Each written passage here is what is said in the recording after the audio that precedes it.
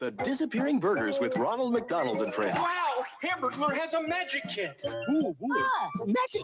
Rubble, rubble, rubble, cadabra. I should have known you'd have something like that up your sleeve. Rubble, rubble. All gone. All mine. Oh, no, you don't. Now for a little trick Rubble, rubble. we can all enjoy. It's a good time for the great taste of McDonald's. A double pleasure's waiting for you. A double pleasure from Double Mint Gum. A double great feeling, making you realize double is the one for you. Double fresh, double smooth, double delicious to chew. A double pleasure is waiting for you. A double pleasure is waiting for you. Give me an X. Give me an O. Give me Tic Tac Toe. Wherever I go, it's X's and O's. Makes me feel so hungry for my Tic Tac Toes. They're so tasty. Chef Boyardee. Tick, tick, tick, tick, tick, tac toes. New Tic Tac Toes, a good hot meal. And when you get 3 X's or O's on your spoon, you win. Thank goodness for Chef Boyardee. Tick, tick, tick, tick, tick, tac toes. With and without meatballs. Whee! It's me, Snuggle. Here to tell you about Snuggle dryer sheets. Snuggly softness that's really less expensive. I started cling. Where do you see? With me, clothes are never, ever staticky. And they're cuddle fresh. For a snuggly soft wash, try me. Try Snuggle Fabric Softener, an easy-to-snap-off sheets. Snuggly softness that's really less expensive. If you have a drinking problem, don't be fooled into thinking that you can control it with grass and pills. It's like fighting a fire with gasoline. Stop the madness. Ronald McDonald and friends in Daydream. If I had my way, I'd spend every day with Ronald and all of his friends. Come on, let's have fun. Ronald would give me a push. I'd look up in the sky, and Birdie'd say, "Hi, Dana," as she came flying by. We play tug of war. I give that old rope a tug. If Grimace falls down, I'd give him a hug. What a good time. What a great place. Come on, everybody, let's go to McDonald's. Wait for me. What a wonderful dream. It would be such fun to do. Dana, we're going to McDonald's. And sometimes happy dreams really come true. It's a good time for the great taste Of McDonald's. Almost home. Chocolate chip cookies that taste almost homemade. These are great. I can almost taste the recipe. You're tasting their great chocolate, deep, dark, richer chocolate. I taste molasses. I've never tasted chocolate like this in a chocolate chip cookie. I taste brown sugar. This is premium chocolate. Almost home chocolate chip cookies. You can almost taste the recipe. You can definitely taste the chocolate. I used to bake chocolate chip cookies like this.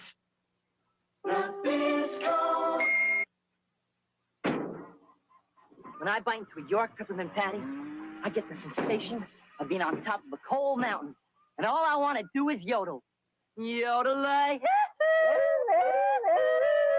Get the sensation of deep chocolate covering cool peppermint. When I bite into a York Peppermint Patties, I'm getting the sensation of a little bit shivers tippy-toeing up and down my spine. York Peppermint Patty. Get the sensation. Oh, it's beautiful. Did Daddy see it? Mr. Macho cried. Hey, I always cry when I'm hungry.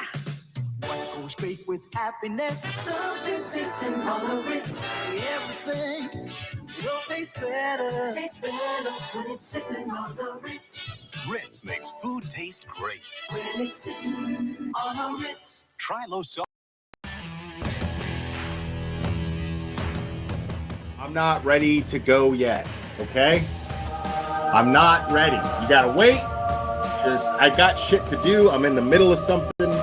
All right? Just hold on.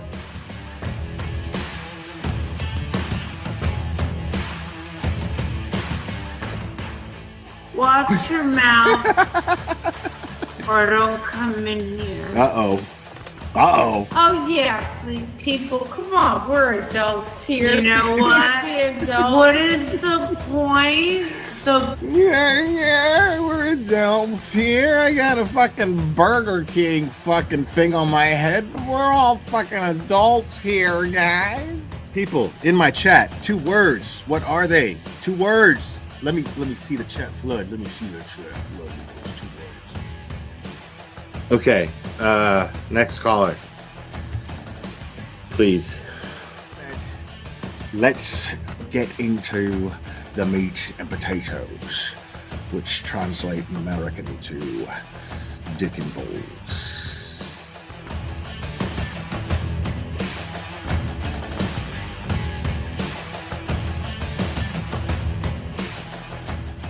I got flip-flops. These are my flip-flops. Yeah, I really like my flip-flops because I can put them on. Because look, watch me put them on. I can put them on all by myself. Watch me put them on. Look, are you watching? Look, these are my flip-flops. Thanksgiving Day.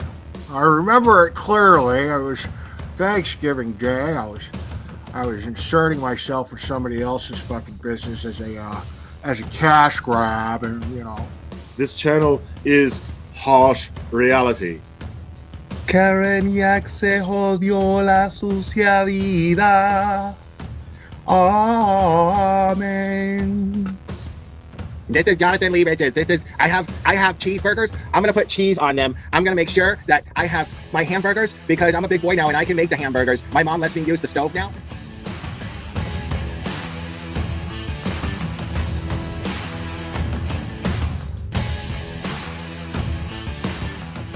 And I'm just like, wow, I like receipts, and they brought receipts. Like they had evidence to back up everything they said. And I'm like, okay, well, there's got to be another side to this, right? Like, this can't, no, this is too fantastic. Yeah, because you're not going to just jump to the conclusion that there's a conspiracy amongst cops to cover up a murder. You know what I mean? Yeah, I mean, cops and just, like, soccer moms and shit. Like, that's what made it even crazier. Like, yeah, get it, Betty. Yeah, did you have a close relationship with your mom? Get it, Betty. Oh, of course, I still do. Yeah. My older sister was kind of sad. She was more of the prissy girl. Like, that is the best shit fucking shopping for dresses with mommy. I was the, tomboy that liked playing with the people. Shout out to Cherry for just being just easily the most faithful and loyal supporter that I've ever had. That someone could have that tenacity with loyalty. And I'm really blessed to have someone like Cherry be part of this channel and in my life. So it means a lot. And yes, I named him after Mr. T and Rocky. Say, woman. Say, woman. Say, woman. Since your old man ain't got no heart, why don't you come down to my apartment tonight and I'll show you a real man. Oh my God, I'm so in love with this little dude. Yeah, I'm going to go ahead and wrap this one up. I love you guys very, very, very, very much. And we will do this again very soon, my friends. Oh, say bye. Say bye. Oh, I love you too. Give me a kiss. Oh, I love you. Bye, guys.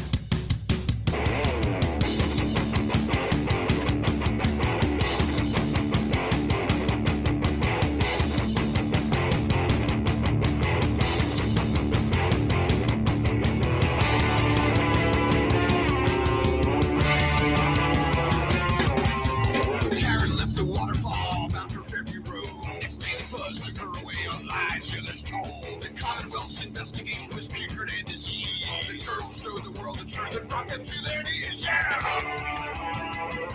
You know you're going down. You know you're going down. We'll never get away with Aaron Gay. We'll never get away with Donald Gay. We'll never get away with Aaron Gay. We'll never get away with Donald Gay.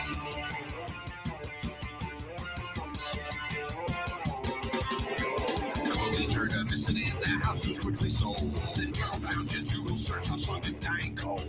Dropped you on placed in the snow to die with just one shoe. You fucking pricks, you set her up. Now here comes the boom. Oh! You know you're going down. You know you're going down. We'll never get away with Aaron Gay. We'll never get away with Donald Gay.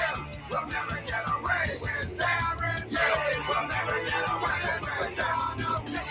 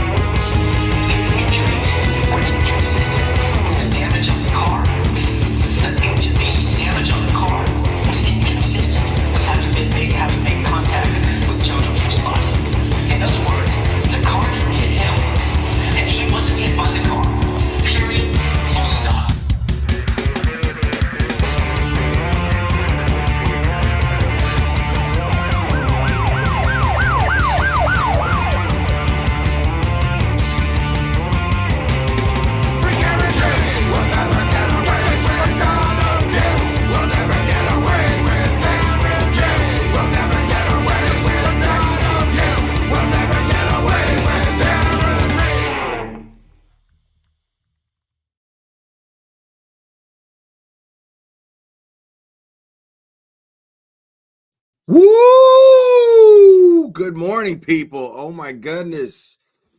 Y'all smell that? Smells like justice. Woo! People. Happy Tuesday to you guys. Yeah, man. So I don't know 100% if we're gonna have a feed inside the courtroom for this.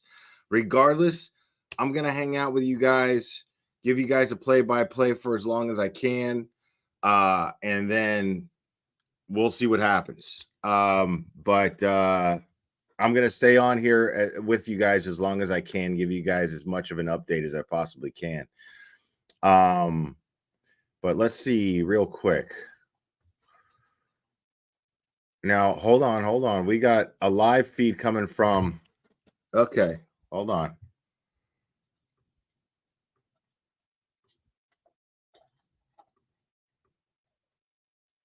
You can always catch up on our coverage at boston25news.com/Karen Reed. We've learned a child has died following that massive East Boston fire that All right. destroyed multiple homes 2 Hold weeks on. ago. We're now live in Dedham. Ryan Breslin for your local station, Boston 25 News. Ryan, thank you. And Boston 25 News will bring you coverage of the trial until it is over. We'll be streaming testimony on our website and on the Boston 25 News app. You can always catch up on our coverage at boston25news.com/Karen Reed. We've learned. Okay, so let's find out.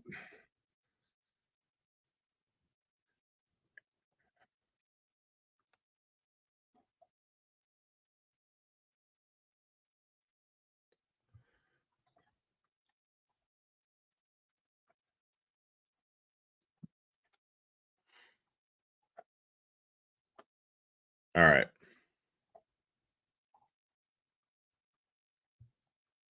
Why is there no sound here?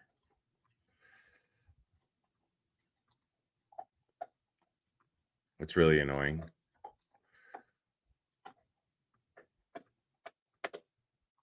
Yeah, there's no sound for this video, which is really annoying. Like Boston 25 is like really annoying.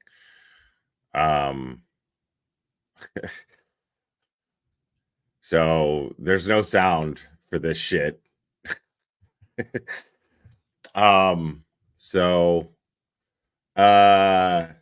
gonna keep Boston 25 is pissing me off as of late. And Boston 10 has been pissing me off as of late, just based on their coverage. But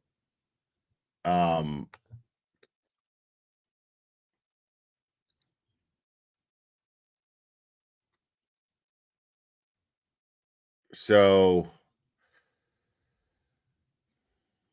let's see.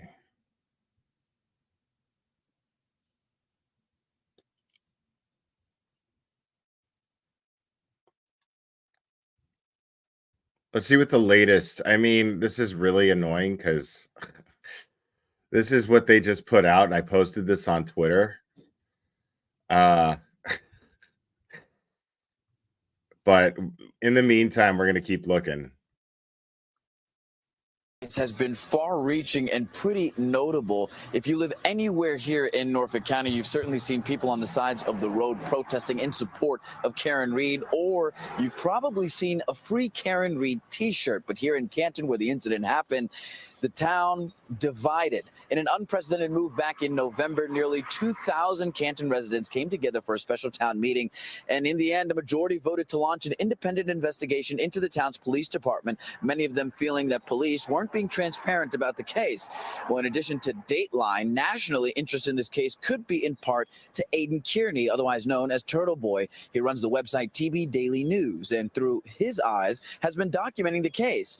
Though in some cases, police say, going overboard, and it actually led to him being hit with a number of charges for witness intimidation. I'm exposing corruption.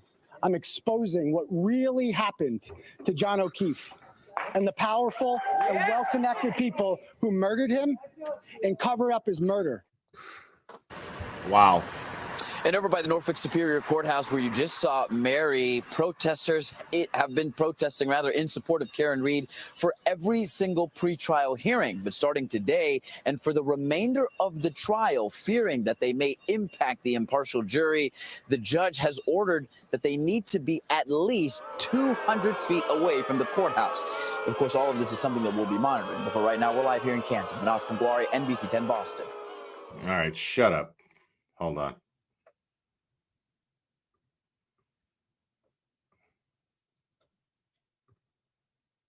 Let's see what this guy's saying. Mom, one side of the community against the other side of the community as far as what they think her if she's guilty or not guilty, if it's a cover up or not a cover up. And the jury selection is going to happen today. It's going to be very important, and it's going to be hard. It's going to be tough. But again, I think once this trial begins, I think it's going to come out not in her favor, based on everything that the tail light incident, backing up and hitting You know it, man. the husband, the statements that perhaps he was bit by a dog when they didn't find any forensics, haven't found yet any DNA that belongs to a canine. It's going to be tough. Right. I'm with you, Michael. I think it really is. And when I heard this on Friday, I mean, all I could do is just shake my head that there's this statement out there where she's It's not going to be essentially tough. putting herself there, saying that that's how It's not going to be tough, assholes. Listen, it's the DNA means shit. The prosecution has to prove it wasn't a dog. That's what they have to do. They have to prove it wasn't a dog. Okay? They can't do that. be about those statements we just heard. Well, in light of the point you just made, Julie, and I think what's happened here is the defense has gone too far with the conspiracy theories. This was extremely bad weather. This certainly was, a vehicle interaction with a human being. And the idea that they went to some extreme measures to cover things up, I think, does not help her at this point in time, because it appears that she, in fact, knew or should have known that these other two officers were involved, when in fact they were all partying and drinking, and I suspect that her statement could be interpreted in a different way. So I don't agree. I don't disagree with you guys. This is not helpful, but I do not think it is something that defeats her defense in any way, shape, or form. This is a woman that was distraught, and there's different ways to kill your husband. I don't want to get into trying to. You've seen it all, Jamie. I know. He's not lying. It's horrible. It's horrible. There's a lot of different ways to kill your husband. I know. And one thing I wondered, we'll have to save this discussion for another day because we're about out of time, is not her husband, but okay. Whether the charging is proper here. Because if she was drunk and doesn't know what she did, she may believe that she didn't hit him, and she may have in fact hit him. Michael Wilhite, you're nodding there. It makes me kind of wonder, okay, are we rising to the level of murder? Should it be a manslaughter charge as it was charged initially? The fuck Michael, up. your thoughts on that, please. Oh, wow. I don't, whether she was intoxicated to that point to where she truly does not believe she backed up into him, no matter what, you ride there in a car with someone that you're supposed to have an affection for, whether he's back there or not, he's back there. You're looking, I'm assuming you're looking, at least that's what my experience, you're looking in the rearview mirror. It's cold out there. I'm sure it's cold. It's snow out there. Yeah. Why is Plevin live streaming me? Because he can't find anybody who's streaming who's streaming inside, and we might not be able to either. So joke's on him. But hey, I've streamed Plevin many times. Plevin's welcome to stream me all he wants, man. Knock yourself out, buddy. Good for you. I don't believe it, Julie. I think right. No, I don't either. I'm with you, Michael. And it's interesting, the point you made, I'll leave it here. In the many of the Commonwealths, let me strike that. Witness testimony the Commonwealth put forth before the grand jury goes to how they tested her Lexus SUV, which was very new at the time and had the capability to essentially alert the driver of what was behind you. You're going to hear noises, you're going to see lights, all of that. And that's part of what the grand jury was able to take in, which goes to whether she knew that she had left him there. They also have video evidence of her returning back to the scene before going to get those friends. Oh, do they? I can't wait to see what this case brings. When Oh, do they? We'll leave it there for now. Michael Wilhite, Jamie White, stand by, please. When we come back, we're going to continue our coverage of the Doomsday Prophet murder trial, recapping Monday's big dramatic moments. Dude, court TV just irritates the shit out of me. I gotta tell you, man. Like, the only person who hasn't gotten on my last fucking nerve on that channel has been Vinnie Politan, and that's only because he's at least coming off like he's got an open mind. He's at least like acting like he's got an open mind. I don't know if he really does, but he's at least acting like it, you know. So like, I'll give him some credit. But I mean, I don't know. Well, we're gonna check out. I'm gonna keep looking to see who else is streaming this. Because again, I don't know. Like, we never know until the moment of.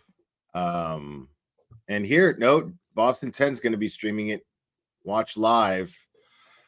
Yep, Boston 10 is inside the courtroom, and they will be streaming it. So, folks. Let's check out Boston 10, folks. Check it out. All right. Yeah. No, man. There we go.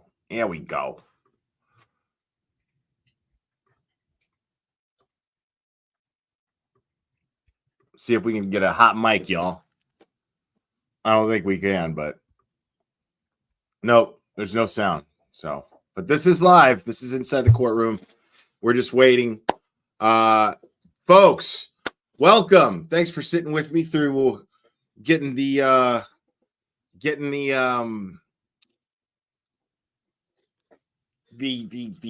stuff all worked out.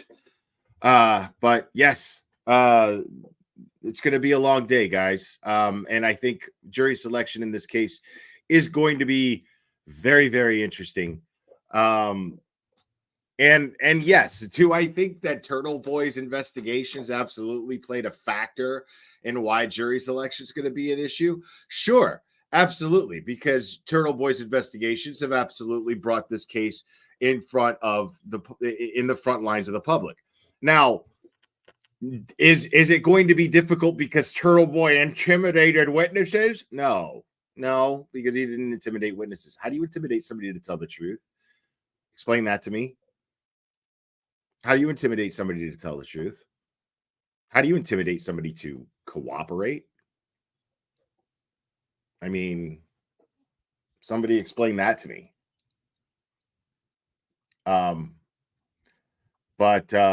So how about that band? I still don't know the name of the band, but the dude shows up in my chat. He's a cool dude. He seems like, anyway, he left a comment. Someone sent it to me, and I like to support independent bands in music, and I thought it was really cool that this dude wrote and recorded this song. And I'm going to play it again while we wait, because there's a shit ton of people in here and I want to take advantage of giving the guy some exposure. So, let's check that out.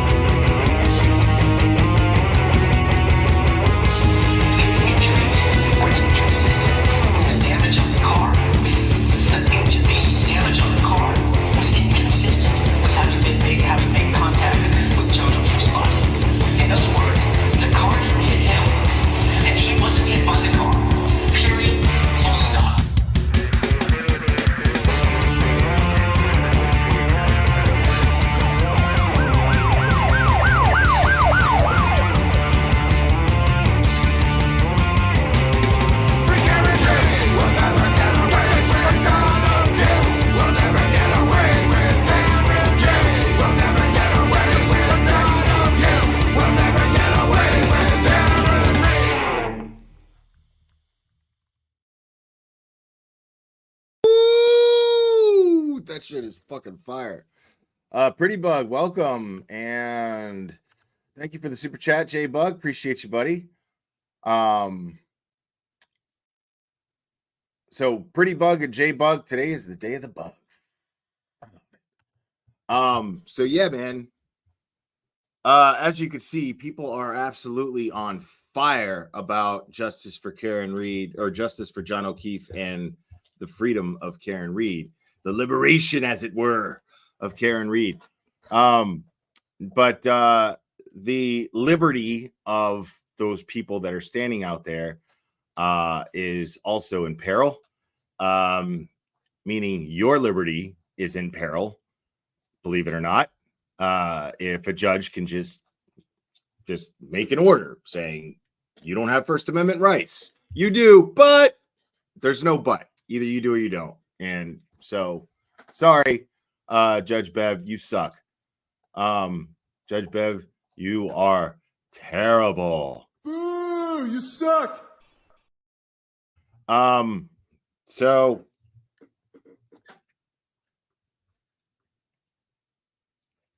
now let's take a look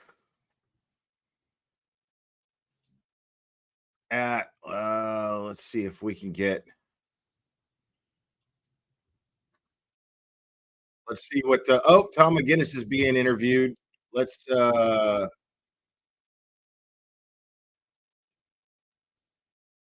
gonna come back to that, don't worry. People outside the free Karen Reed now that are outraged about the violation of First Amendment rights. So it's not just simply free Karen Reed. Last question. I guess just hopes for the trial. Sounds pretty obvious, but obviously it's going to take a while. What are your hopes for this midway goes? Oh, I never wanted to see this go this far. So this is Scott McGinnis. Scott McGinnis is in chat quite a bit. Would have granted the motions to dismiss the case. Really good dude. Sanctioned DA Morrison's office. She didn't do that. I have feelings as to why. But if it goes to trial, she's factually innocent. I'm not worried about that. But the fact that they continue this charade is outrageous. The judge has information handed over in TUI from the FBI, the defense, the prosecution, and the judge. They all know the gig is up. I don't know why they're continuing this charade. The last question I have is, where does John O'Keefe fit into all of this as far as you guys are concerned? Or do you want justice for him? Or That's a good question. I'm glad he asked that. Oh, that's a very big part of this movement, is justice for us at John O'Keefe. It's not just about free Karen Reed. That would be great, but to apprehend, arrest, and prosecute the true killers of Officer John O'Keefe is an ultimate goal of our group also.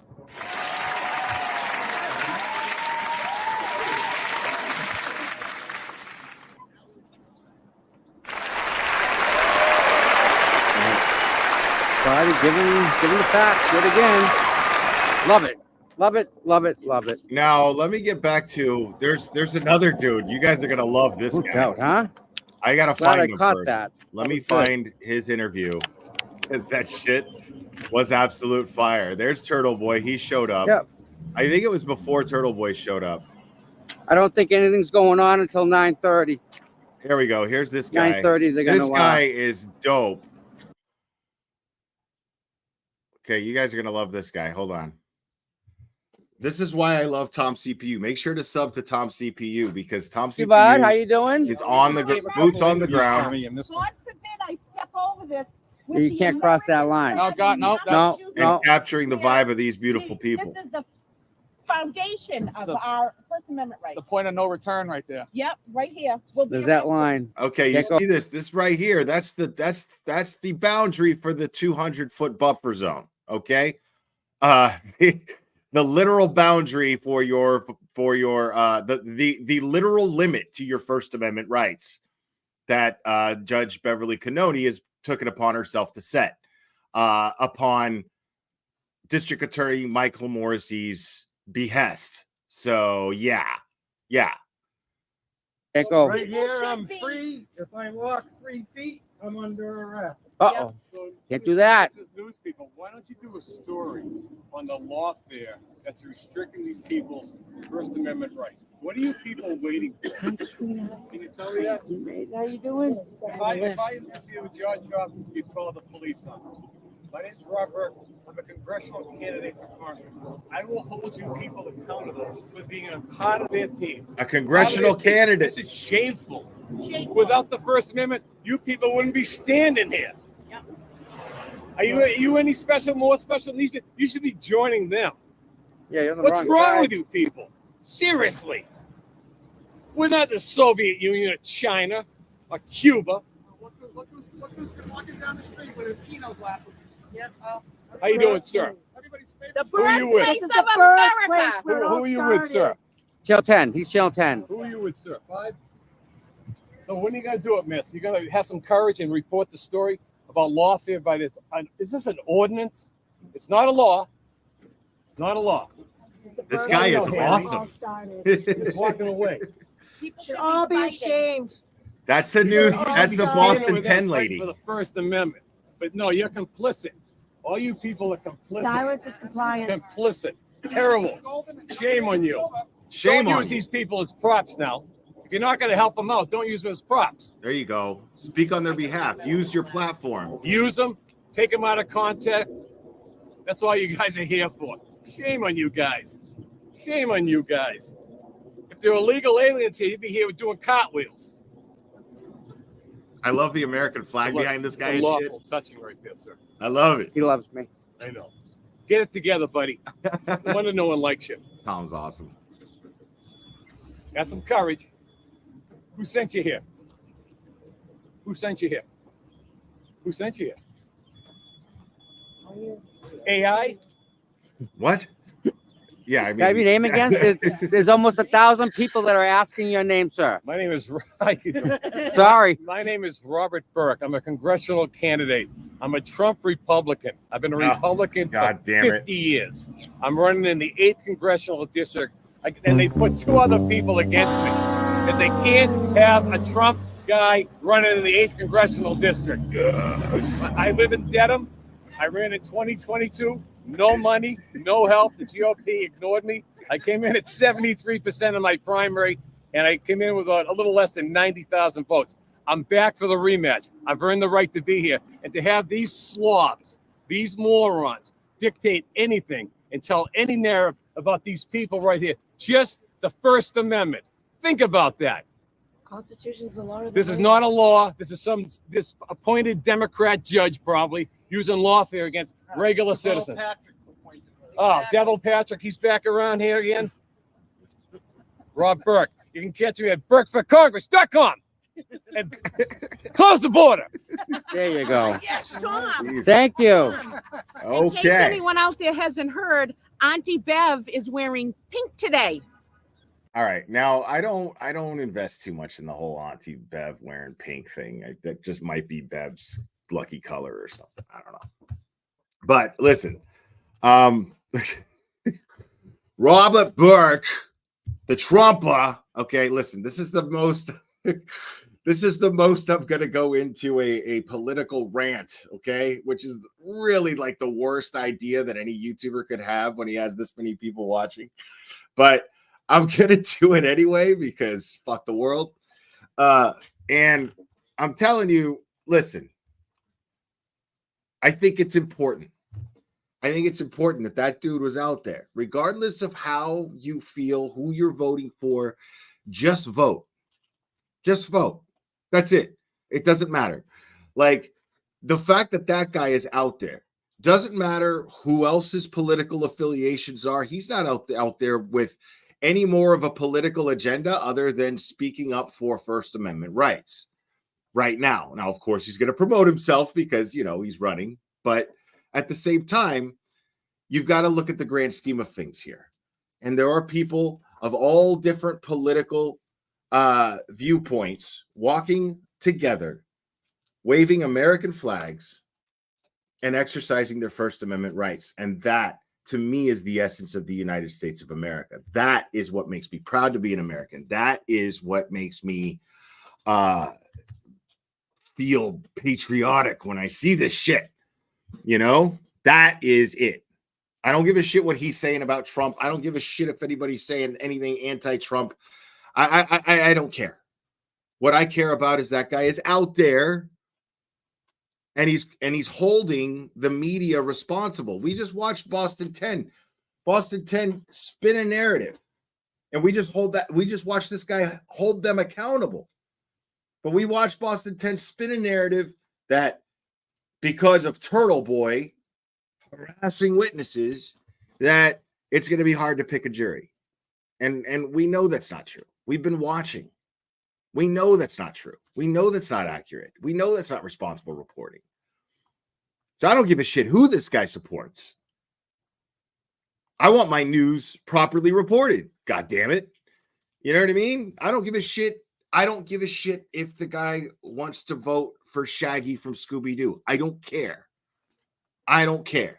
That dude's out there in front of an American flag, speaking up and standing up for your rights. So I don't give a shit what his political agenda is. And I'm not a Trump supporter. I'm not a Biden supporter. I'll be very clear about that. But I'm not a Trump supporter. Okay? And I love that guy. I'm not going to vote for him necessarily, but I love that guy. Period. Did you know Auntie Bev graduated with Michael Morrissey from Quincy High? I'm not surprised. It all ties together. Did you know that? I didn't know that. I thought it was a brother, but it was her not. That's Interesting. He's broadcasting live. Probably got 1,000. I don't know anything. Good morning, bye. Good morning. Glad you made it. All right, I'm going to go for a walk on the other side. And real quick, a shout out. I want to give a shout out to Attorney Melanie Little, who was in the chat earlier. Make sure to subscribe to Attorney Melanie Little. She does fantastic coverage of this case. She will be breaking down, and I mean breaking down, the legal things that I won't be able to because I am not a legal expert by any means, by any far cry whatsoever. But I what my common sense will interpret is what I will share with you as far as my insight goes, and I'll get things wrong. But Attorney Melanie Little is actually a what she likes to refer to herself as a recovering attorney, and she's been following this case very closely and looking at it with a very open mind, and she will bring it to you factually as far as what is happening in court. So make sure to subscribe to Attorney Melanie Little. You don't want to miss those updates.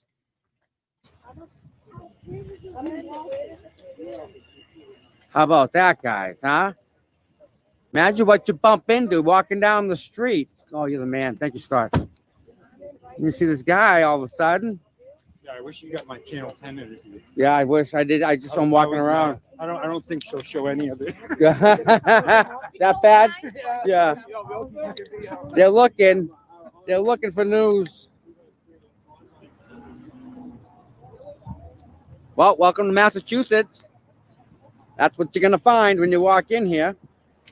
Someone like that who's proud to be an American, proud to be here, sees what's going on, knows it's wrong, has a voice, says something.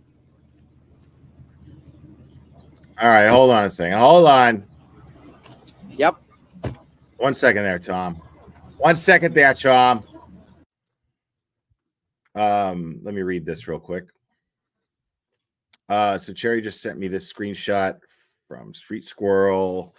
Fall River Reporter says, Court TV has the pool camera, but they stated that they will not be here for jury selection. They will be here today and then come back once trial begins. Cameras are not going to be allowed during jury selection, so there will be nothing to broadcast.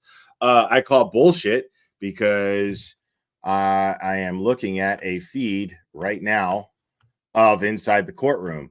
So I'm sure we will get audio, and I will settle for that audio. If that camera is staring at that clock for the entire day, I am going to be here streaming it.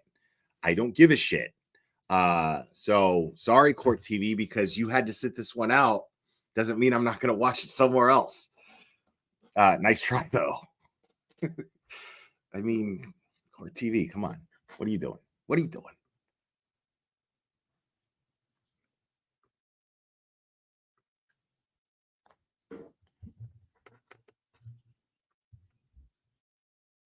To the other end.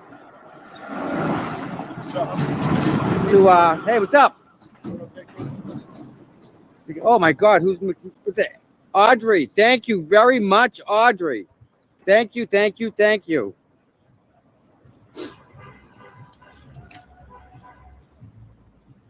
Right, and we'll check updates with tweets as well.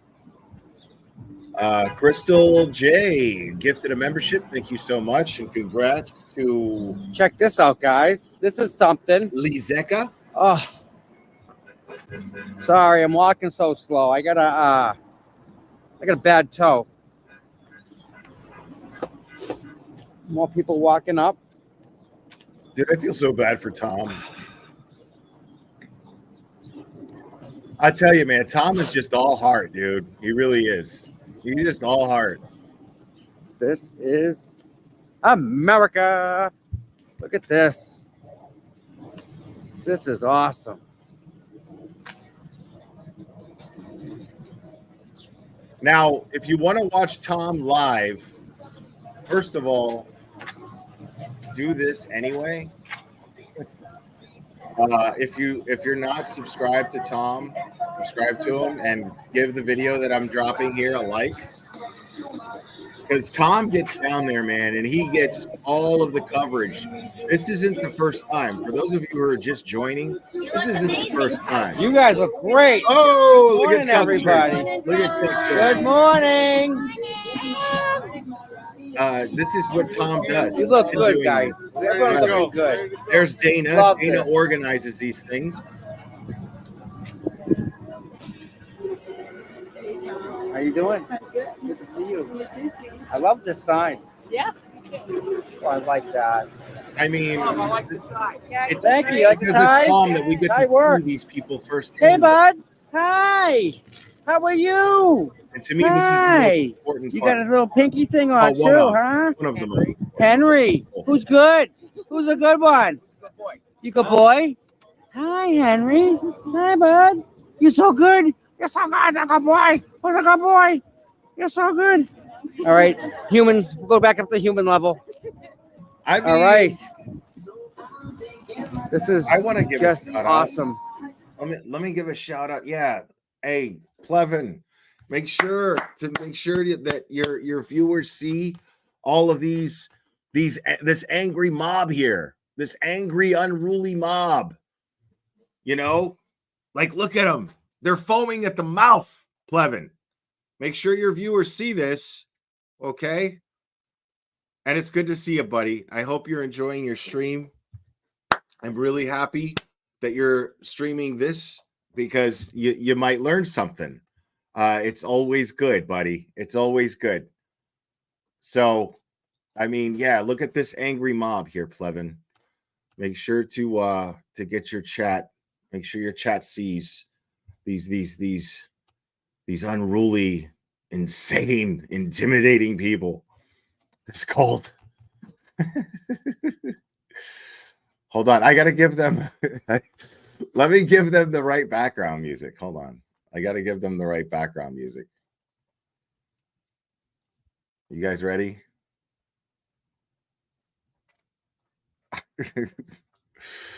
Hold on here. Hold on, no, that's not it. Let me get rid of this thing on the screen here real quick.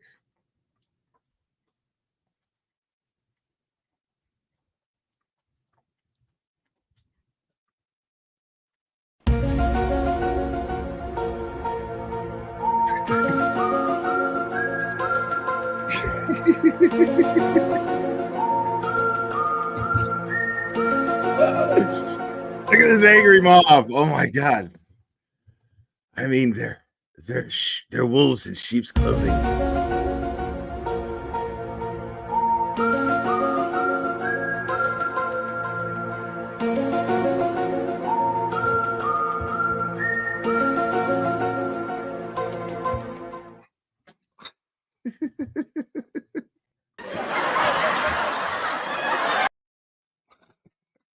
Okay, that's enough.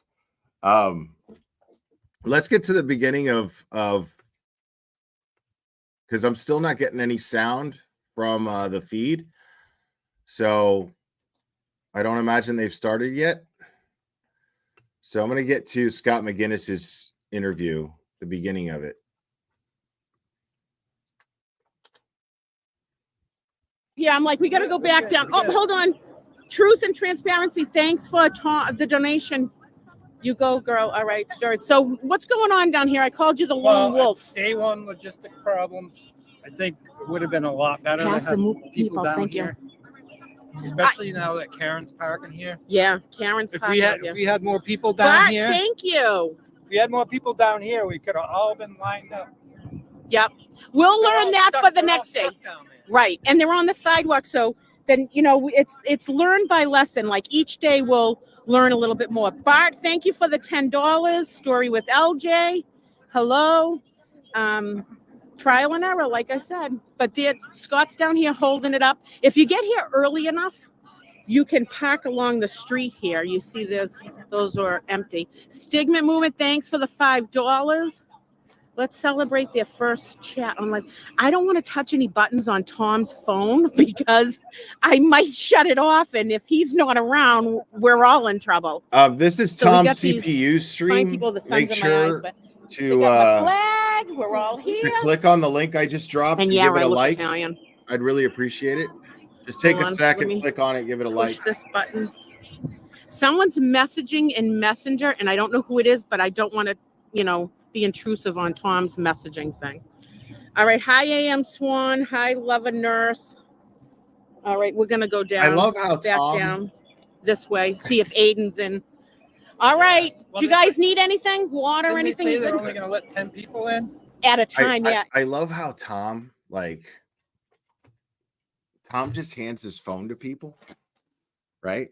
Like, think about that for a second. I want you to really deeply think about this because it just hit me that so many of these idiots are saying that these people are part of some PR firm and they're illegally tampering with the witnesses. They're deliberately tampering with witnesses and deliberately trying to tamper with the jury.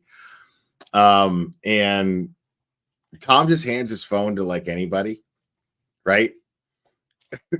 So if Tom's part of that, he's not. Or if he is, then literally all of those other people who he just whatever. Hey, here, film this for a while. I gotta go pee. Can you film for a while? Yeah, there's this clearly this big elaborate conspiracy going on between these protesters. It's fascinating. Yeah, Aaron, thanks for $1.99. 2 or something at a time, but at least the girl from Laconia is up. They got her up out of the line, thank God. Where is Mr. O'Keefe sitting? I don't know. I'm not in there. Thank you, Gail. You guys, by the end of the day, you might be sick of me already, but we all help each other out. Tom's trying to get in, and you cannot take live stuff into the courtroom. Who knows with Auntie Beverages? All right, here we go. Weird rulings that she does and enact stuff.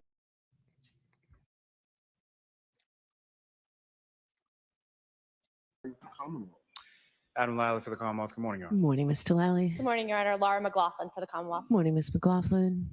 Good morning, Your Honor. Alan Jackson on behalf of Ms. Reed. Good morning, Mr. Jackson. Good morning, Your Honor. Elizabeth Little, also on behalf of Ms. Reed. Good morning, Ms. Little. And good morning, Your Honor. Attorney David Yannetti on behalf of Karen Reed. Good morning, Mr. Yannetti. Good morning, Ms. Reed. I figured I'd come out for a minute before we brought the jurors over.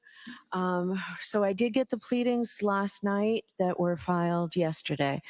On the statement of the case, the defendant wants me to add, the defendant contends that Mr. O'Keefe's injuries were suffered as the result of a physical altercation with another person or persons and not from being struck by Ms. Reed's vehicle. The defendant denies that she has committed any of the crimes alleged in this case. I'll give the last sentence. I'm not going to give the other sentence because Ms. Reed's presumed innocent and has no burden of proof, and I would be assigning her a burden of proof, and I'm not going to do that.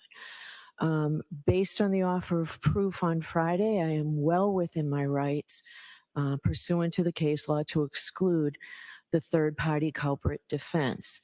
I'm not going to do that now. I'm going to give you a chance to develop it through relevant, competent, admissible evidence, but you cannot open on it. So that's my ruling on that. I would like to see counsel at Sidebar about the supplemental questionnaire. Okay, so basically, as far as the third-party culprit defense, they can't open with it because there's not solid evidence that she's aware of. But she's going to allow them to develop their case and find and put together solid evidence so that they can present this third-party culprit defense, as far as that's at least how I understood it. And it makes sense. I mean, if they don't have anything solid, you know, but at the same time, you got to also remember what David Yannetti was saying in the last hearing. He was also saying it's not on us to prove that one of these people killed John O'Keefe. It's on us to it's on the prosecution to prove that she did. So the thing is I get the whole it's a slippery thing. It's a slippery slope, man, because these people are not on trial. You know what I mean? None of these people are on trial. They're in trial in the court of public opinion. That's absolutely certain, but they're not on trial in a court of law. And so, you know, to just throw them under the bus and point fingers at them without evidence, again, that's a touchy situation. But the problem is that there seems to be a lot of evidence. And it seems like, to me, the physical evidence in the Karen Reed case just is trash. It's almost non-existent, if not just sheerly non-existent. But so their whole case at best is circumstantial. But the problem is that the circumstantial evidence that they seem to have, or at least the defense claims to have, against these third-party culprits is stronger than the circumstantial evidence against Karen Reed, which I find really, really fascinating.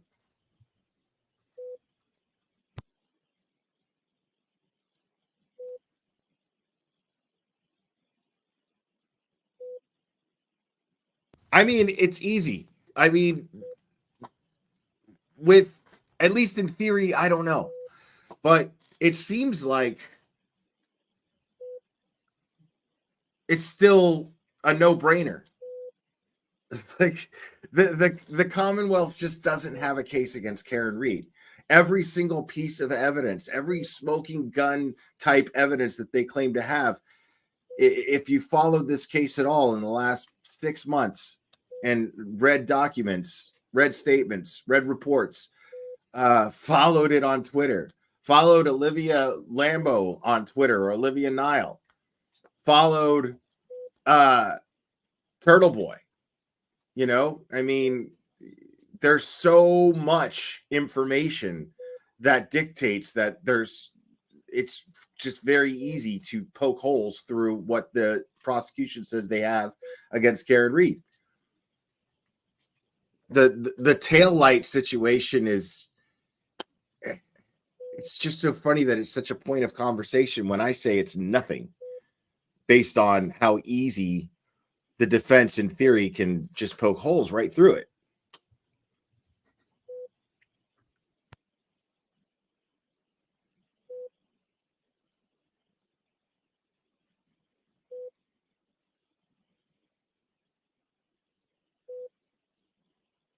Oh, is she going to end this whole hearing after the sidebar like she did last time?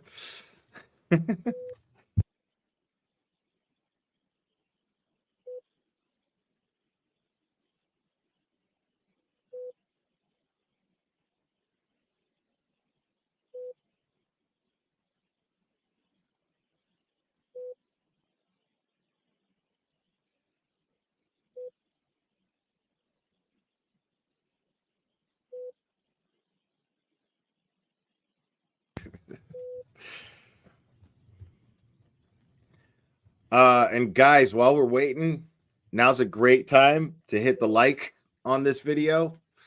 If you're not subscribed, please do so. Helps me out a lot. I'd really appreciate it. And I'm really grateful to everybody for being here and watching here. It means a lot.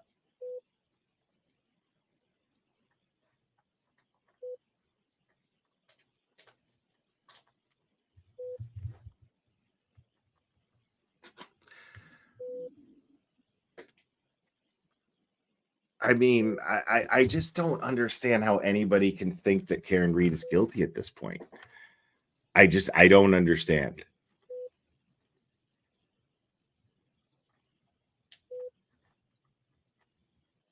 And I mean, guilty or innocent, Michael Proctor should absolutely be held accountable for the way he conducted this investigation. At the very least, at the most minimum.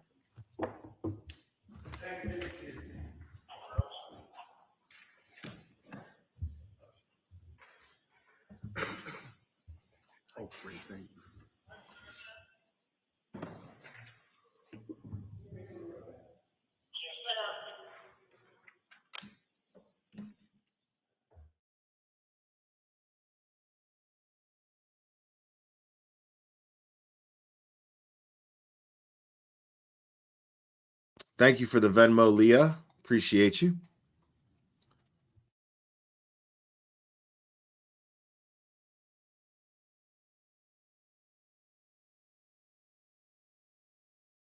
Leah said, thanks for doing God's work, Will.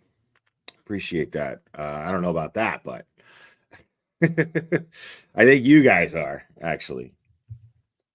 I damn sure know Tom is out there doing that. I know Turtle Boy's doing it. I know Scott McGinnis is doing it. And Lord knows Cherry's doing it, being a mod for me. Jesus Christ.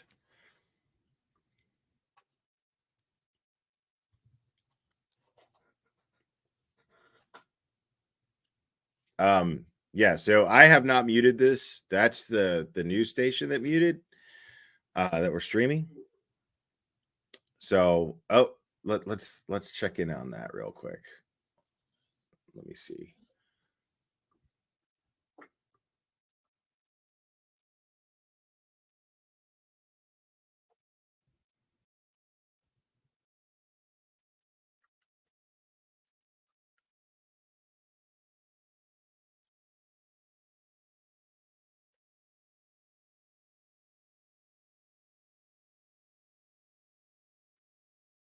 Uh-oh. I hope he's not.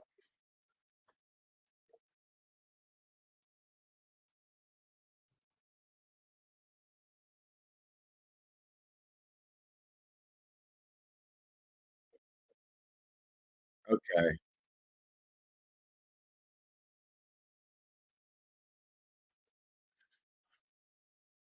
Yeah. See, Dolly's actually being cool. Dolly's being cool. He's just over there capturing footage, man. Good for him. Good for him. Tom offered to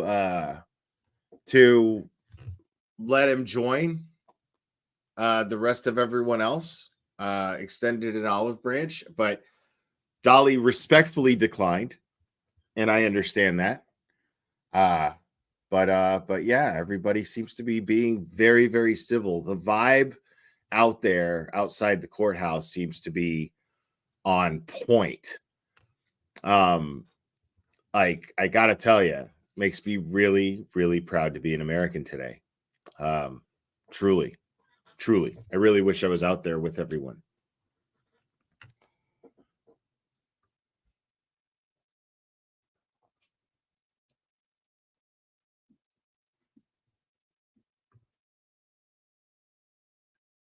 Um,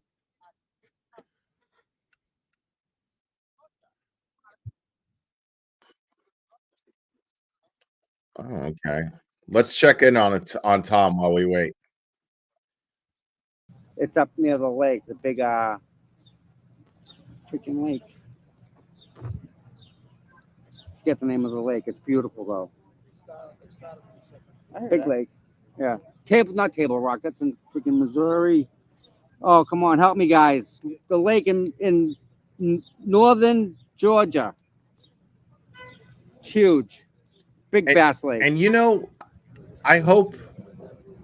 I really hope that Dolly is learning. You know what I mean? Like and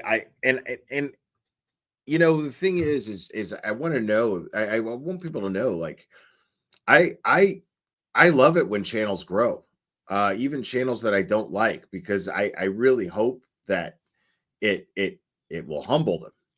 Because I honestly, the more people that subscribe to me, I'm just like, I don't fucking believe it, but okay. I appreciate it. It's great. But that's always, so I always have that hope that guys like that are going to do that. And maybe seeing all of these people sitting there and seeing this organized protest and how peaceful it is and how great it's going, he can't help but feel overcome with the need to respect that. And that seems to be what at least his demeanor seems to be right now. So respect for that, I gotta say. But hopefully, like it's never a bad thing when people with a large following do good things with their following, and set good examples. But it's dangerous when they spread misinformation, and it's dangerous when they exploit missing people. It's dangerous. Okay, so it's back on. No, I'm not getting any sound. It's not back on yet. But not what I'm looking at here. Look, I'll show you guys.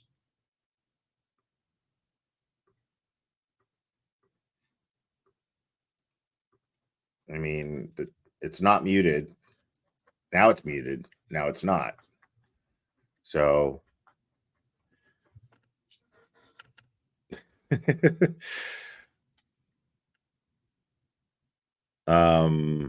all right. I'll have Fox 25 pulled up.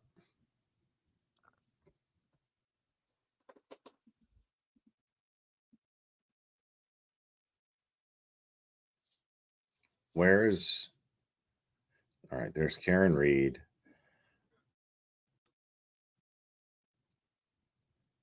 I'm not seeing a live feed for it though. Fox 25 doesn't have it. Or Boston 25. So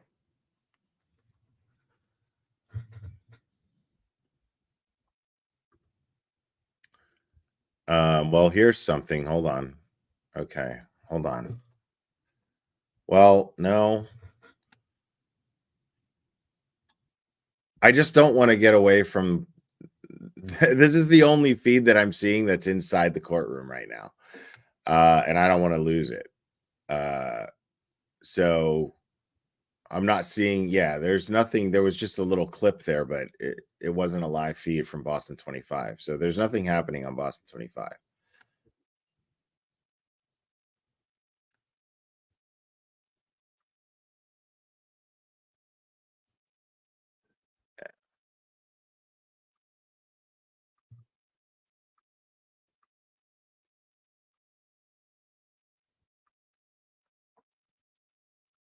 So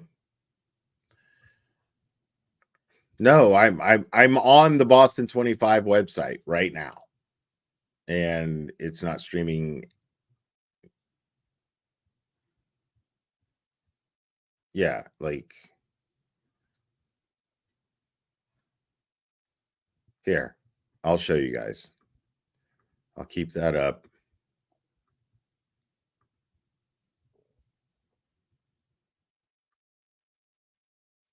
I mean, this is just, yeah, there's nothing here. Look, Karen Reed murder trial. Boom. There's just a video. There's nothing. So you just got to wait.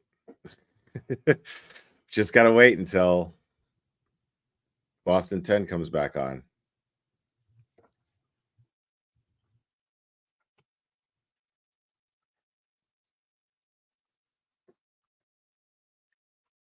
Okay.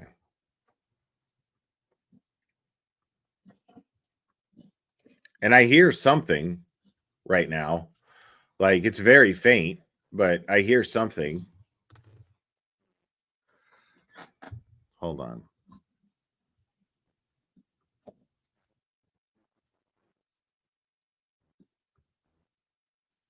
Yeah, Boston 25 is live. Hold on.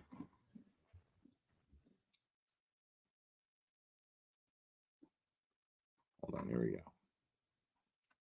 Innocent and has no burden. Actually, no, it's not. That's not live. Assigning her. That's not live.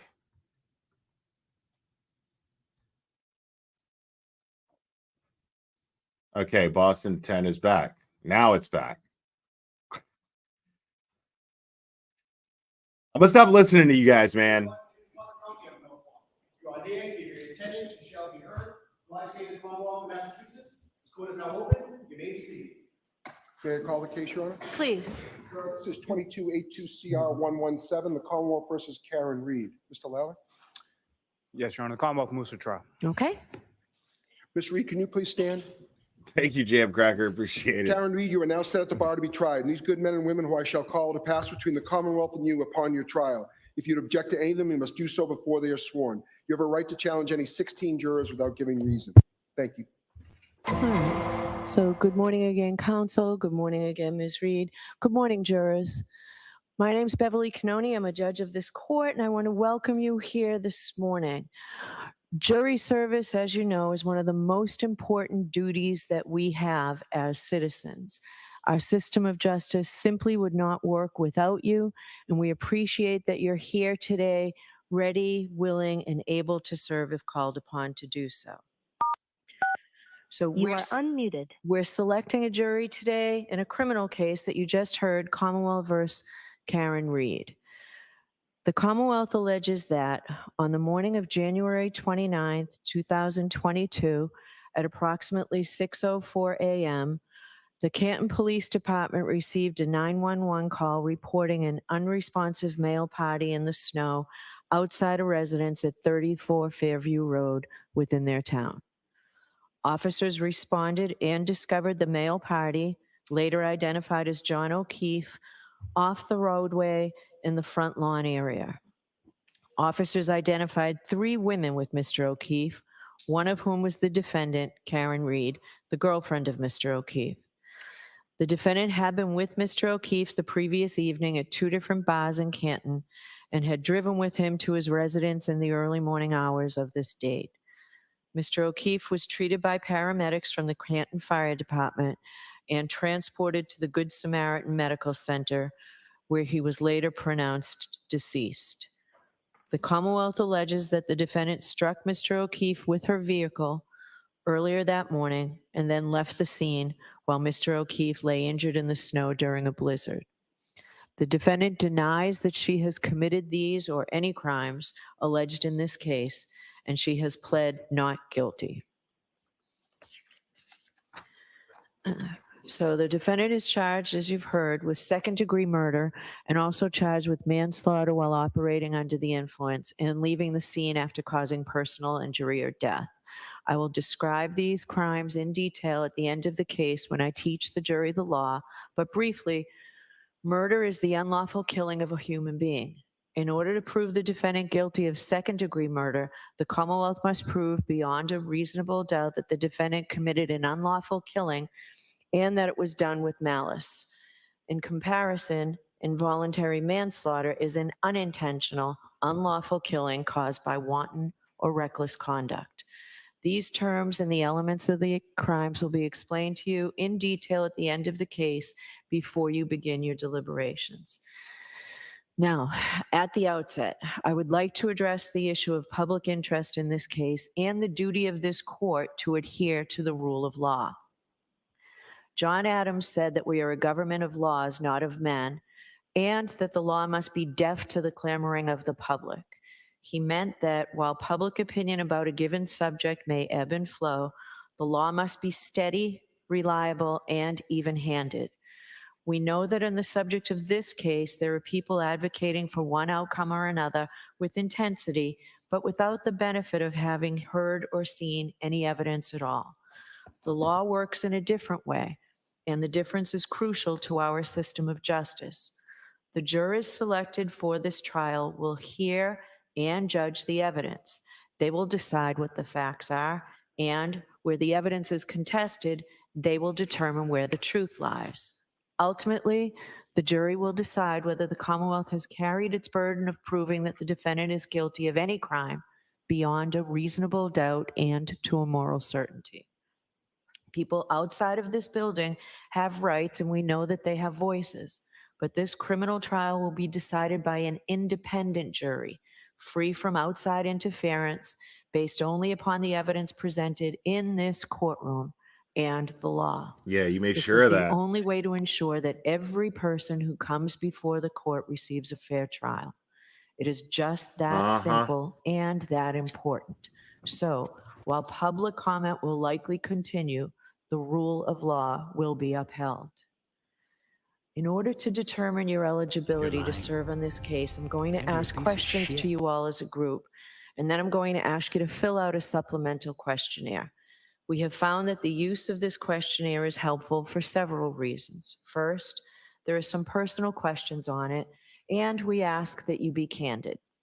In addition, the process of filling out the questionnaire provides the opportunity to be more reflective as you answer the questions, rather than being put on the spot and asked to give immediate answers.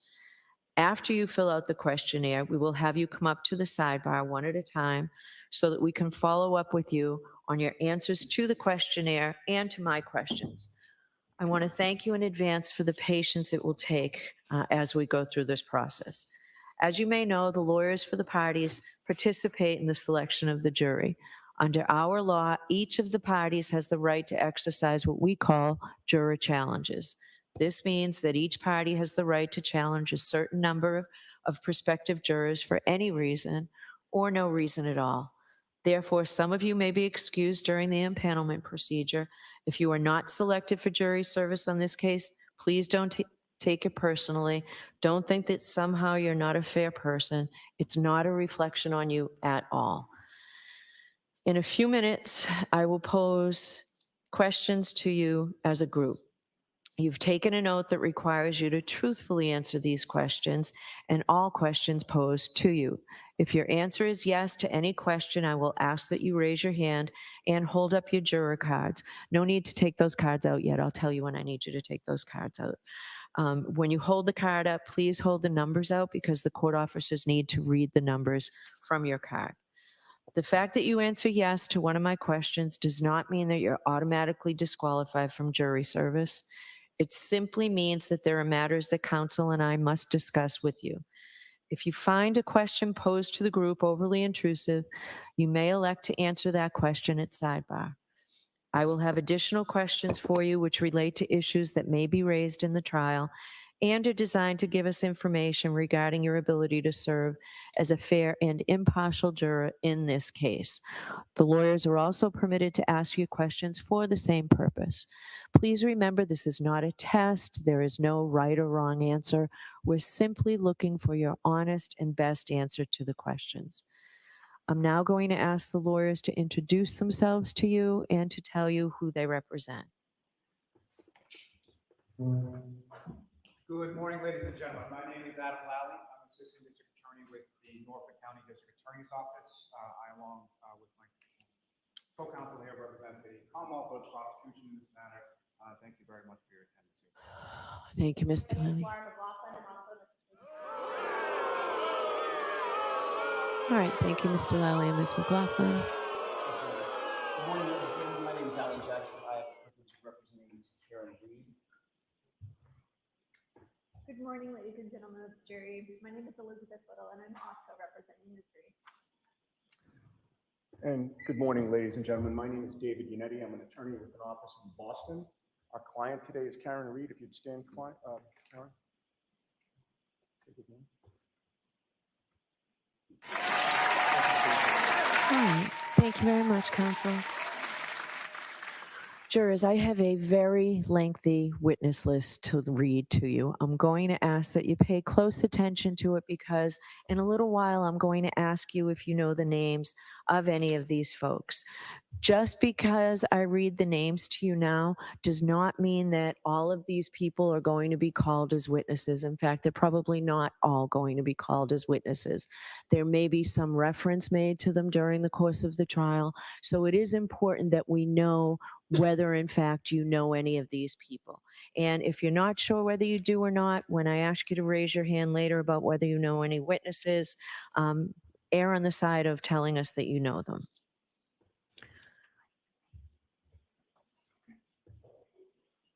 Okay. All right. So yeah, at this point, Jim, why don't you do it now? Could I have all the jurors please stand and raise your right hands? Thank you, Chasey.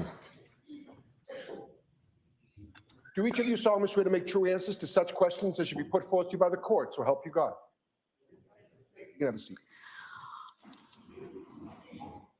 All right, so the police witnesses, Trooper Michael Proctor from the Massachusetts State Police, Sergeant Yuri Buchanan, Massachusetts State Police, Trooper Zachary Clark, Massachusetts State Police, Trooper Connor Keefe, State Police, Trooper David DeChico, State Police, Trooper Christopher Moore, State Police, Trooper Matthew Dunn, State Police, Lieutenant Brian Tully, State Police, Trooper Nicholas Garino, State Police, Trooper Joseph Paul, State Police, Officer Stephen Seraph, Canton Police Department, Stephen Mullaney, Canton Police, Sergeant Sean Good, Canton Police, Sergeant Michael Lank, Canton Police, Lieutenant Paul Gallagher, Canton Police, Lieutenant Charles Ray, Canton Police, Lieutenant Kevin O'Hara, Massachusetts State Police, Officer Nicholas Barrows, Dighton Police Department, Sergeant Brian Gallerini, Needham Police Department, Trooper Evan Brent, Mass State Police, Trooper Everton DeCastro, Mass State Police, Trooper Justin Pye, Mass State Police, Captain Eric Benson, Mass State Police. I think I may have missed a police officer or two that I will get to before the end of the list. Thank you, Ms. Bell. Heather Maxon from Plainville, Mass. Anthony Flamati from the Canton Fire Department. Dr. Irene Scordobello, the Office of the Chief Medical Examiner. Dr. Renee Stonebridge, also from the Office of the Chief Medical Examiner. Timothy Nuttall from the Canton Fire Department. Francis Walsh from the Canton Fire Department. Matthew Kelly, Canton Fire Department, Gregory Woodbury, Canton Fire Department, Katie McLaughlin, Canton Fire Department, Jason Becker, Canton Fire Department, Daniel Whitley, Canton Fire Department, Wendell Robery, Canton Fire Department. Jennifer McCabe from Canton, Matthew McCabe, Canton, Allison McCabe, Canton, Kerry Roberts, also from Canton, Kurt Roberts, also Canton, Paul O'Keefe from West Bridgewater, Erin O'Keefe from West Bridgewater, a juvenile with the initials KF from Canton, Mass, a juvenile with issues PF from Canton, Mass. Counsel, do you want me to say the relationship? I don't think it's necessary. I need more than KF. Okay. Then yes. Yeah. These two individuals are juveniles who are related to the deceased Mr. O'Keefe. Michael Camerano, Canton, Catherine Camerano, Canton, Brian Higgins from Sandwich, Brian Albert from Norwood, Nicole Albert, also Norwood, Brian Albert Jr., also Norwood, Ian Whiffen from Alberta, Canada, Dr. Justin Rice from the Good Samaritan Medical Center, Daisy Ormseth, who's a nurse practitioner at the Good Samaritan, Kathleen Wilfert, Also, a nurse at the Good Samaritan Medical Center, Dr. Gary Fowler, the medical director of Good Samaritan, Terry Kuhn, who is from the University of Davis Veterinary Lab, Nicholas Bradford, who is from Bodie Technology, and that's in Virginia, Tess Chart, also from Bodie, Julie Albert from Canton, Christopher Albert, and Colin Albert, all from Canton, Ryan Nagel from Canton, Tristan Morris, who's from Easton, Mass, Caitlin Albert, also from Easton, Mass, Gretchen Voss from Boston, Louis Jutres from Canton, Nicholas Roberts, who is with the Massachusetts Office of Alcohol Testing, Sarah Levinson from Canton, Andre Porto, the Mass State Police Crime Lab, Ashley Valier, Mass State Police Crime Lab, Maureen Harnett, Mass State Police Crime Lab, Christina Hanley, also from the Crime Lab, Sophie Herzan, also from the Crime Lab, Brian Loughran, from Canton, Richard D'Antono from Canton, Jean DeMoulis from Canton, James Sullivan, also Canton, Stephen Bernstein from Stoughton, Juliana Nagel from Canton, Nicholas Kolokithis, I'm sorry for messing up that name, also from Canton, Michael Trotter from Canton, Rebecca Trayers from Canton, Bridget Meehan, Canton, Jessica Hyde from Bridgeport, New York, Marietta Sullivan from Pembroke, Karina Kolokithis from Canton, Laura Sullivan, also from Pembroke, Michael Wagner from Foxborough, Cheryl Waugh from Canton, Paul Mikowski from Melrose, Leslie Bernstein from Canton, Rebecca Bazin, also from Canton, Officer Paul Bowden from the Dighton Police Department, former Chief of Canton Police Department Kenneth Berkowitz, Trooper Evan Brent, Mass State Police, Laurie Cahill from Worcester, Christopher Curran from Canton, Kerry Curran, Canton, Nicholas Curran, West Roxbury, Officer Kelly Deaver from the Boston Police Department, Stephanie Devlin from the Mass State Police Crime Lab, Patrick Haggerty from Dighton, Lance Mello from the Mass State Police Crime Lab, Steve Nelson from the Norfolk County District Attorney's Office, Holly Price from Google, Trooper Kathleen Prince from the Massachusetts State Police, Elizabeth Proctor from Canton, Steve Ridge from the Boston Police Department, Heriberto Hernandez from the Boston Police Department, Mark Lopalato from Canton, Alfredo Lopalato, also from Canton, Angela Malvone from Canton, Courtney Proctor from Canton, Mary Souza from Dighton, Mass, Ashley Bell from Canton, Mike Rushworth from Thompson Station, Tennessee, Matthew Amory from Canton, District Attorney Michael Morrissey from Norfolk County, Thomas Beatty from Canton, Erin Beatty, also Canton, Morrissey's Megan going to Mariani testify from New York, New York, Thomas Martin from Weymouth, John O'Keefe Sr. from Braintree,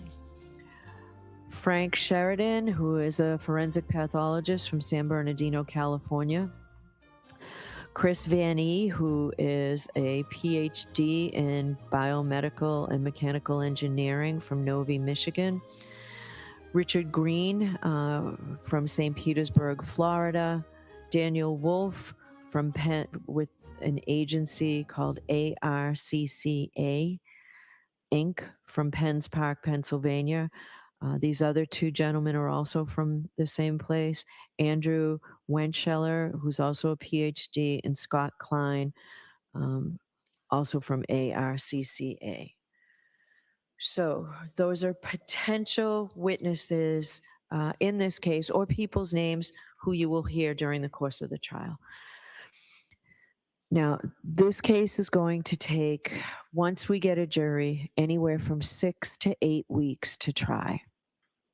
The schedule that we can count on will be, we will go full days on Monday, Wednesday, and Friday, half days on Tuesdays and Thursdays. This is just a best estimate. Sometimes trials go longer, sometimes they go shorter.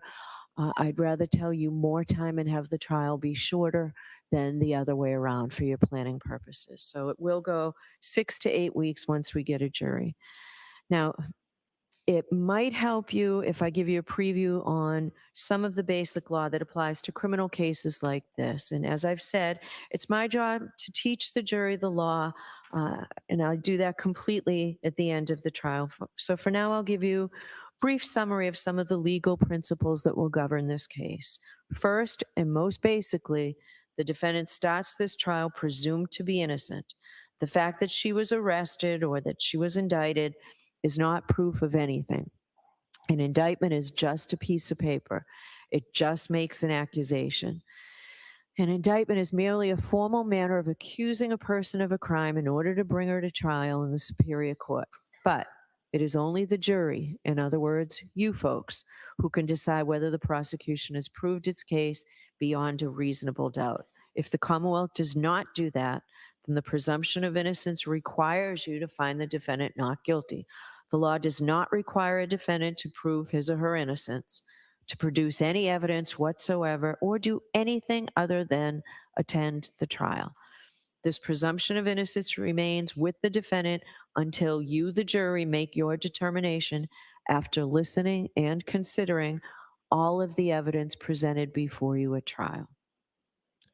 Another important principle of law is that the defendant has an absolute right not to testify, since the entire burden of proof in this case is in the Commonwealth to prove that she is guilty. Under our system of law, a defendant has a perfect right to say to the government, "You accuse me, now you prove it." I do not have to say a word. A defendant's decision whether or not to testify has nothing to do with the question of whether she is guilty or not guilty. The jury must not consider it in any way or even discuss it in their deliberations.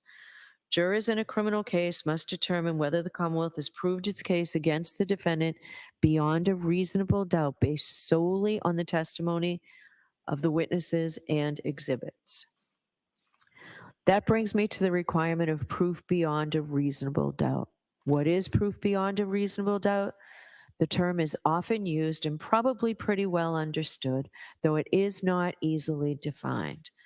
Proof beyond a reasonable doubt does not mean proof beyond all possible doubt, for everything in the lives of human beings is open to some possible or imaginary doubt. A charge is proved beyond a reasonable doubt if, after you have compared and considered all of the evidence, you have in your minds an abiding conviction to a moral certainty that the charge is true. When we refer to moral certainty, we mean the highest degree of certainty possible in matters relating to human affairs, based solely on the evidence that will be put before you in this case. I have told you that every person is presumed to be innocent unless and until he or she is proved guilty, and that the burden of proof is on the Commonwealth. If you evaluate all the evidence and you still have a reasonable doubt remaining, the defendant is entitled to the benefit of that doubt and must be acquitted. It is not enough for the Commonwealth to establish a probability, even a strong probability, that the defendant is more likely to be guilty than not guilty. That is not enough. Instead, the evidence must convince you of the defendant's guilt to a reasonable and moral certainty, a certainty that convinces your understanding and satisfies your reason and judgment as jurors who are sworn to act conscientiously on the evidence. This is what we mean by proof beyond a reasonable doubt.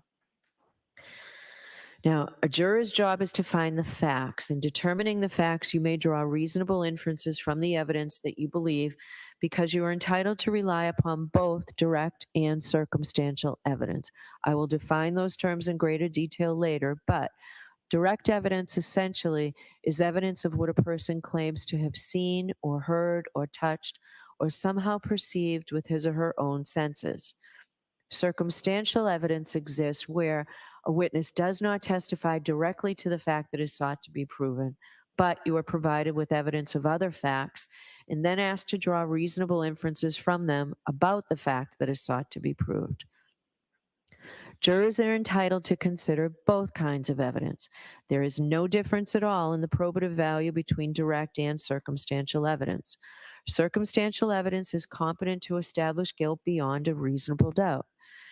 Now, I've used the word inference. An inference is a logical deduction or conclusion that you may, but are not required to draw from evidence that you have accepted as believable. Inferences are little steps in reasoning, steps in which you take some known information, apply your experience in life to it, and then draw a conclusion. An inference drawn from circumstantial evidence need not be necessary or inescapable, but any inference which you do draw must be reasonable and possible. It must be logical. It must be a natural one, which is not too remote in the ordinary course of events. You may not guess. You may not speculate or engage in surmise. When the evidence tends equally to give rise to either of two inconsistent propositions, the Commonwealth has established neither proposition. In order to convict the defendant, you must find that all of the evidence and the reasonable inferences that you have drawn, taken together, prove that she is guilty beyond a reasonable doubt. Our system of justice depends on judges like me and jurors like you being able and willing to make careful and fair decisions. All people deserve fair and equal treatment in our system of justice, regardless of their race, national origin, religion, age, ability, gender, sexual orientation, education, income level, or any other personal characteristic. You have agreed to be fair, and I'm sure that you want to be fair, but that is not always easy. One difficulty comes from our own built-in expectations and assumptions. They exist even if we're not aware of them, and even if we believe we do not have them. Some of you may have heard this called implicit bias, and that's what I'm talking about. Of course, we judges have the same problem as everyone else, so let me share a few strategies that we have found useful. First, slow down. Do not rush to a decision. Hasty decisions are more likely to reflect stereotypes or hidden biases. Second, keep an open mind. Avoid drawing conclusions until the end of the case when you and your fellow jurors deliberate. Remember that when you deliberate, you will have all the evidence and all the time you need to make a careful decision. So there truly is no need to stop making your mind up before then. Third, you should listen closely to all the witnesses. That is the best way to ensure that you decide this case based on the evidence and the law instead of upon unsupported assumptions. Fourth, as you listen to the testimony about the people involved in this case, consider them as individuals rather than as members of a particular group. Finally, I might ask myself, would I view the evidence differently if the people were from different groups, such as different racial, ethnic, or gender identity groups? At the end of the case, I will remind you of these strategies and ask you to focus on the evidence instead of any unsupported assumptions you may have. All we ask is that you individually and as a group do your best to resolve this case based upon the evidence and the law, without sympathy, bias, or prejudice, to the best of your ability as human beings. Y'all in the chat are killing me. I know that some of this may be confusing, and perhaps all of it's confusing at this early stage of the case.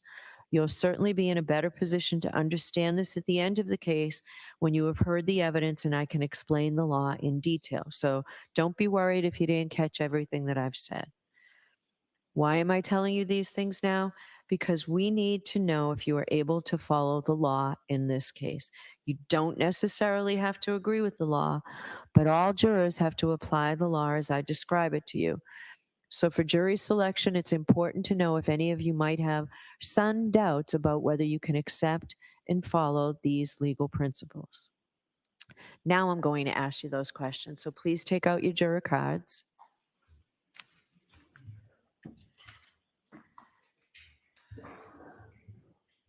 And if your answer is yes to any of these questions, please raise your hand. And we'll have you, the court officers will call out your number. But before I begin, I understand that sometimes jurors do not fill out juror questionnaires completely. Sometimes we're in a rush to send them in, or sometimes we don't think that our situation applies to the question that's being asked on the confidential questionnaire. If the lawyers and I notice that the questionnaire appears to be incomplete, We may ask you to answer the question for us. Also, if you know now as you're sitting there that you failed to include information on the questionnaire, for example, a work history, prior involvement with the court, whether as a party in a case, a witness, or a juror, please make sure you let us know. All right, the first question. Do any of you or a close personal friend or family member know, or have you had any prior dealings with any of the witnesses whose names I've read? Jury number 98, 66, 72. Jury number 96.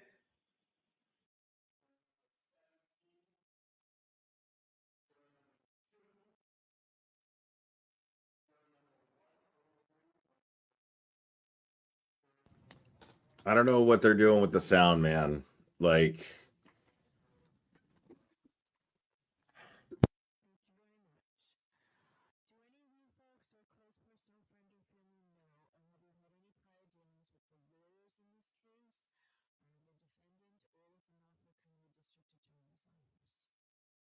are they friends or family with anybody involved in the case?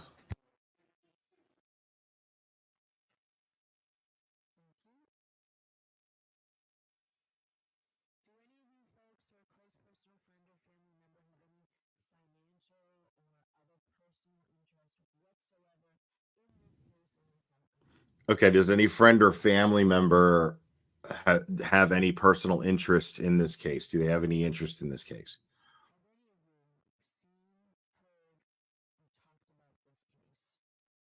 What have you seen, heard, or talked about this case? Has anybody seen, heard, or talked about this case?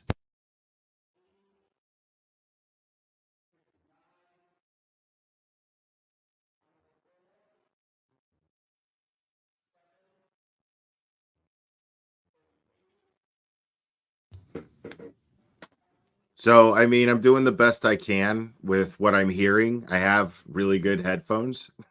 So, I'm doing the best I can with what I'm hearing because it's not completely muted, but it's very faint.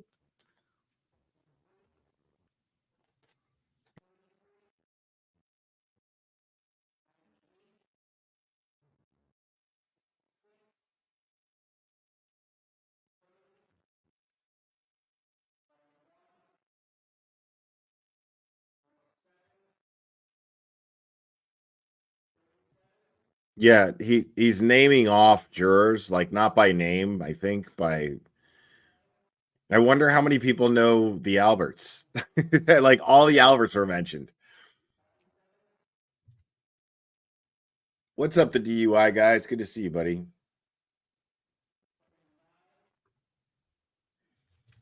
Yeah, guys, check out DUI guy.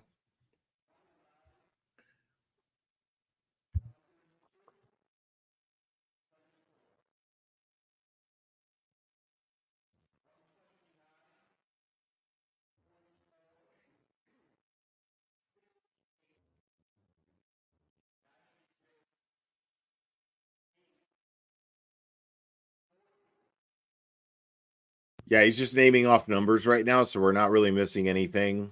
They are referring to them by juror number. I can hear it. I'm just not hearing it like very clearly, but I can hear it faintly if I don't talk. But I don't need to hear the jurors that are being dismissed, or I don't care about that. Yes, DUI guy, they are picking the jury right now. So they just asked the typical questions. If there were any friends and family that were involved in the case, if anybody was familiar with the case, if anybody had any friends or family that was familiar with the case. And so whoever did raise their hands, and I guess they're picking out the people who raised their hands. And it's, if that's the case, they're picking out a lot of people. So I don't know. I don't know what's going on.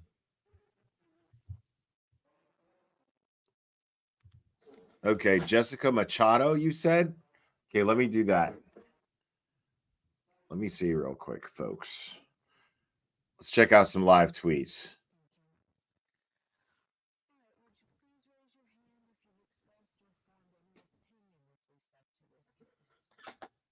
She said, please raise your hand if there's something to an opinion. I don't know what she said, something about an opinion to this case. Oh my God, what'd you say her name was?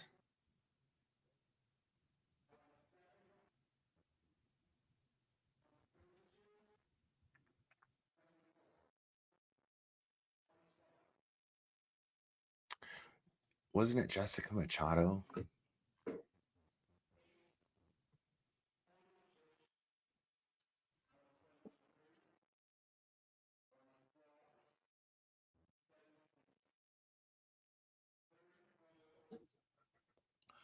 Let me just... Is Ted Daniel tweeting? Or this is what I'll do.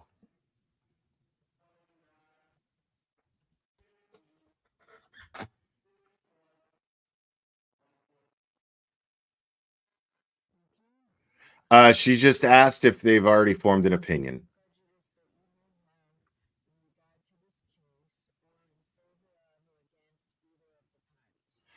So have they formed an opinion as far as either or?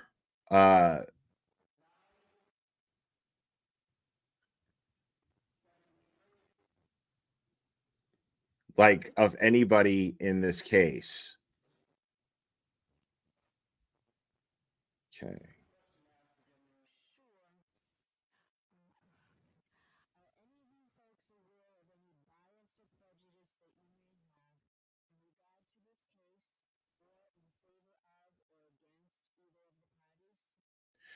Is there anybody that you know that is biased or in favor or against anybody in these that are party to this case? So basically, like if you're sitting around the water cooler, is there anybody who feels like Karen Reed is innocent or guilty? So even if this is going to be crazy. I don't know how they're going to pick a jury. Everyone knows about this case in that town.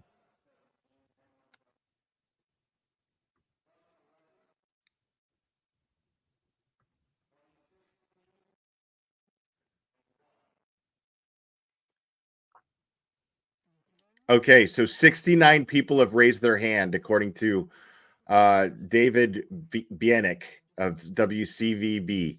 So 69 people so far. Hey, they raised their hand so far. Oh my God, dude.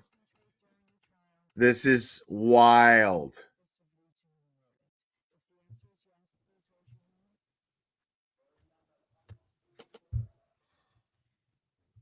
Okay, hold on. Let me check something here.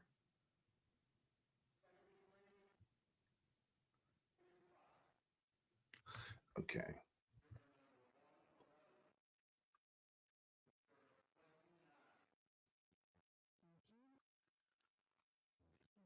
All right.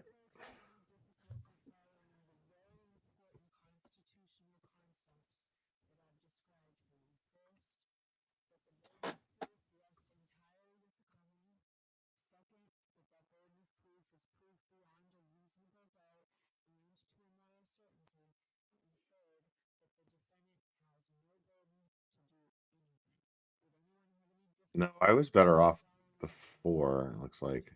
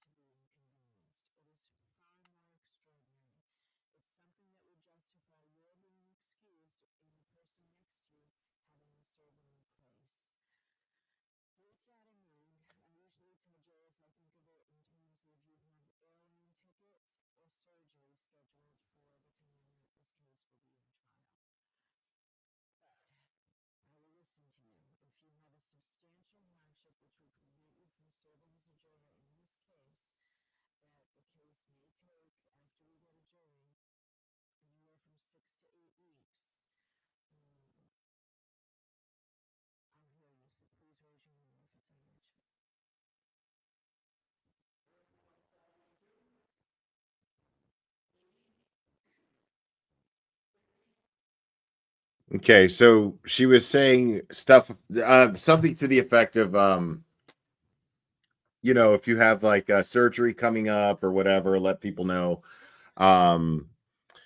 you know, whatever valid excuses are that to get out of it. But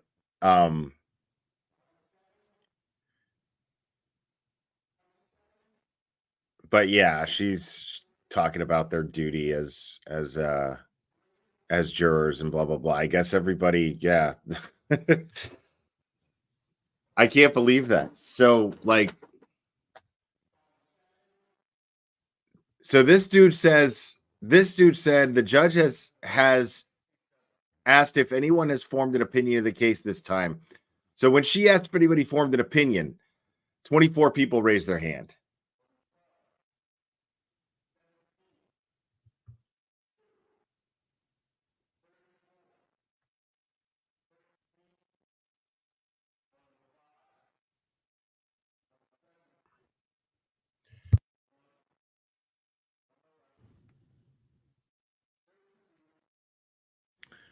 Judge asked to raise a hand if they know someone in this case, have personal interest in this case, or are friends with someone who has, and 69 people raised their hands.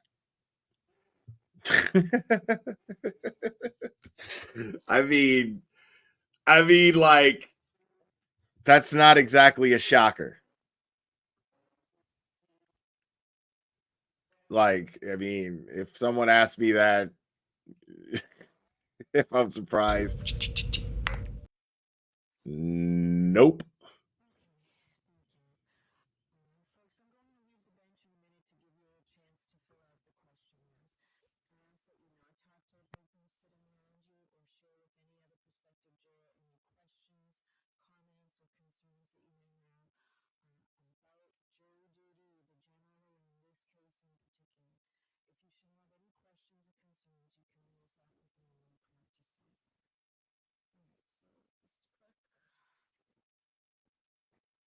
They'd fix the sound. Like, I don't know why. I mean, are they supposed to be muted during that process? Okay.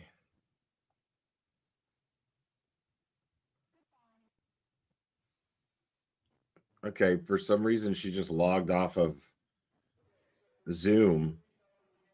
I heard the goodbye from the Zoom.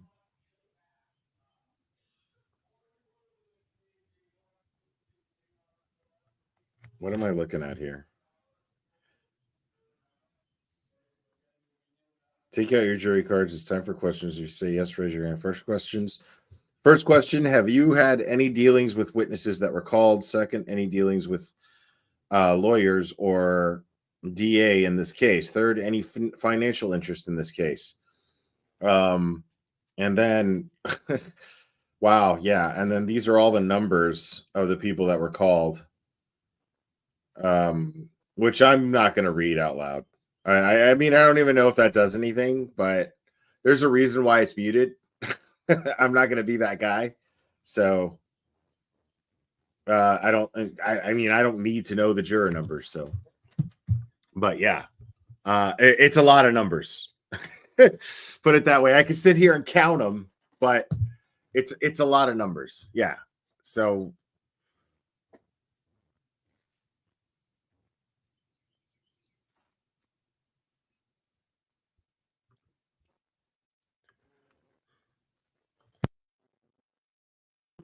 and the judge asks if anyone has a hardship serving on this case, such as scheduled surgery or purchased plane tickets. By my count, 46 people, which is about half of them, raised their hands.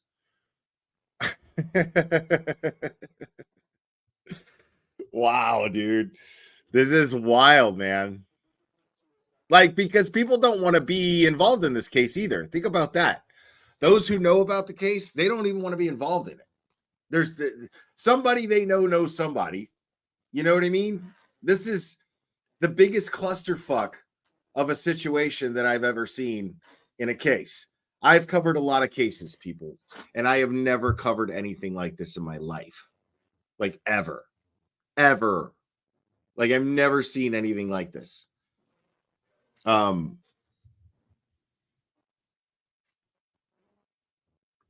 Yeah, like, that's insane, dude. Dude, they're calling past the gravy Morrissey up to the stand. The district attorney. I mean, I don't know if they're going to call him up, but he's on the witness list.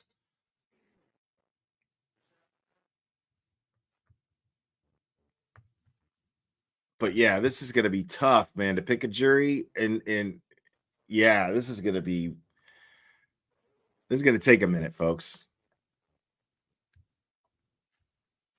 Right. I mean, think about that. Right. Exactly. So then you have jurors concerned about state police retaliation, considering state police can see all of them. I mean, right. Like, we're talking about dirty cops here. We're not just talking about dirty cops who framed an innocent woman, allegedly. We're talking about dirty cops who just did shit in an investigation. Some of these cops, 2 investigations that we know of, both Sandra Birchmore as well as John O'Keefe. And what about Judge Bev? Is that a thing? Did she purposely refer to Officer John O'Keefe as Mr. John O'Keefe and leave out the officer deliberately for the sake of the jury not having any bias? Because that's possible. Because I know a lot of people were like, officer. But it got me thinking, it's quite possible that they were like, well, I mean, it's probably better while picking the jury that they don't know that he's a police officer. That could absolutely sway their opinion. Like, oh, he's a cop. My brother's a cop. Fuck that. You know what I mean? Like, that absolutely could happen. So I as much as I love a good Bev lashing, I'm not gonna jump on to, I'm not gonna subscribe to that exactly of Bev deliberately disrespecting John O'Keefe as a police officer. I don't think that that's what happened.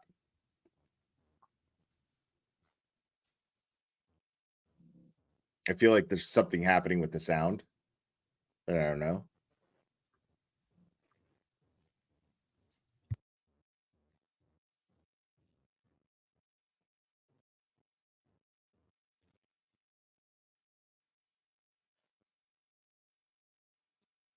Well, right, but not right off the bat, Sleuthy, is what I'm saying. You know what I mean? They'll ask later, once they narrow it down. But at the same time, I mean, why wouldn't that be one of the questions that you would just begin with, just to eliminate? But I don't know. I'm not a lawyer. I don't know.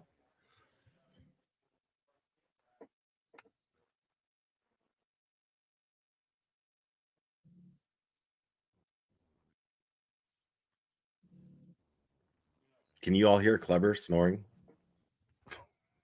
Clever's passed out.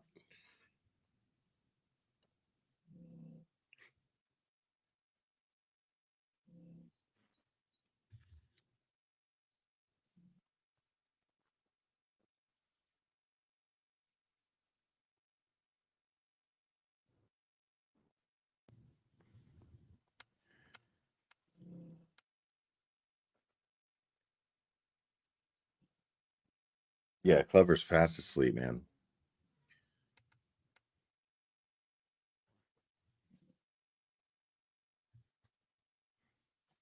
See, what's Benjamin John saying? If they're calling the DA that many police to the stand, this trial should not be happening in Norfolk County.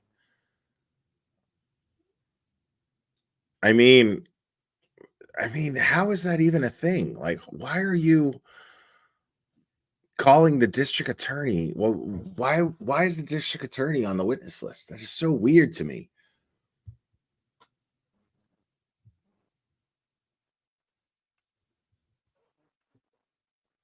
Right. That's what I'm thinking, Benjamin John. It seems like a total conflict of interest.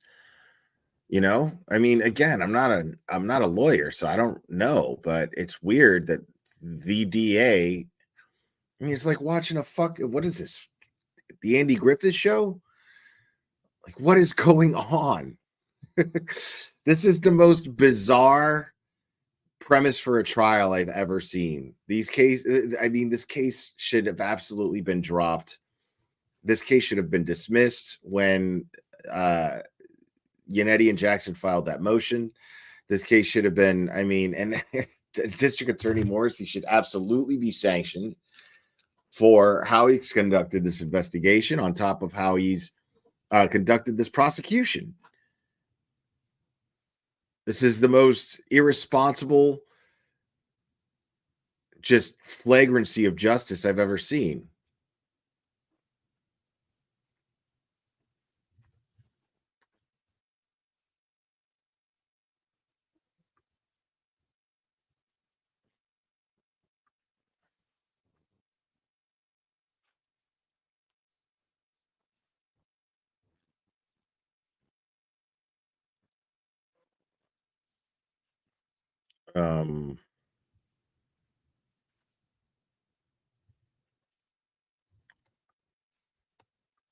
Yeah, I'm still, let me see.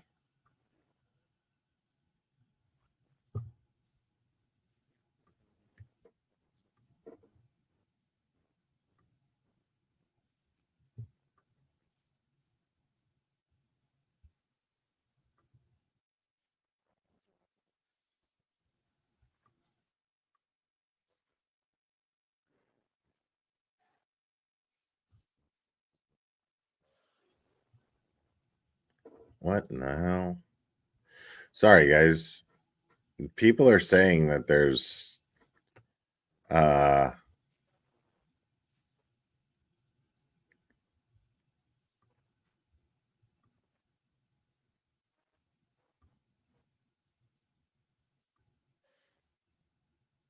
I'm not getting any sound.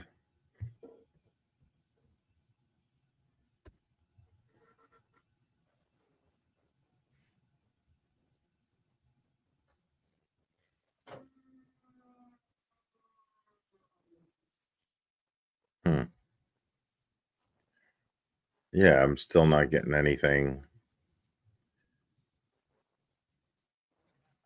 Yeah, that's what I'm saying, is like, I think they're just in Sidebar. That's all. This is going to be a process, folks. So I appreciate your patience in waiting with me.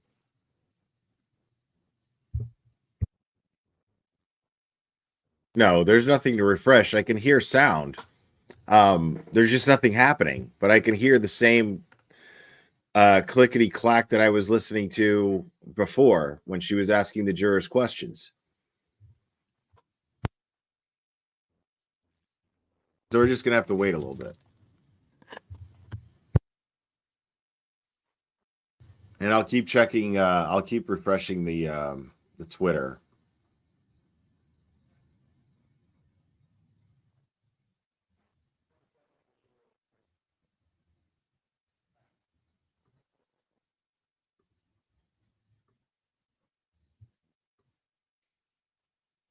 Court TV is streaming it.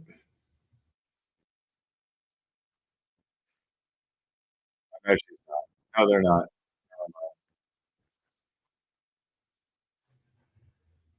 No, they're just playing the replay.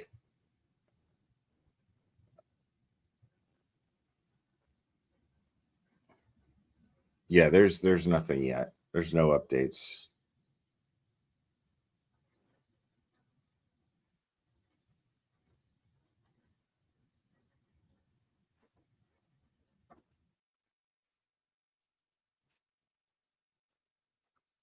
Okay. let's see.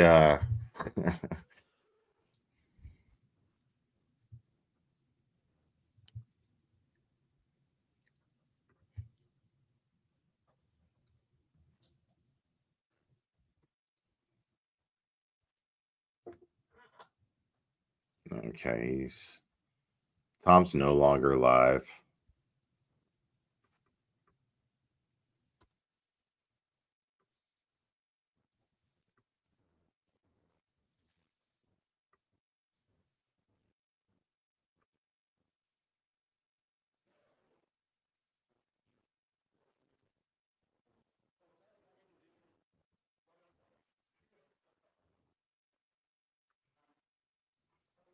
Yep. Okay, thank you, John Monagle. So the jury's just filling out the questionnaire. I guess they have to do that in front of people or something, or in front of the judge or something, maybe. I don't know, or in front of the attorneys, maybe. Like, because I'm wondering why they couldn't fill out the questionnaire beforehand. You know what I mean? Like, whenever you do, I don't know, literally anything, they say fill this out. Fill this out, and then you get to like the oral stuff.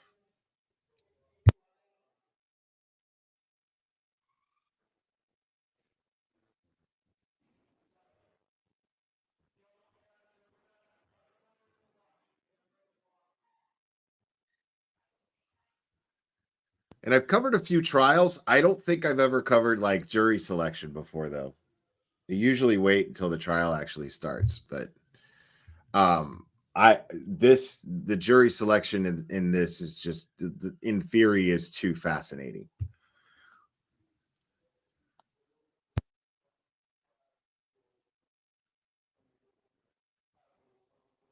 And again, I want to thank all you new folks here for joining. Thanks to all my regulars as well. But all you new folks, appreciate everybody subscribing and hitting the like. It means a lot. Really does. Hold on. I got to drop in and check on my.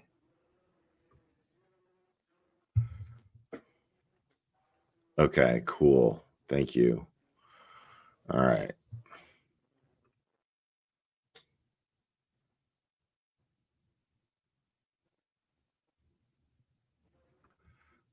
So I can go over. So let's go over some of the exhibits real quick, folks. I've got a list here. The witness list and exhibits. Let's go over some of the exhibits. Certified copy of the death certificate of John O'Keefe.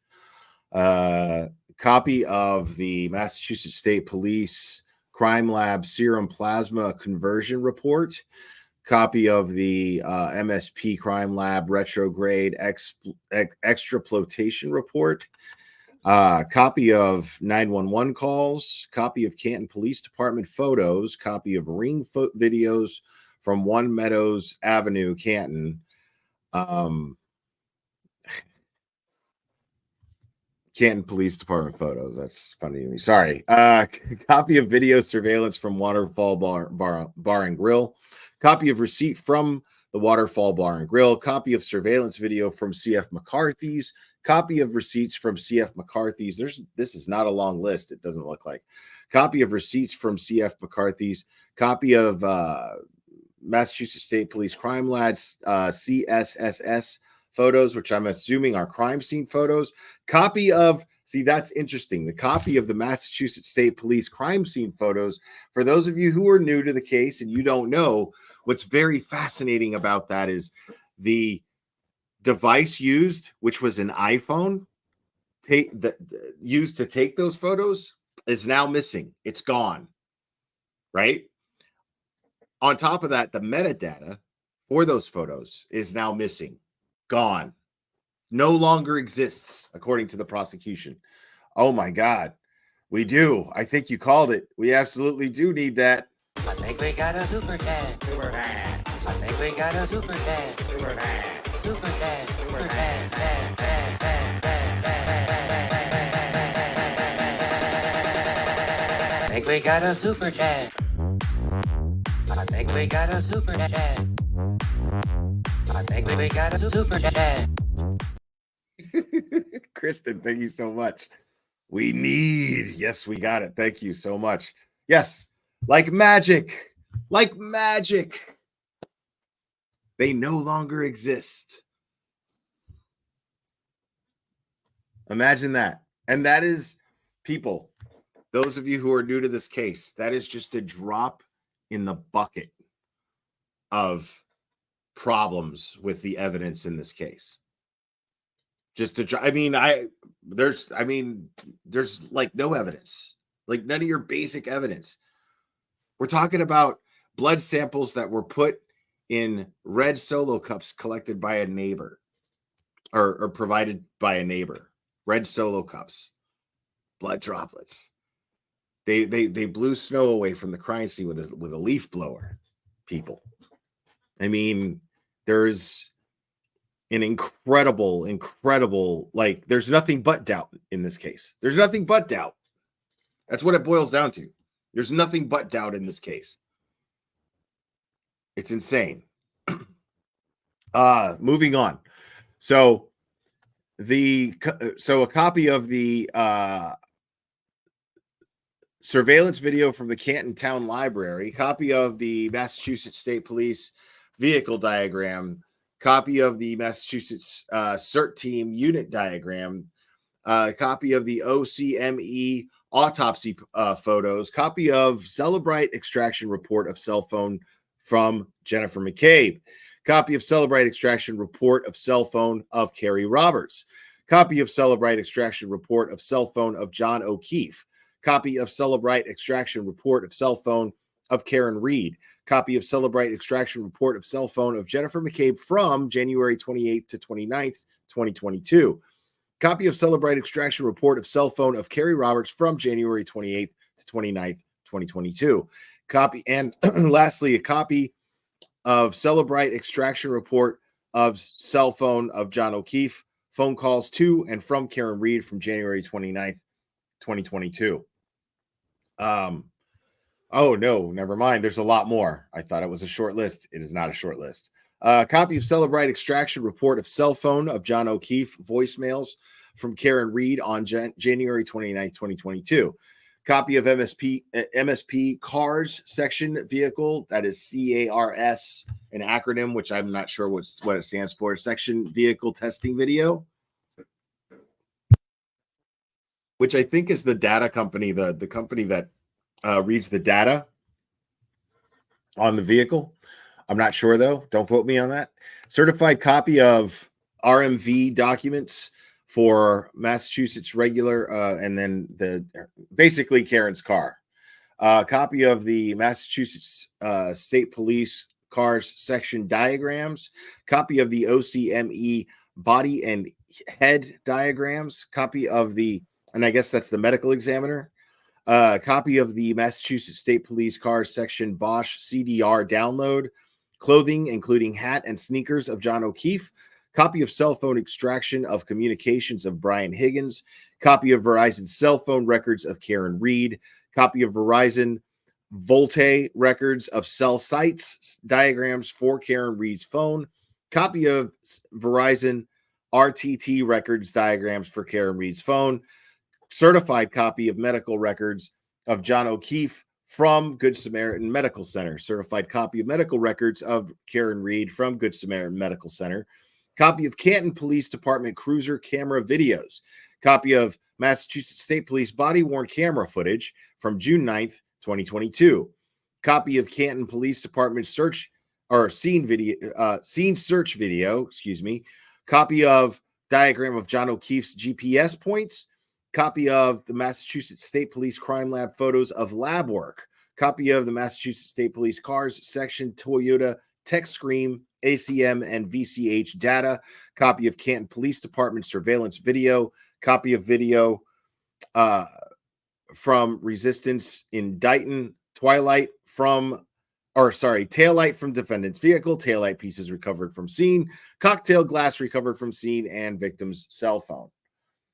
And then there's the list of Okay, I don't know what happened to the feed. I guess the feed is done. I'm refreshing it, but yeah. I don't know what happened.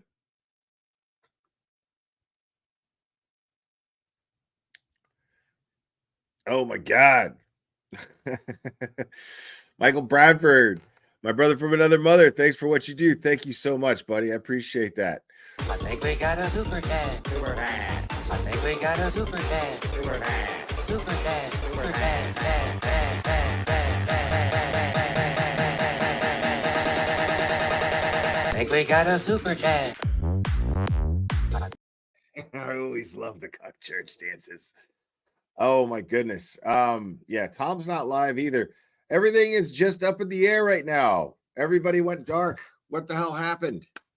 I guess we'll hang out for a little while. It's only 11 a.m., people.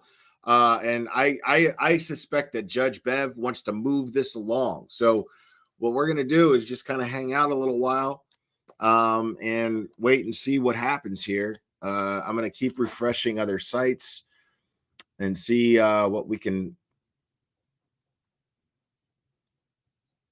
make of what's happening here.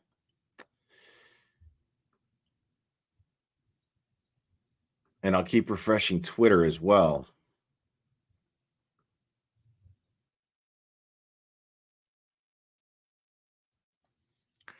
And notably absent from the witness list is Karen Reed.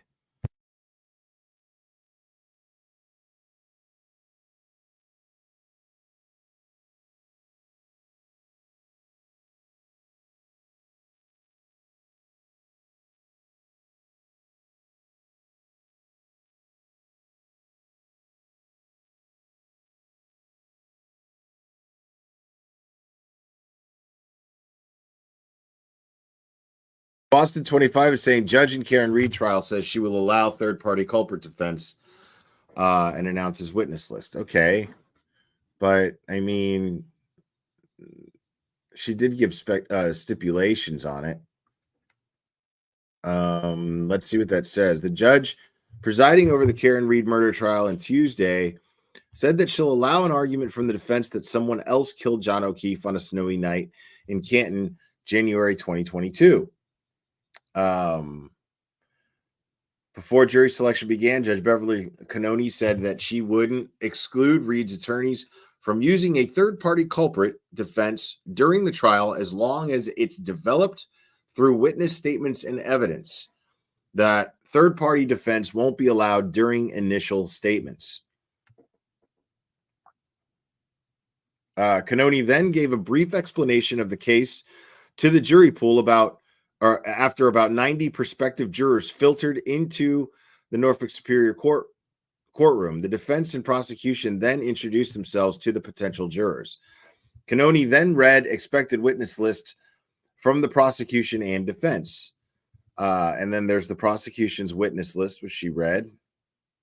Yeah, so I don't know what's going on with the feed. I'm going to see if we can drop in here on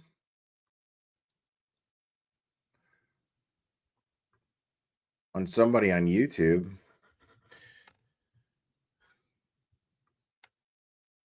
Law and Crime is live, but they went dark.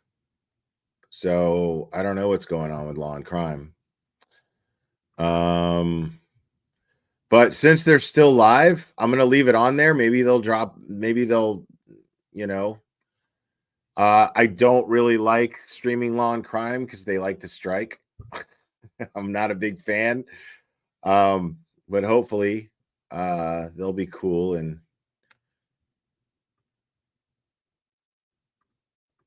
let me see.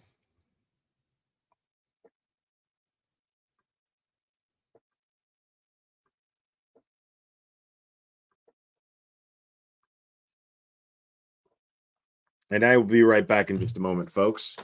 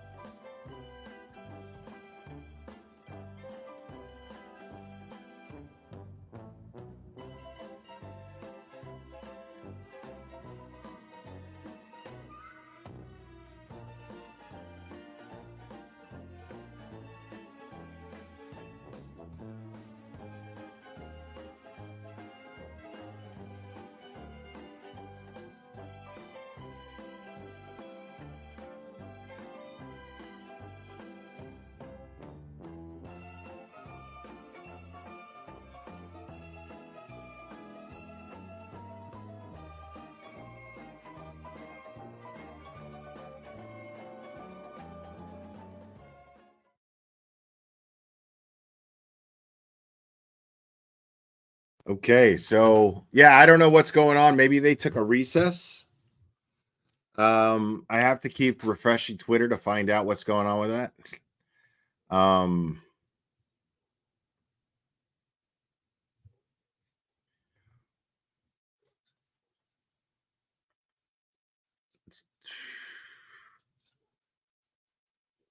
Okay, so yeah, so they're still filling out. They're filling out a lengthy 2-page jury questionnaire, according to Eli Rosenberg of the NBC 10. The judge has left the courtroom. So right now we're just waiting on the jury to finish filling out this questionnaire. So that's what's going on, folks. Let me see if we can find something in the meantime that is going to entertain us.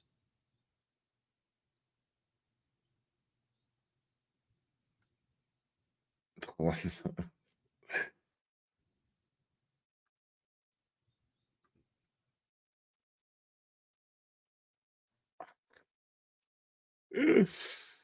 on.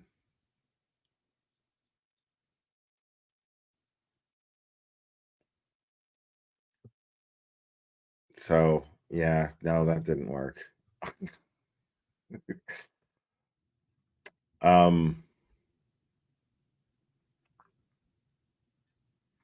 See if there's any news stories or commentary that we can listen to here.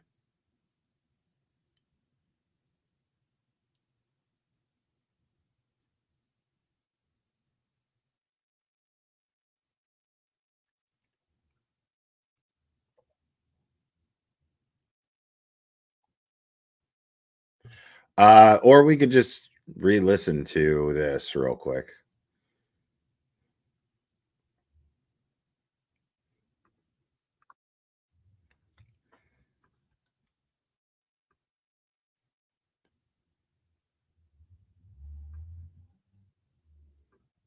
Again, counsel. Good morning again, Ms. Reed. Good morning, jurors.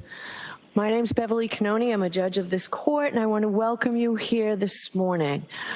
Jury service, as you know, is one of the most important duties that we have as citizens. Our system of justice simply would not work without you, and we appreciate that you're here today, ready, willing, and able to serve if called upon to do so. So You are unmuted. We're selecting a jury today in a criminal case that you just heard, Commonwealth versus Karen Reed.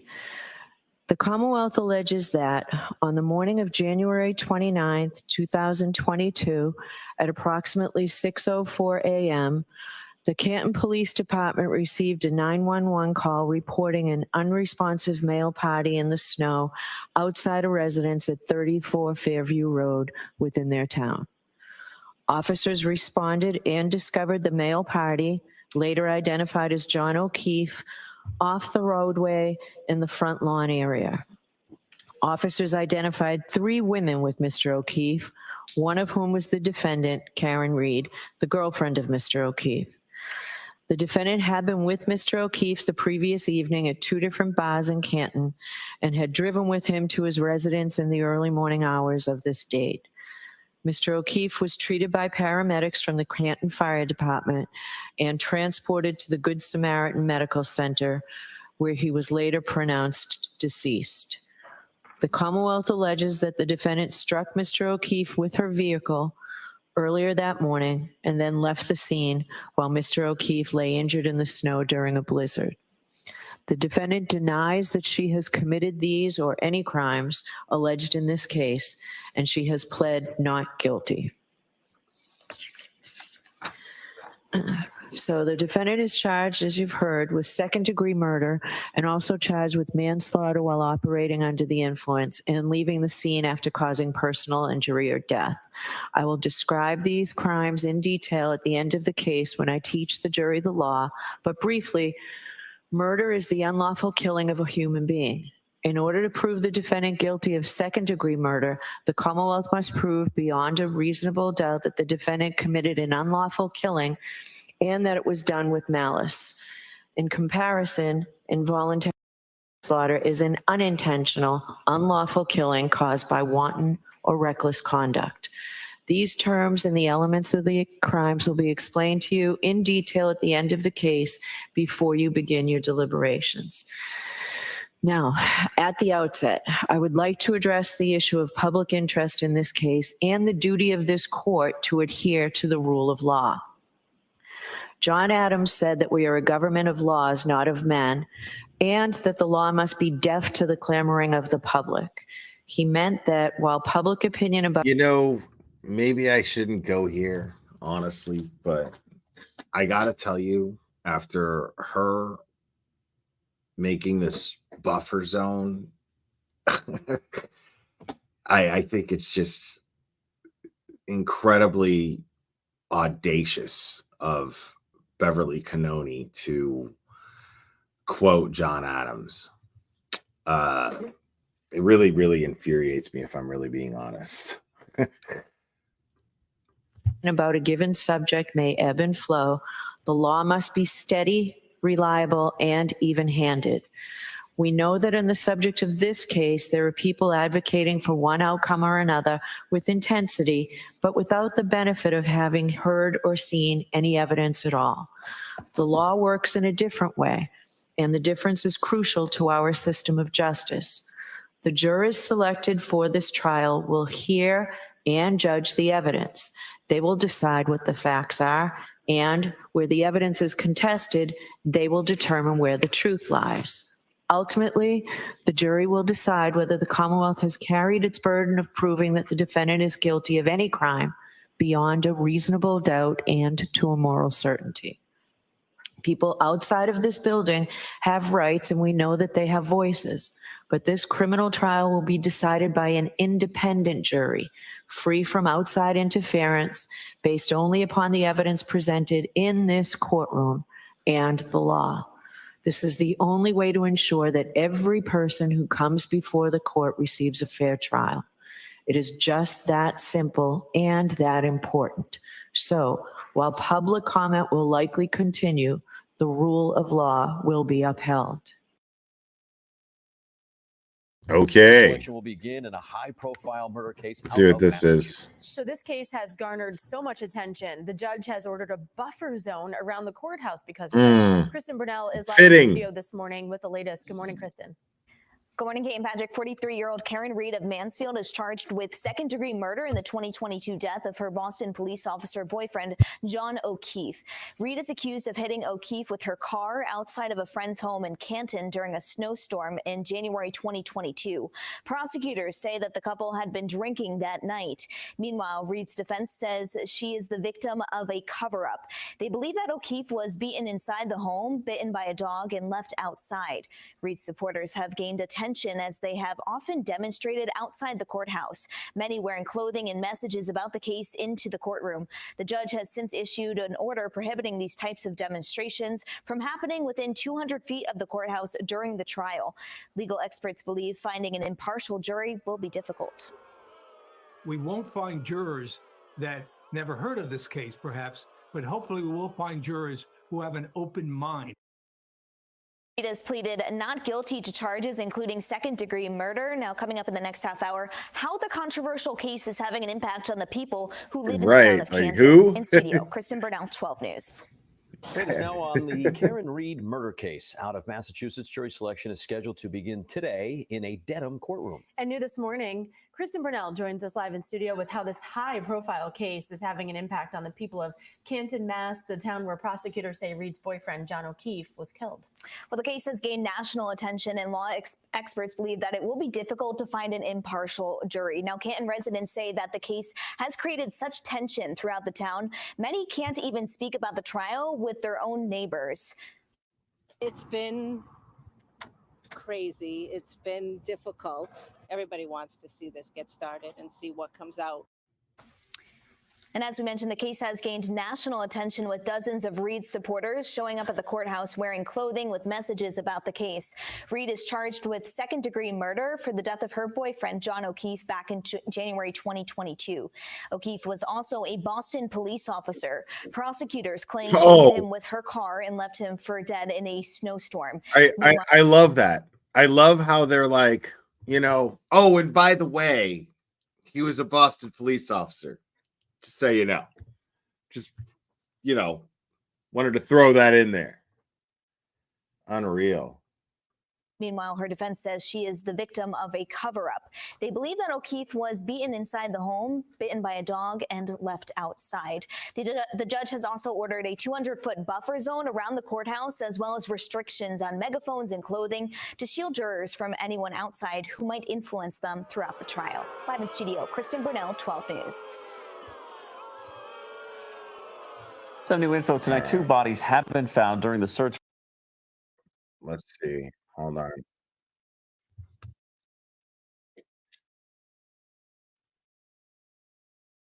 See what I can find here. Sorry.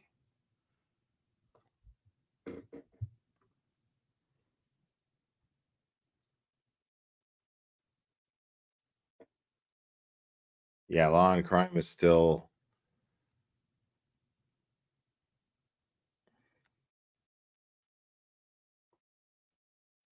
Then there's the Chad Daybell stuff. I mean, could anything be more predictable? Chad Daybell, I knew the moment that dude was arrested that he was going to throw Lori Vallow under the bus. Like, I knew the very moment that he was arrested. Like, you could ask anybody who I talked to about that case. I was like, he's totally going to throw her under the bus. What happened? After all the jail phone calls, after all the I love yous and blah, blah, blah, blah, blah. Yeah, dude, like, Chad Daybell, what a shitbag. And I wonder what kind of impact this case is going to have on the Brian Walsh case. Because if Michael Morrissey is under federal investigation, right? Like, you know what I mean? Because the Brian Walsh case is a high profile case, and I'm telling you right now, I do believe in innocent until proven guilty. I do, but let's get real. Brian Walsh is guilty as fuck. Like, based on what we know, it's pretty safe to assume that Brian Walsh is guilty as fuck. So yeah, like, I wonder, like, what tactics in their investigation, and if Brian Walsh's attorneys are going to use certain things out of this case to Brian Walsh's defense's advantage. I worry about that. Right. I can't believe he's not going to plead. But the thing is, I get it. Like, it's crazy that he wouldn't plead. Like, this is the usually a sociopath does this. They figure if it's a high profile case, they're going to get the spotlight in the courtroom, and they just need to do that. It's not uncommon. And so sure enough, that's what he's going for. But now he might have a chance. So Michael Morrissey is right now under investigation, led by Josh Levy, the United States attorney, acting United States attorney. And this is yeah, this is a clusterfuck. This whole thing, and I think it's great. I think it's great that it's going to possibly and likely help exonerate Karen Read. But the problem is like, look at all the other cases that fall under the Norfolk County District Attorney's Office and their jurisdiction. So I worry about those other cases. I worry about other victims not getting justice. And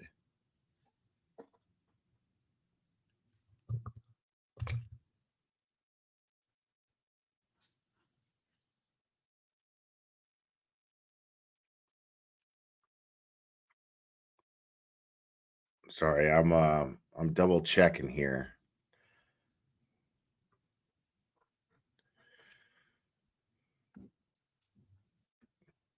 I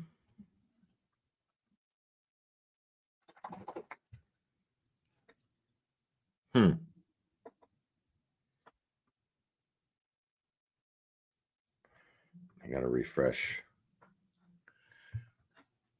Boston here.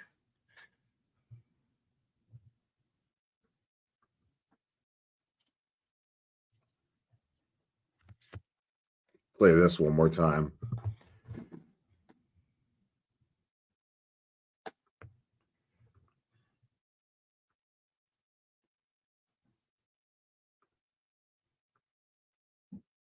And Mary, the impact of this case has been far-reaching and pretty notable. If you live anywhere here in Norfolk County, you've certainly seen people on the sides of the road protesting in support of Karen Read, or you've probably seen a free Karen Read t-shirt. But here in Canton, where the incident happened, the town divided. In an unprecedented move back in November, nearly 2,000 Canton residents came together for a special town meeting. And in the end, a majority voted to launch an independent investigation into the town's police department, many of them feeling that police weren't being transparent about the case. Well, in addition to Dateline, nationally, interest in this case could be in part to Aidan Kearney, otherwise known as Turtle Boy. He runs the website TB Daily News, and through his eyes has been documenting the case, though in some cases, police say, going overboard, and it actually led to him being hit with a number of charges for witness intimidation. I'm exposing corruption. I love how they were like through his eyes, disclaimer, not our opinions. I'm exposing what really happened to John O'Keefe and the powerful and well-connected people who murdered him and cover up his murder. And over by the Norfolk Superior Courthouse, where you just saw Mary, protesters have been protesting in support of Karen Read for every single pretrial hearing. But starting today and for the remainder of the trial, fearing that they may impact the impartial jury, the judge has ordered that they need to be at least 200 feet away from the courthouse. Of course, all of this is something that we'll be monitoring. But for right now, we're live here in Canton. Manoj Kongwari, NBC 10 Boston. Manoj, thank you. NBC 10 Boston and NECN will have complete live coverage of the Karen Read murder trial. We're going to carry all of the testimony live on NECN, NBC10Boston.com. All right. Hold on. Let me see real quick.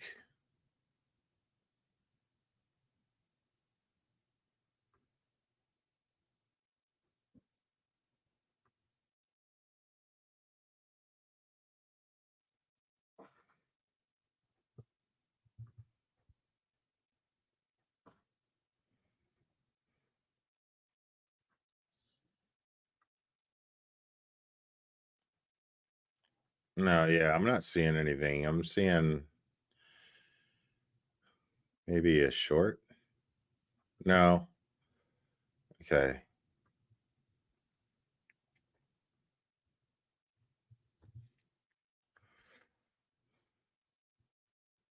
I mean, is that what they're doing? Let me check. Let me double check here. 10 seconds. According to court documents, prosecutors plan to call up to 87 witnesses during the trial. The defense plans to call up to 77.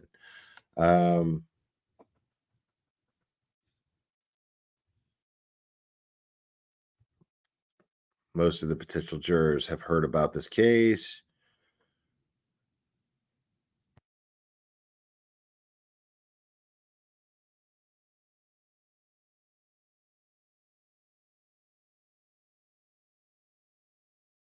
We're just in the waiting room right now, guys.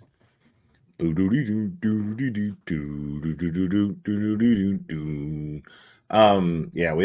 we just gotta wait.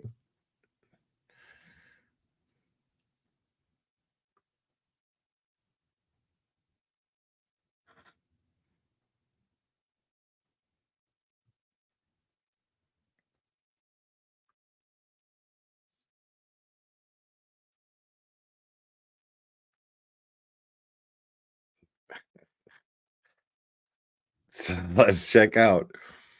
Plevin's live, but he's just like, I guess he just walked away from it. Because he's so invested. Let's read some of his comments. Oh, holla. So some girl named Caitlin was like, I'm watching the replay. Why did he have to leave us with the glare?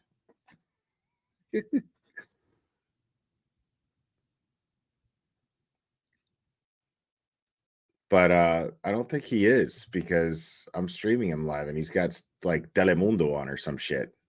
It looks like Telemundo.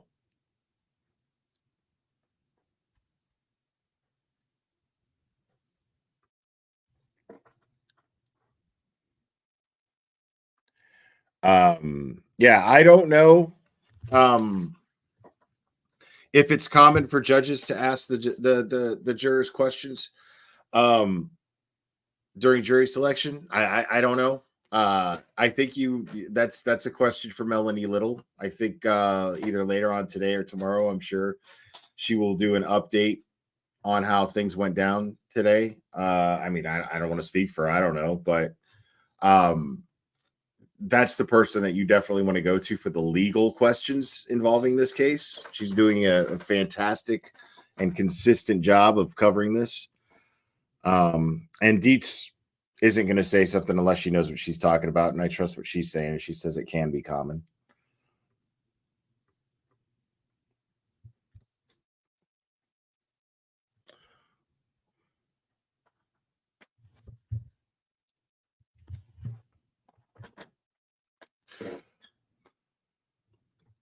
Sorry, I'm just going to look over chat for a little while till we get something.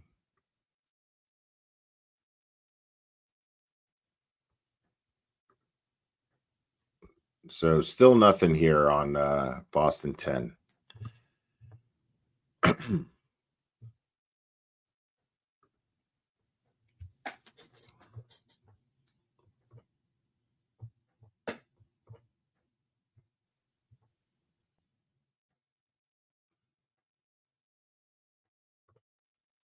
I mean, it's possible, yeah. If she is interviewing people individually, I could see that being part of a process, but at the same time, it makes me a little uncomfortable, like Judge Bev is, I just don't trust Judge Bev's decision making, man.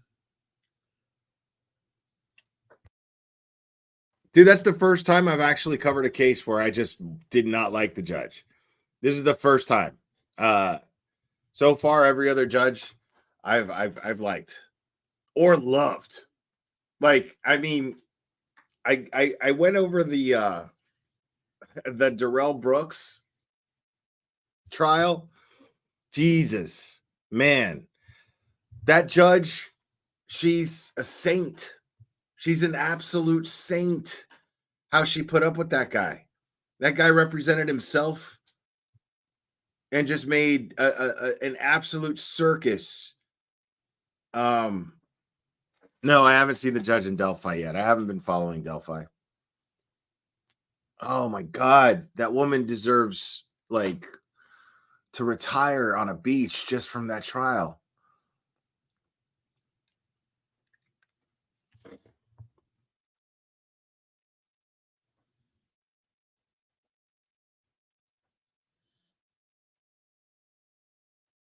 Yeah, Judge Jennifer. Yeah, that's her.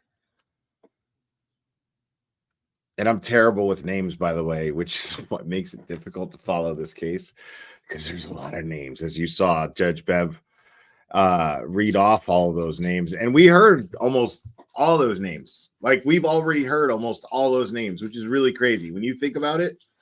Like, let me look at this witness list here. The Commonwealth witness list. I mean, police officer Trooper Michael Proctor, Sergeant Yuri Buchanan, Zachary Clark, Connor Keefe, not O'Keefe, Keefe, David DeCiccio, Christopher Moore, Matthew Dunn, Brian Tully, Nicholas Guarino, Joseph Paul, Stephen Seraph, Stephen Mullaney. These are all cops. I mean, I am not even done. Sergeant Sean Cook, Sergeant Michael Lank, Lieutenant Paul Gallagher, Lieutenant Charles Ray, Lieutenant Kevin O'Hara, Officer Nicholas Barros, Sergeant Brian Gallerani, Trooper Evan Brent, Trooper Everton DeCastro, Trooper Justin Pye, Captain Eric Benson, civilian witnesses, Heather Maxon, Anthony Flamati, Dr. Irene, I haven't heard any of these, Scorty Bello, Dr. Renee Stonebridge, Timothy Nuttall, Francis Walsh, Matthew Kelly, Gregory Woodbury, Katie McLaughlin, Jason Becker, Daniel Whitley, Wendell Robbery, Jennifer McCabe, Matthew McCabe, Allison McCabe, Carrie Roberts, Kurt Roberts, Paul O'Keefe, Aaron O'Keefe. Oh, wait. I hear something.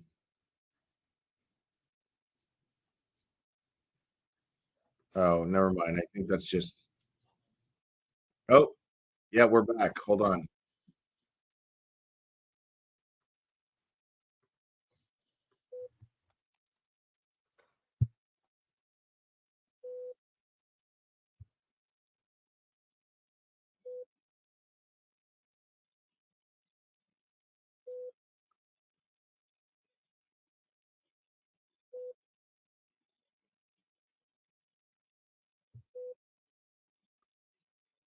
All right, so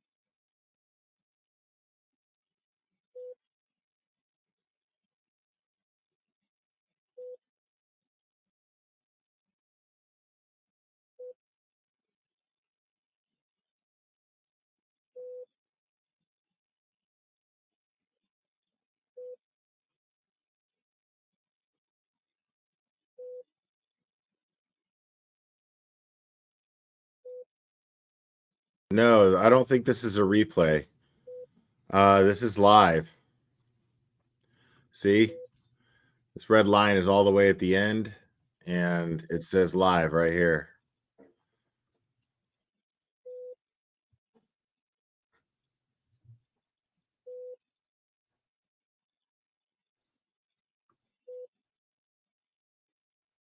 No, there's no time on the screen. It's just live. See? Right here.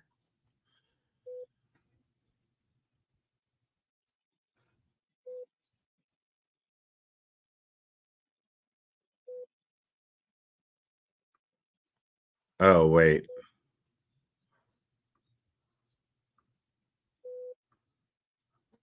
Oh, wait, maybe.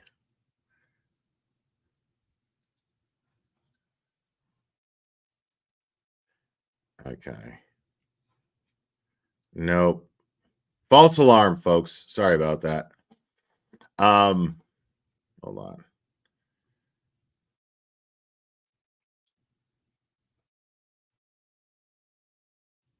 Okay.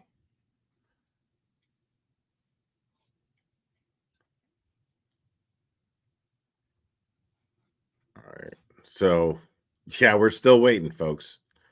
Sorry about that. Didn't mean to get everybody's hopes up. Oh, we got a new story though.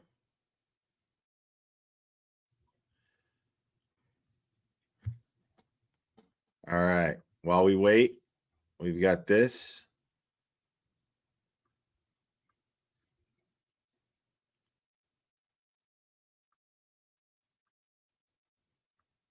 A lot of attention from Boston and beyond. It's prompted major media coverage. And to be honest, and to be frank, it sparked several conspiracy theories. NBC 10's Manoj Kwangwari continues our team coverage from outside court in Dedham. Manoj, good morning.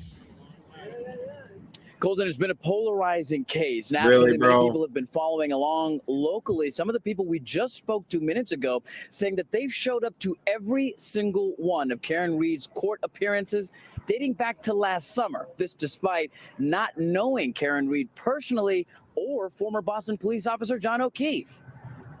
I've been to every court date since July. So it was a no-brainer for Scott McGinnis of Shirley to show up for jury selection today. Only this time, he was holding his Free Karen Read sign in protest from across the street, 200 feet away. It's because specifically for this case, the judge enacted a buffer zone for protesters holding signs and wearing pro-Karen Read clothes. The judge is saying that this is not to taint her jury and give the defendant a fair jury, but I think it's just the opposite. Closer to the courthouse, the rest of the Read supporters showing up in pink. It was Karen's choice. Alongside one of Read's most staunch supporters, Aidan Kearney, otherwise known as Turtle Boy. Somebody posted on Facebook that we should have one color that we all wear, and Karen Read actually posted herself and said pink.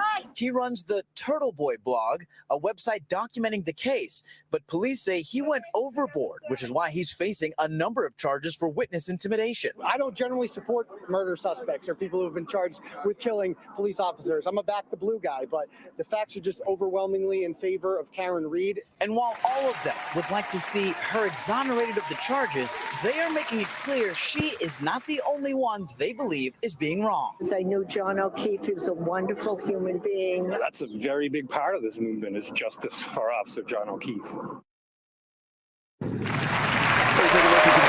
Some of the supporters still out here, and they tell me they will continue to wear pink for every day of this trial. But because the judge has made it clear that she does not want her impartial jury to be impacted, it remains to be seen how long they'll be able to continue wearing that color.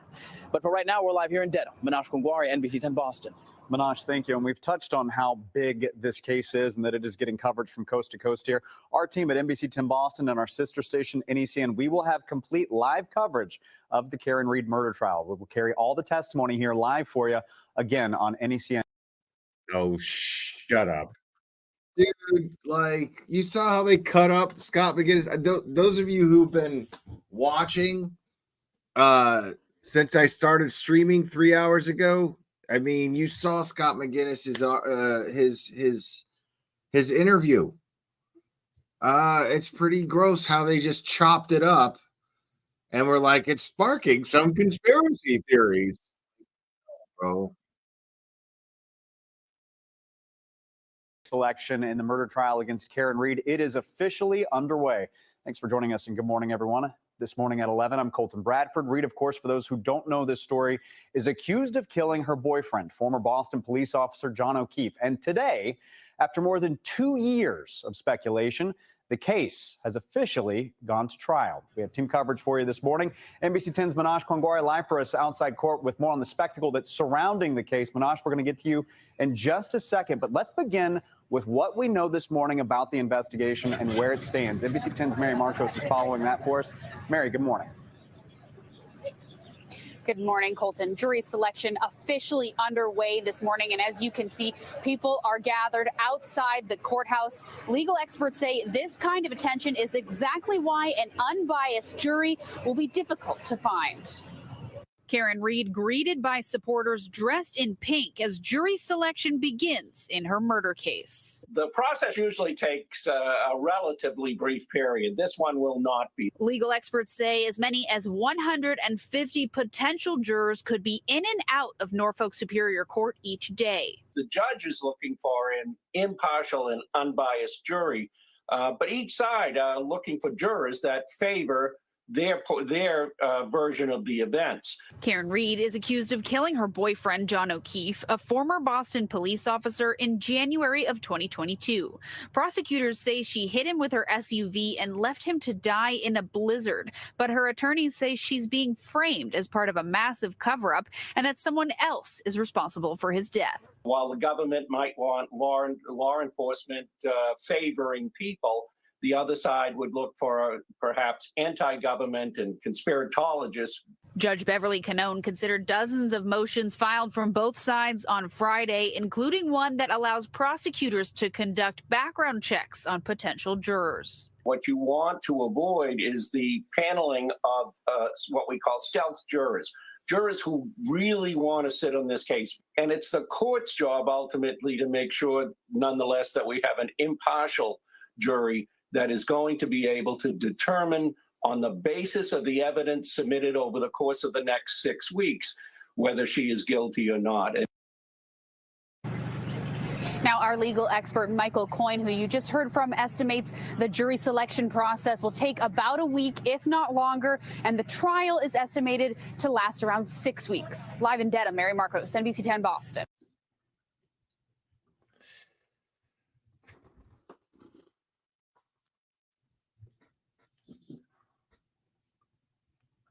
I mean, these people are just focused on, like, they're not giving the protesters any good press at all. And we saw that one guy gave NBC 10, read him the riot act. I thought it was great. And now we just saw the product of what they were covering, you know, besides what they're covering inside the courtroom. But I mean, let's get real, man. Like, that is so disrespectful. Hold on. We got to watch that one more time. We got to watch that one more time. I got to find where that was, but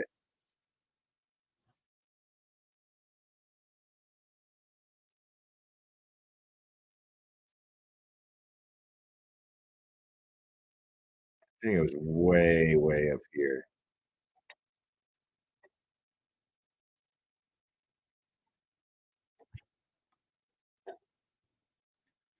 Oh, man. I got to find where it was. Sorry, guys.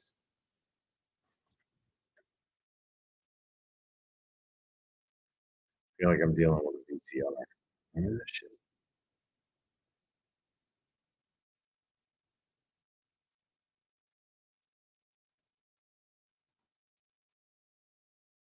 Now I'm questioning myself if it was like before or after this part.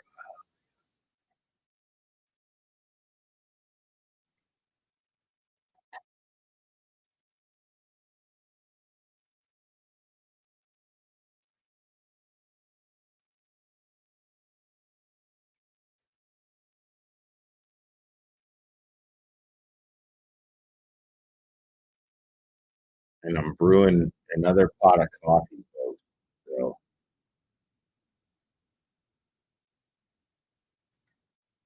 So there's Scott McGinnis's. Oh, wait.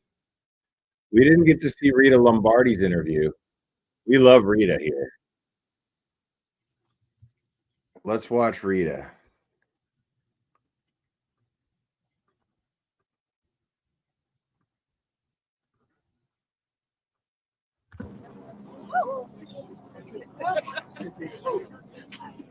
So after you said it's almost. I bet you did. No, he was messing with me earlier. He was messing with me. He was messing with me earlier, this guy. Yeah, oh yeah. It affects every single person in Massachusetts. Because guess what? Guess who's paying for this? The taxpayers. The taxpayers. Wait till the taxpayers see the bill on this mockery of justice. The sham. Waiting for that. The state of Massachusetts is going to get sued. The town of Canton is going to get sued. We're going to be calling Massachusetts Karen Reed land. Okay? This case, it's so bad. It's so bad. Wow. And we, the taxpayers, so people who say, well, let it play out in trial. You know what? Yes, that's the American way. Let it play out in trial. However, this is not your typical trial. This is a woman who's been framed. And so we have looked at the court filings. We know. So we have been the jury all along because the prosecution has not been forthcoming in turning over evidence, in collecting evidence, in testing evidence, and in telling the truth. And so we have, you know. Can I ask you mentioned something? Yeah. So there's like this dichotomy between the actual court Yeah. and then the court. Yes. Right. Like, why is this so different from what's going on out here? Well, so what's going on? I'm not trying to get It seems like everybody Live? here understands No? something. Okay. Oh, no. There is something changing. And it's not changing to talk about. And I hate to use that word. Oh my God. Okay? But this is abuse of power. What has happened in this case is abuse of power. All of the detectives in this case were from Canton. All of them. Whether Canton Police Department, whether the Mass State Police, whether it was the police chief who was on medical leave that came back to rescue his friend, all of these people have deep ties to Canton. This and the family that is involved has been very powerful in my town. And I had no idea how powerful this family was. My town, that's correct, and the McCabe's. And I had no idea how powerful this family was. And people told me at the beginning, this is mafia level, involvement. And it's okay because somebody has to take a stand. And so this family is powerful. My community, the town of Canton, is torn apart. Like, we're in a humanitarian crisis. People cannot understand. Unless you live in the town, you don't understand.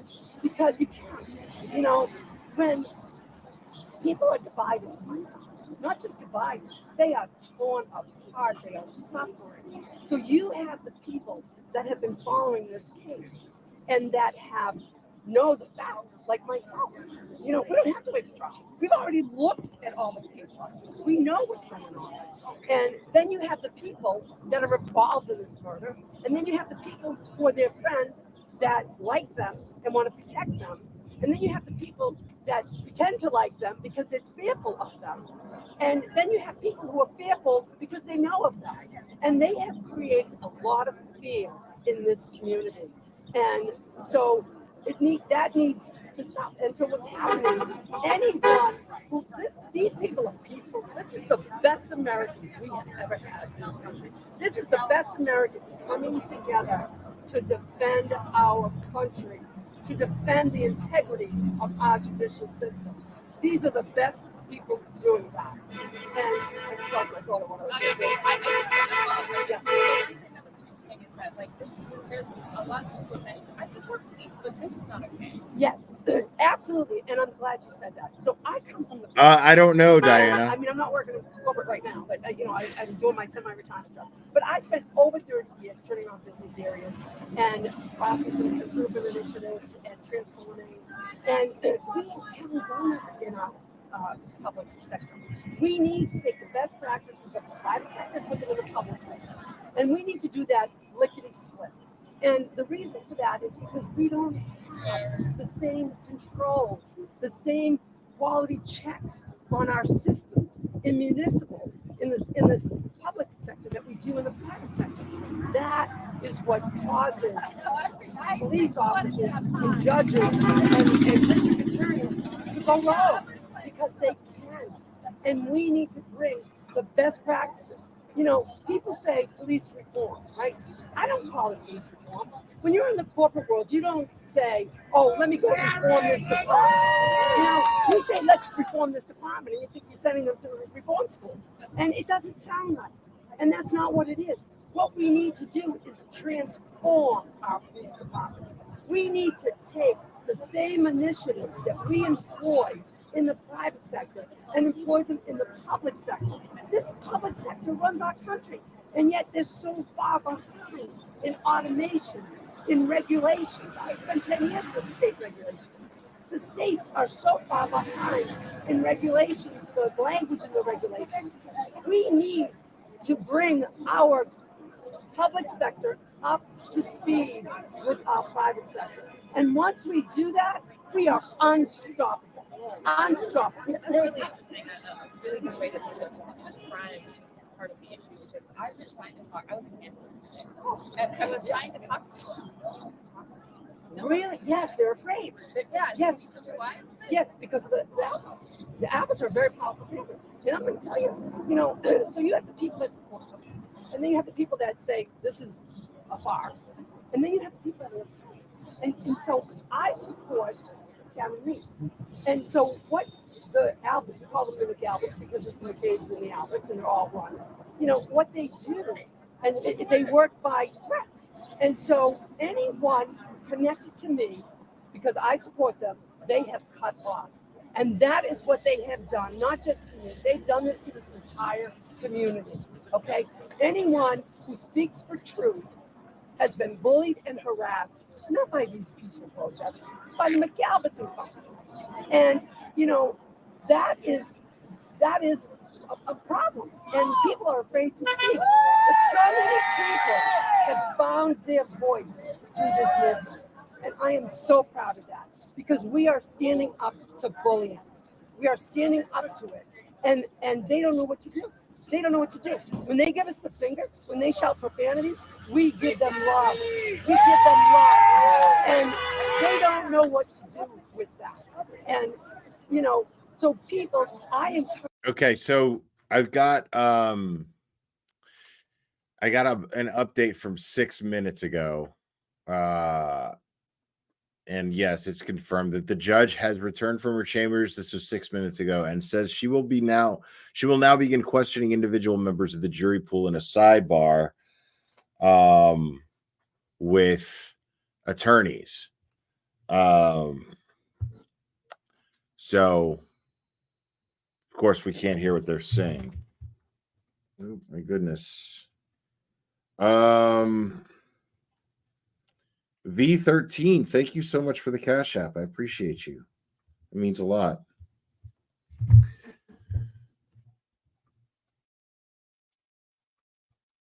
encourage people to join us, because there is nothing like this movement. This movement is the best people in this country. And we don't care where you're from. We don't care what your political beliefs are. What we care are your values. We come together for values. I mean, she's right. Somebody in the chat was like, she's a little over the top. No, I wouldn't say so. I'd say she's right on point. If I'm being completely honest, I'd say Rita is basically the embodiment of the passion that's going through every single one of those protesters that are out there. That's why she was running for the select board. And that's why they all wanted her. Unfortunately, she didn't win, but she's genuinely passionate. That's all genuine. She was like this before she decided to run. So she's very, very passionate and cares very much about everything that she's saying, and means everything that she's saying. Means everything that she's saying with all her heart. I could verify this because I've been following this case for months and months, and I've seen this.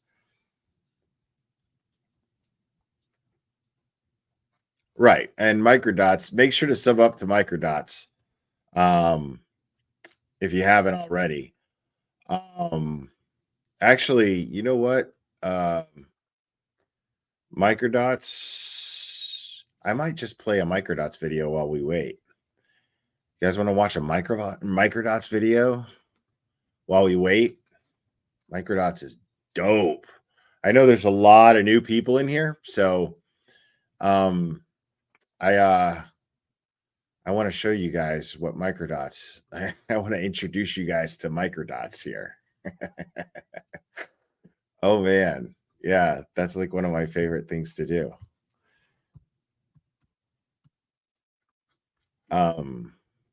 Give you guys a little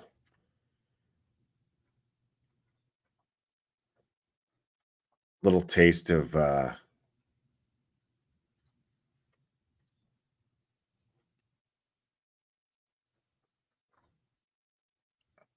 what Microdots does here.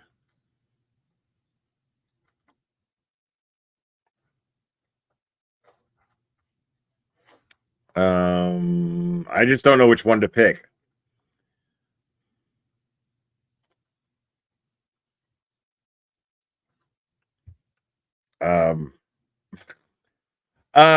We could, let's just do this one for laughs real quick, because I don't think I've even watched this one.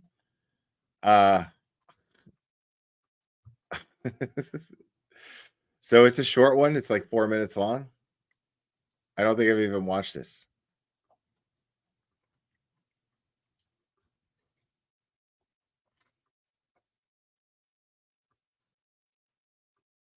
But we'll start with this one, and then I'll show you guys like. Karen Reed is almost certainly guilty. You're just talking. Ozone basketball. Just read the document that the government filed. Just following the evidence, brother. What else was found? Embedded in her taillight. Human hair. He's working with the defense. Human hair. Not dog hair, not turtle hair. Human hair. There's people that are willing to deceive you here. You want that channel? Go ahead. You'll find it on Saturday night. You'll find it tomorrow night. That's a guy that isn't interested in the truth. Oh, absolutely. I always bring receipts. That's one thing about me. Colonel that didn't commit murder. Guys, how does this lunatic get handled on serious channels? Seriously. All right. We're going to now assume that the police conspired, plucked hair out of the dead guy. Lucky's instinct would have been to give the investigator what he wanted. There you go. There you go. There you go. Went back to the scene and stuck it in the broken taillight. Use your friggin' head. You have no fucking idea what you're talking about. Don't make such fun of the criminal justice system. This is embarrassing. These people were not part of a conspiracy. Lucky has a history. Would have been nervous. It's not clear he would have known the difference between a private investigator and a cop. I mean, these are just bombshells of truth right here. Just genius. I mean, like Plevin is just nailing it, bro. Every time I listen to Plevin, man, it's just like Really, dude?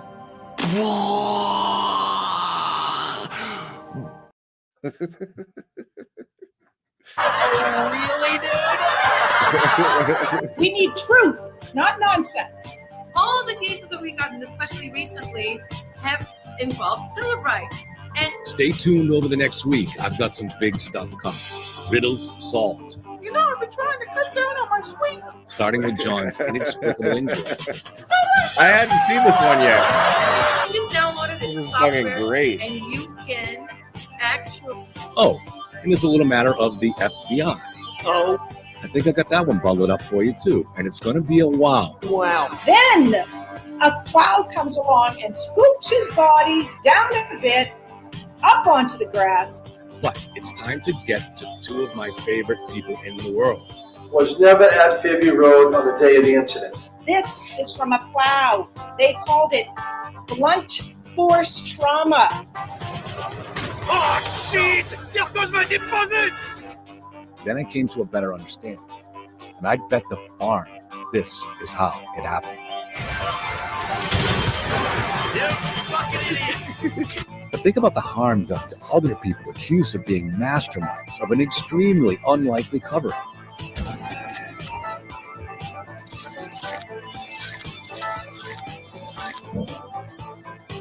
There's a barrel of fun! seen this exact issue come up before. Once the expert downloads it all, anyone in my office can go through the data and see what time the text went, what the content of the text was, what websites they were on. Everything is on there. But this is the most probable theory of how the accident happened.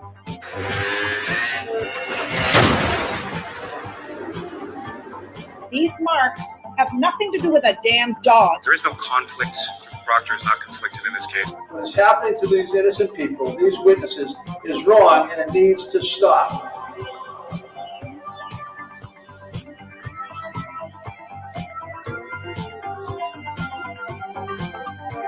It needs to stop. It needs to stop. Oh my goodness. Bonnie, thank you for the Cash App. I appreciate it. Hold on. We're going to watch another Microdots video while we wait.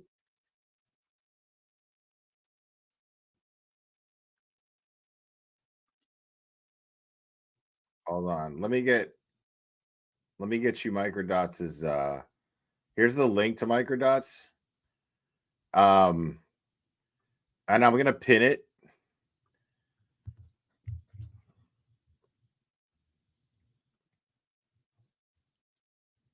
If I can, here we go. So it's pinned to the top of the chat. Microdots' channel name. And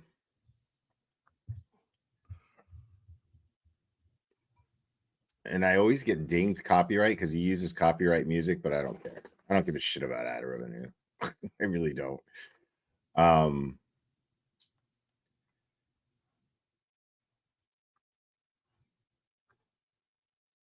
All right, folks.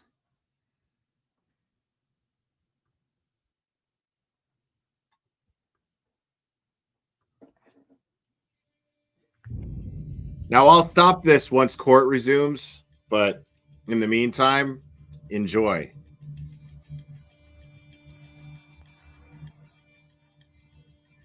And again, the link to this channel that I'm playing right now is The city of Boston at the top is of the chat. declaring a snow emergency beginning tonight at 9 p.m. The storm's expected to move into our region late tonight and continue to impact Massachusetts throughout Saturday and Saturday night. The rate of snowfall is expected to pick up significantly around 9 or 10 tomorrow morning. Now we get into the real meat of this storm from 10 a.m. to 4 p.m. where the snow can come down at the rate of 2 to 4 inches per hour. 2 to 4 inches an hour is basically whiteout conditions.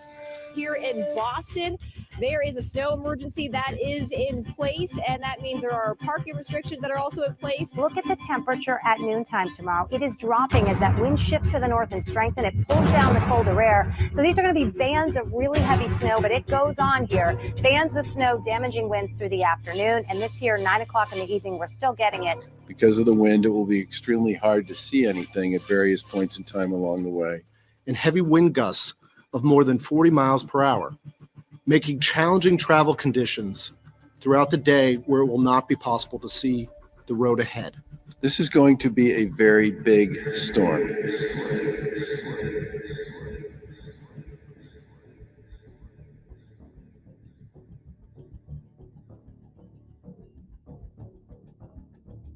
Many peculiar irregularities have come to light in the Massachusetts State Police investigation into Karen Reed. Upon closer examination, certain details presented to us confront our common sense and elude all logical explanation. We will present the facts to you as we understand them and let you decide for yourselves.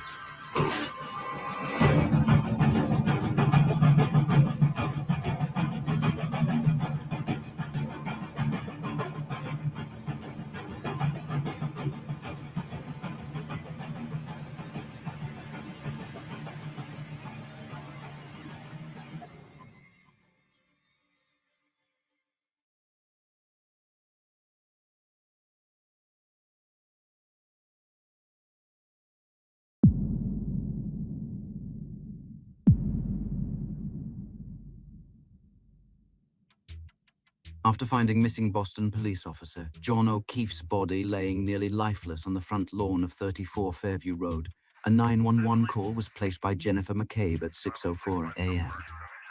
Moments later, Canton police, fire and ambulance services arrived on scene to render aid to John O'Keefe.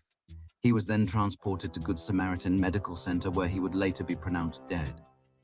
Once John O'Keefe left in the ambulance, responding veteran Canton police officers Lieutenant Paul Gallagher, Detective Sergeant Michael Lank, and Sergeant Sean Good began their investigation by searching for evidence. It was nearly sunrise, and the sky was getting brighter by the minute. The low wind, minimal snowfall, and early morning sunlight provided the best conditions for a police search that would be possible for the next 24 hours. Since it had only been snowing lightly up until this point, and would not start snowing heavily for another 3.5 hours, Lieutenant Gallagher was able to clear about 2 inches of accumulated snow from the crime scene with a leaf blower. Before we go any further, let's discuss all of the evidence that was present at the crime scene that day during the morning Canton PD search and the evening Mass State Police search in total, according to the Commonwealth. 1 broken cocktail-style glass. 1 men's sports shoe belonging to John O'Keefe. John's cap. 6 blood samples collected from the snow using improvised red plastic cups borrowed from a neighbor. And 37 pieces of shattered tail light plastic scattered across the crime scene. Now, envision all of that evidence on the grass surrounding John's lifeless body, precisely at the spot designated by the state of Massachusetts as the point where he came into contact with Karen Reed's taillight. This contact had such force that it resulted in the taillight explosively shattering into 37 pieces and the cocktail glass breaking. A violent impact of such magnitude that it not only knocked one of John's shoes off, but also sent his cap flying from his head. What was found by the Canton PD during the first search is quite curious. They were able to locate all of the broken cocktail glass pieces and all of the blood samples. However, of the 37 bright red tail light pieces laying in the pure white snow, they were able to find exactly 0.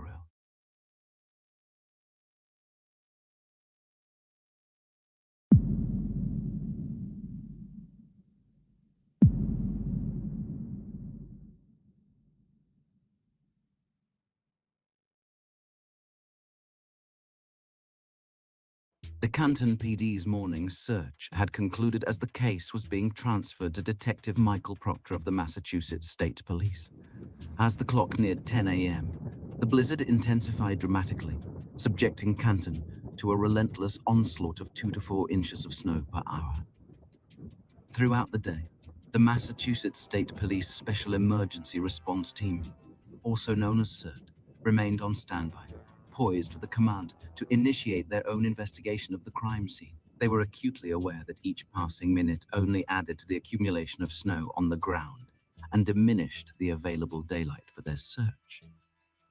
However, CERT team leader Kevin O'Hare received a call from State Police Lieutenant Brian Tully, stating he did not have authorization to start the search yet. The reason for this many hours-long delay remains unknown.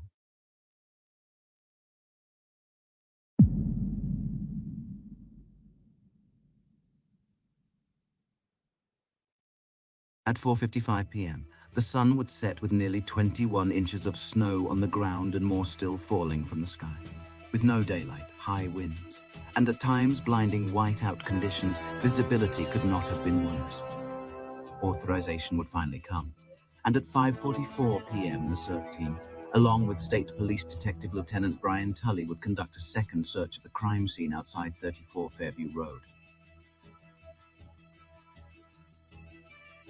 There is no record of the area being cordoned off since the morning search, which left it wide open for anyone to access, unmonitored until the state police arrived. Under these conditions, one wonders how they could have found anything at all. However, what the Massachusetts State Police claim to have found is truly mystifying and challenges rationality. And 20 inches more of snow, 40-mile-per-hour winds, and complete darkness. The state police claim to have found 2 bright red and 1 clear plastic pieces of shattered taillight, along with John's missing shoe. Logic would dictate that a mix of evidence should have been found by both teams. However, the fact that the morning search found all of the cocktail glass pieces indicates they did a meticulous job searching the area. Then how in the world during their 2-hour search did they miss 37 pieces of bright red shattered taillight glass, including 1 corner piece the size of a small teacup? Okay, now all of this stuff, people, the link that I just dropped is a spreadsheet of documents, witness statements, basically anything that you need to catch yourself up on this case. So it is a spreadsheet. It is very public. It was put together by Sleuthy Goosey. And it is it serves the purpose of you educating yourself and staying away from rumors and speculation based on rumors. Make your own opinion, look at the facts, look at the documents, and form your own opinion. That is the only thing that I encourage you to do. That is what Sleuthy Goosey encourages you to do. That is what Deets on the Streets here encourages you to do. That is what Cherry encourages you to do. Everyone on this channel will encourage you that to simply look at facts. Do not get your information from people who are just throwing shit around, and know the difference between opinions and facts. Like, I'm going to give you opinions, but I'm always going to tell you that it's an opinion, and I want to attract the kind of audience that knows the difference anyway. Just exactly do your own research. The link is there. Sleuthy Goosey is in the chat, and she is here it is. Just I'm putting it in chat again. All of this stuff can be verified. All of the stuff that you're seeing in Microdot's video can absolutely be verified.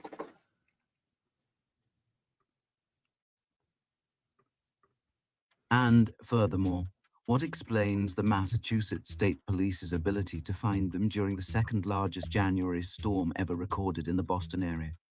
Leslie, how was the shoe missed in a few inches of snow during the morning search?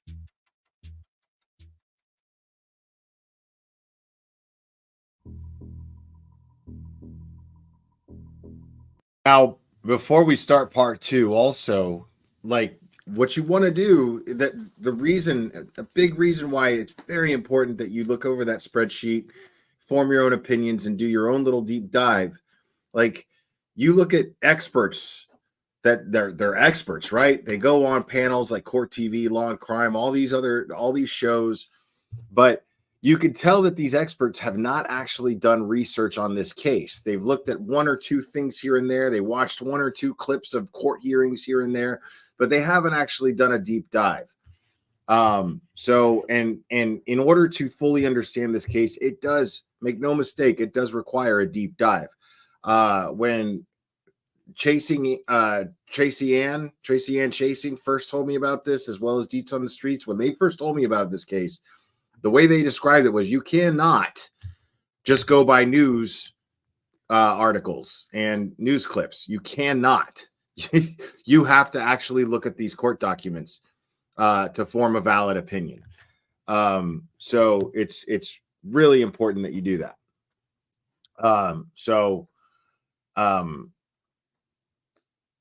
When you watch court TV, like, you'll see us be like, Jesus, see, man. And it's really, really annoying. Thank you, DOAG. I appreciate you, buddy. The thing is, man, it becomes so frustrating, because I'll hear these experts on court TV, and the thing is, yeah, they make a lot of sense because they're attorneys and they're former law enforcement and whatever. But the problem is that to understand this case, you have to do a deep dive. You can't just dismiss, oh my God, a conspiracy theory. What are the chances of a conspiracy? The chances are really slim. They are. But if you look at these documents, it's very, very likely. And it's undeniable. It's in your face.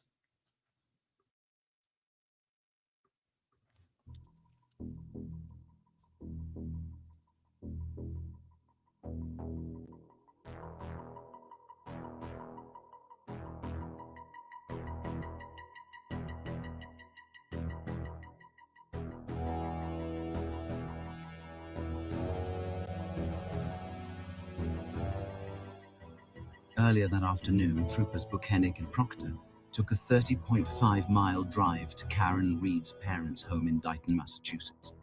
The stated purpose of their visit was interviewing Karen about what had occurred the evening prior. Excerpt from the Commonwealth Statement of Case, dated June 2022, and signed by Assistant District Attorney Adam C. Lally. At approximately 4:30 p.m. on January 29th, troopers Buchanan and Proctor arrived at a residence in Dighton, Massachusetts, the home of the defendant's parents. Upon their arrival, they observed a large black Lexus SUV bearing registration 3G684, registered to the defendant, parked outside the garage door in the driveway to the home. The troopers observed the rear right passenger side taillight to be shattered and a large red piece of plastic to be missing from the taillight. The black Lexus SUV was seized from the driveway of the defendant's parents' home in Dighton on January 29th as well. The vehicle was then transported via tow to the Canton Police Department. If the troopers arrived at 4:30 p.m., interview Karen inside the home, tow her vehicle at 5:30 p.m. as claimed, and then drive 1 hour back to the Canton Police Department, it would be impossible for them to make it back before the 5:44 p.m. search begins. Which means they would have no opportunity to plant the taillight fragments.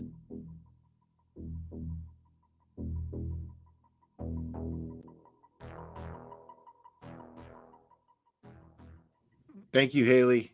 On May 2nd, 2023, award-winning journalist Aidan Kearney from Turtle Boy Daily News would break a story that would profoundly shake the foundation of the case and cast doubt on the integrity of both the Massachusetts State Police and the Norfolk District Attorney's Office. Kearney reported the existence of time-stamped video footage from the Reeds' home, showing Karen's vehicle being towed at 4:12 p.m. And he would go on to report more evidence in the form of public records requests to the Dighton Police Department, ultimately proving that the troopers arrived at 3:27 p.m. and were gone by 4:17 p.m. This means Trooper Proctor and the vehicle were unaccounted for a period of 1 hour and 18 minutes, and that they had plenty of time to reach the crime scene before the 5:44 search began. And that they lied about the timeline on official court documents in a murder trial. Quoting Aidan Kearney, "What these people are doing is evil and tyrannical, and we will never stop exposing their lies until each and every person who helped cover up the murder of John O'Keefe is criminally charged."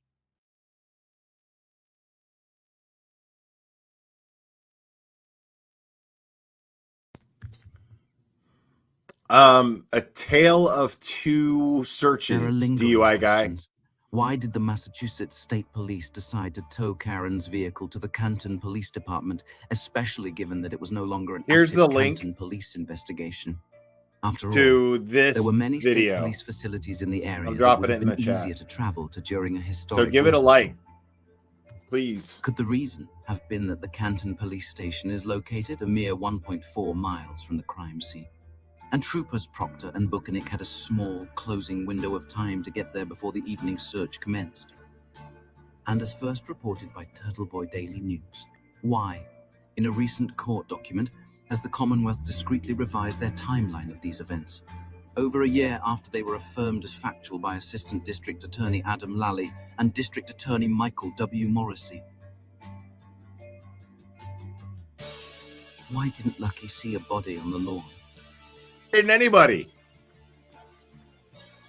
Why was the Ford Edge parked in front of the crime scene for over an hour at 2:30 a.m.?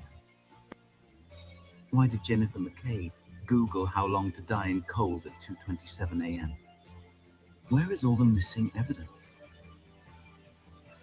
Why weren't all of the people present in the house that night interviewed, and why was it never searched?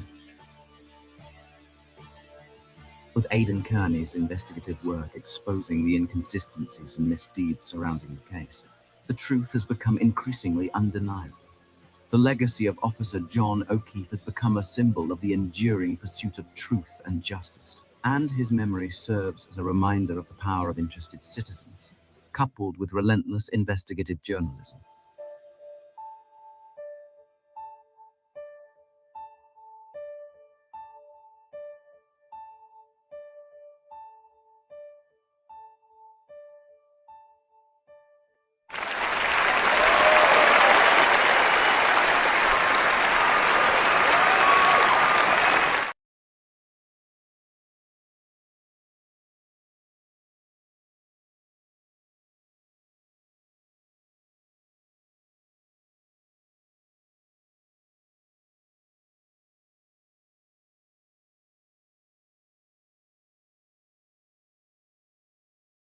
I can't play Nightline. I'll get dinged. Now, this is Sergeant Peter Murphy, who actually used to train Canton police officers, and I want to play him talking because I really have a whole lot of respect for this man. And we do back the blue. We do back the blue on this channel. We just don't back dirty cops. We're not okay with dirty cops, man. We are going to watch the example of what we believe should be a police officer who's standing up.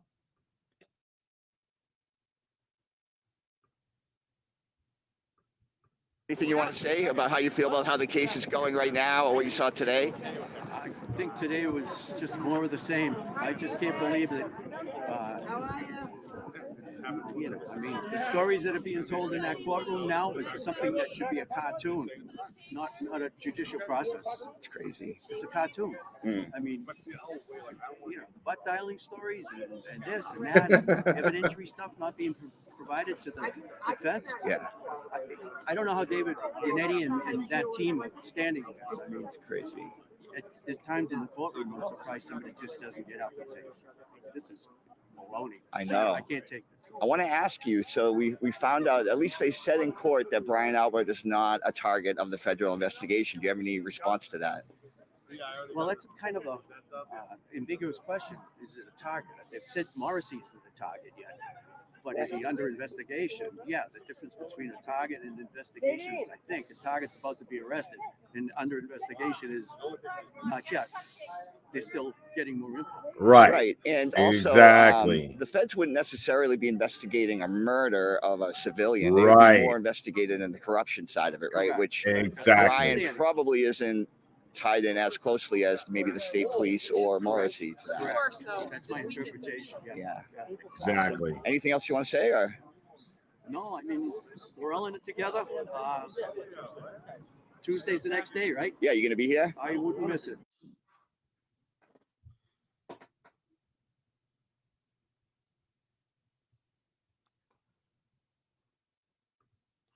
Yeah, so if you guys want to donate to Microdots, donate to dropmicrodots.com. Go to microdots, drop microdots.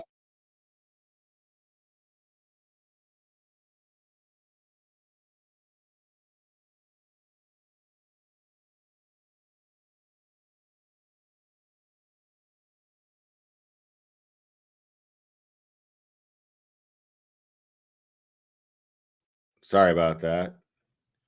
Let me get rid of this banner here.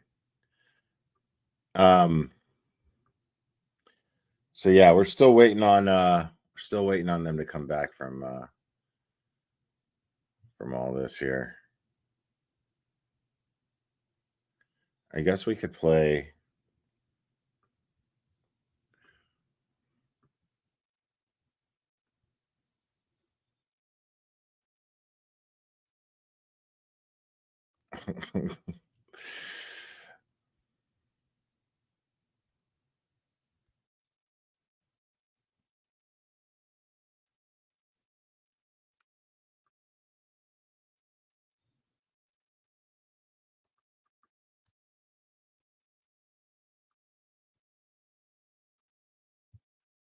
Yeah, I don't think,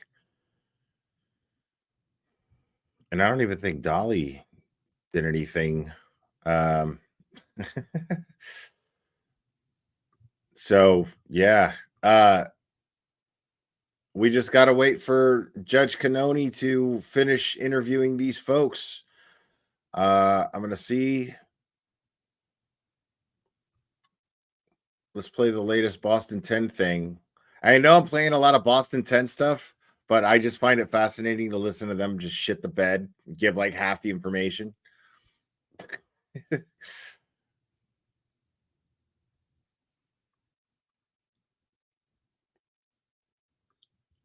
Oh, it's just her. It's just Cannoni with the witness list. That's all that is.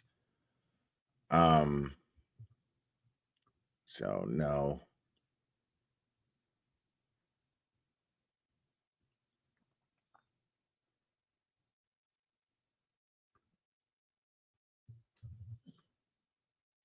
Yeah, I'm just refreshing everything to see like what is going on. Let's see. Refreshing Twitter.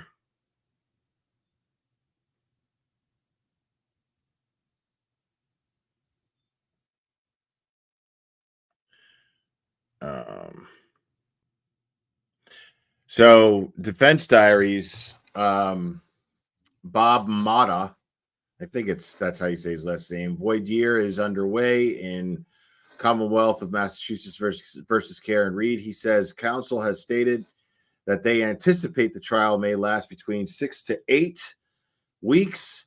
Below is the defense witness list. I anticipate a whole hell of a lot of requests to the judge seeking permission to treat their own witnesses as hostile.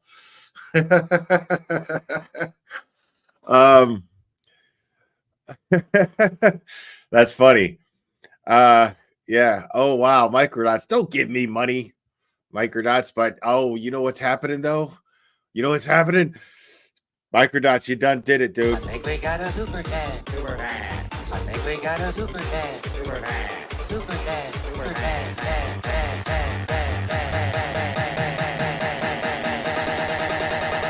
I think we got a super chat. I think we got a super chat. Oh, you're getting the song. You're getting the song, bro. Justice is coming. Thank you, Microdots. I appreciate everything you do, man. Seriously. It's too important. So please keep it going. Yeah,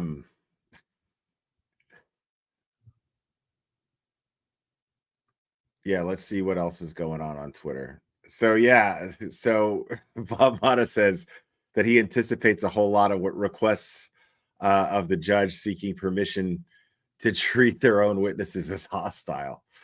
And I totally agree. And I'm definitely going to be following Bob's updates. Most definitely going to be following Bob's updates.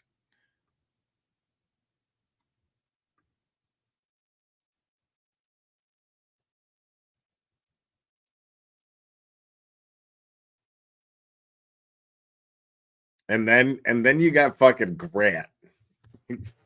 We got to read Grant's updates too, bro. Because we all love Grant here, don't we? I mean, we all, yeah. Shut your fucking mouth! No problem, John. Shut the fuck up, you cunt! Shut it! I'm telling you, we love Grant, don't we? Don't you guys want to hear what Grant has to say about this? No. Wait. You're getting it anyway.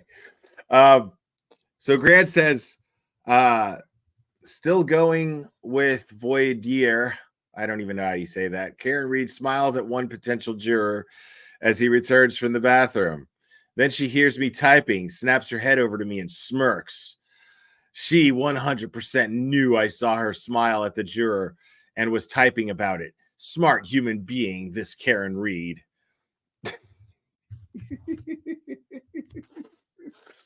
Dude, I mean, you gotta love it. You gotta love it. You big dummy. I mean, I don't understand, Grant. Like, how do you even put your shoes on, dude? Oh, that must be exhausting. I mean, it must be exhausting. How do you even do it? I don't understand.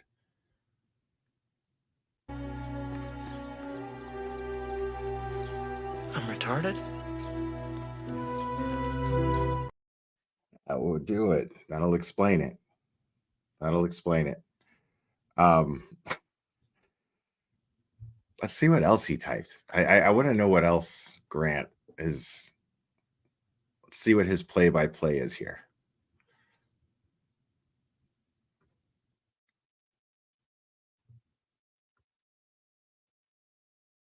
Why are all these so old? Okay, here's a follow-up. Okay, Karen looked over at me again. She didn't smile this time. It was very direct. Look, it was a very direct look. And it was like she wanted to stare into my soul. Stay out of there, Karen.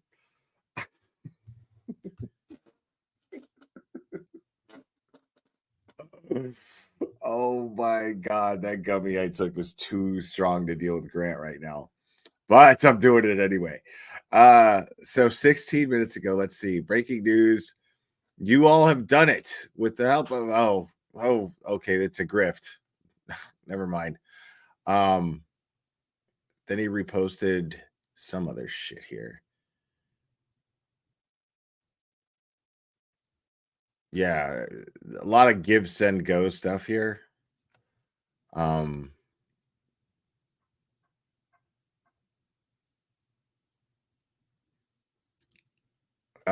What am I looking at here? Okay, this is Grant's logic. Okay, so let me show what I'm looking at here.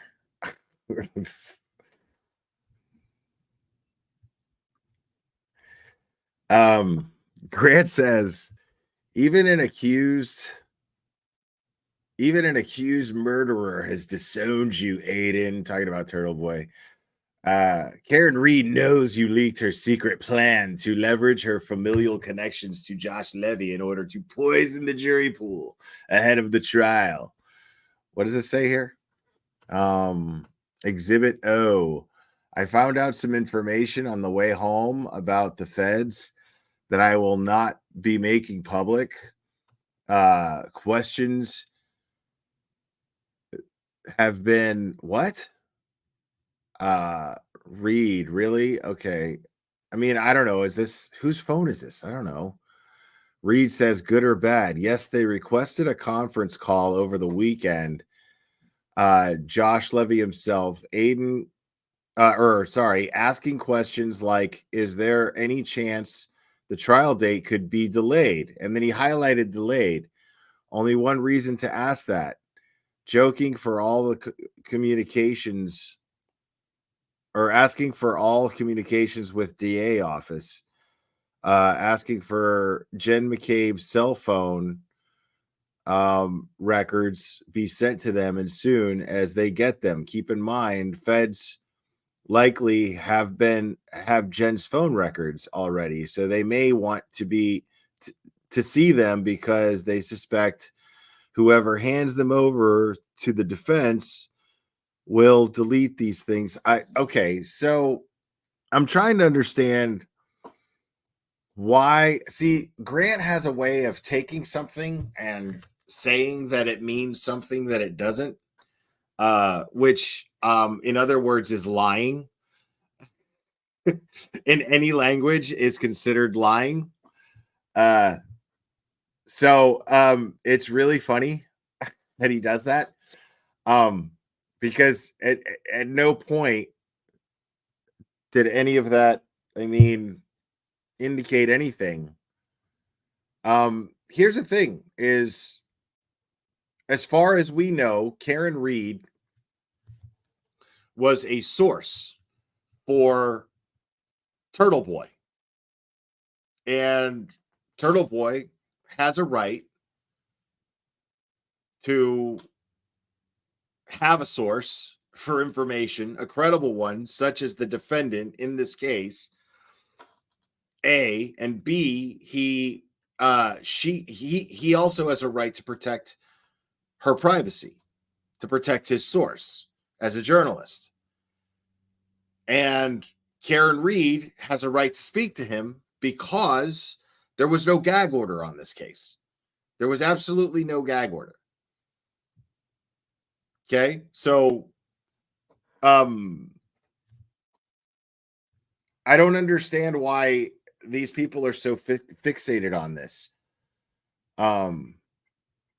It makes no sense to me. I think we got a super chat. Super chat. I think we got a super chat. Super chat. Super chat. Super chat.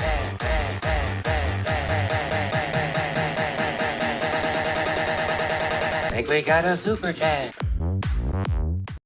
Yes, Bob, thank you. Will, did you know that William Bradford was a passenger on the Mayflower? Are you a descendant? You are American royalty, brother. No, I am not a descendant. There is absolutely no possible way that I am a descendant of that person in any way, shape, or form. But according to some whatever thing, I don't know what it is. It's like a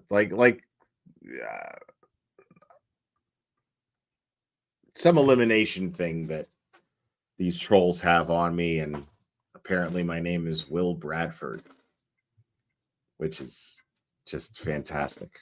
My name's Will Bradford. Okay.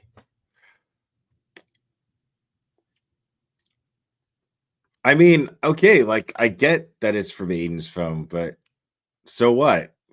It doesn't matter. Yeah, like we're aware of all this shit. Nobody gives a shit. That's the whole point. It doesn't matter anything. They did not try to taint the jury pool. They did not do anything to try to screw up the jury pool.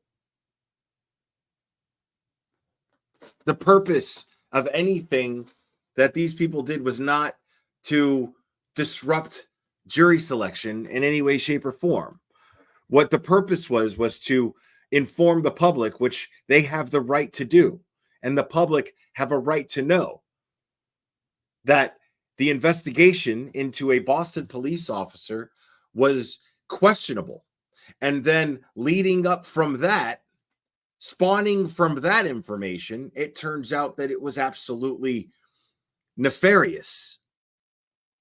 And then spawning from that, it turns into, well, is Karen Reed innocent? Is she being framed? Because there's too many people lying. This is the issue with this case. There's too many people lying. And it seems like, I mean, I would make a rough guess that at least half of the people that the Commonwealth has named as their witnesses have already been proven liars. I mean, the cops, at least half the cops that are on their witness list are already proven liars. I mean, so that's fascinating to me. That right there creates doubt into the entire case. And why nobody, I mean, not nobody, I'm saying, but why is there anyone that even that doesn't wonder why this isn't fucked up? This is completely fucked up. This is a county in the United States of America where this is taking place. This should concern everyone. This should absolutely concern everyone that a Boston police officer was killed and it was covered up. Because I have every reason to believe that at this point. That is my opinion. Have I seen proof that anybody in that house did it? But I've seen enough proof that somebody in that house knows something. And I know that everyone that was in that house has been caught lying, including police officers. Everyone that was in that house has been caught lying already. This is not something to just take lightly.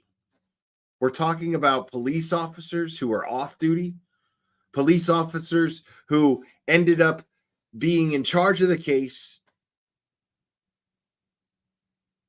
turned out to be friends, close friends, practically family with the owners of the house who have already been caught lying and have conducted a beyond a half-ass, I mean, like significantly short of a half-ass investigation. That can't be a coincidence. I'm sorry. That cannot be a coincidence. You're not going to convince me that that is a coincidence. How many other cases has Proctor worked so carelessly? That's what I want to know. And I bet you the number is very little.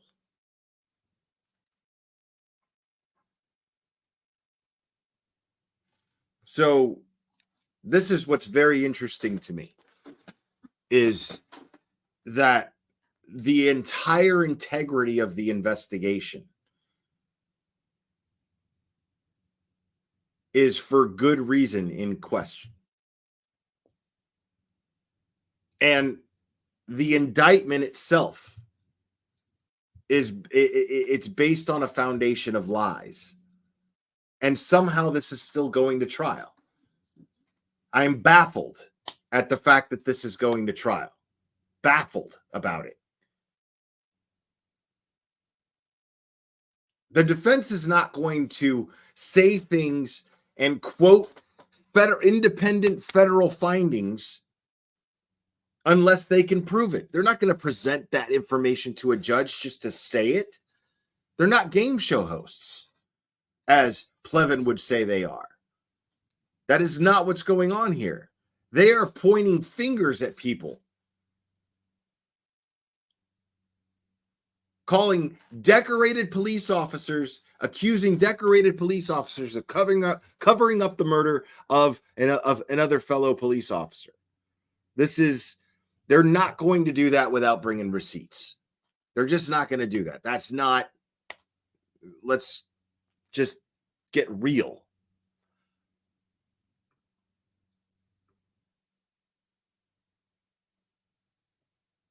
And yeah, I'm still waiting to see when this goes live.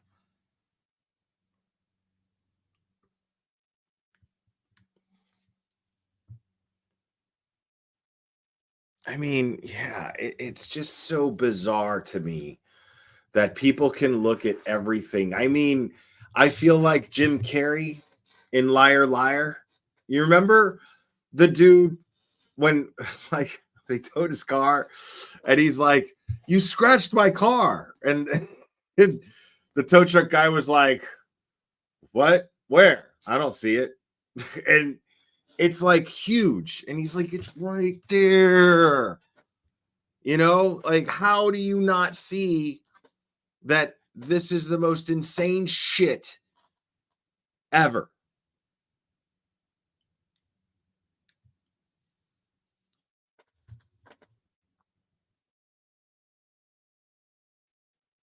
That's because Dolly doesn't know what he's talking about.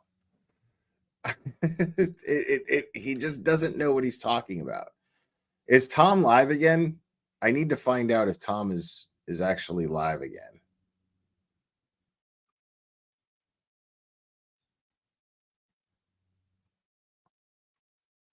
But I don't think so. I wish he would go live again. Vinnie Politan is live. He's talking about the Kansas moms.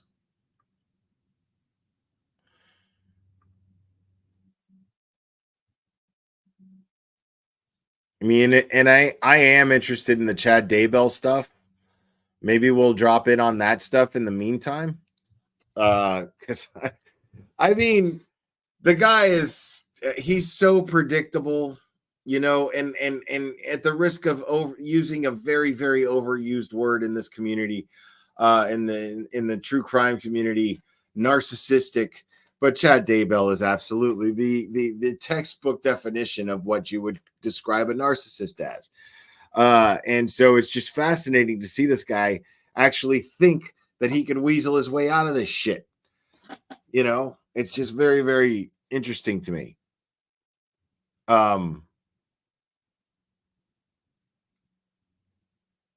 Yes.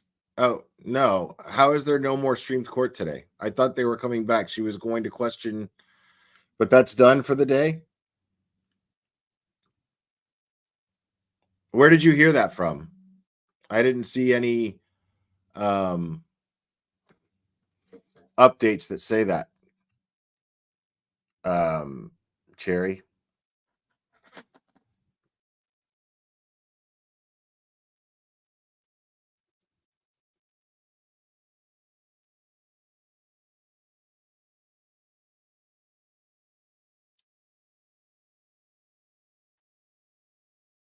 And I feel like Tom would have went live again.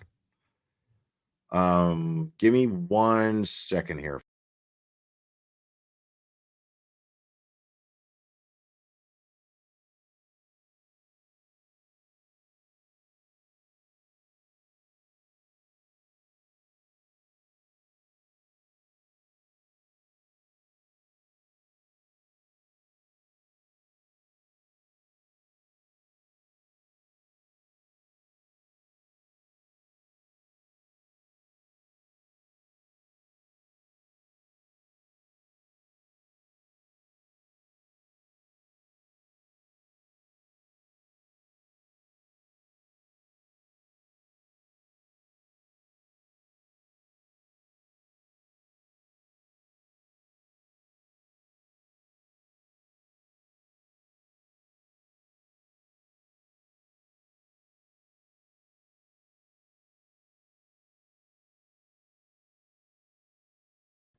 Okay. Okay, so Tom is done for the day, doctors.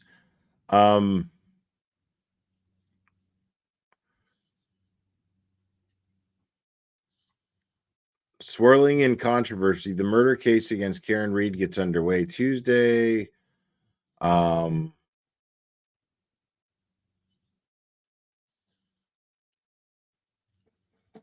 Thank you so much, Lori, for the Venmo. I appreciate you.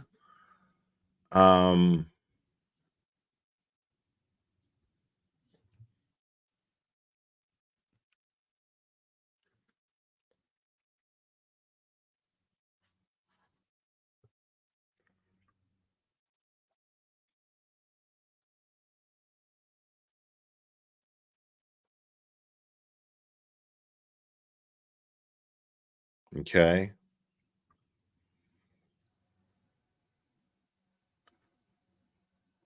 I just want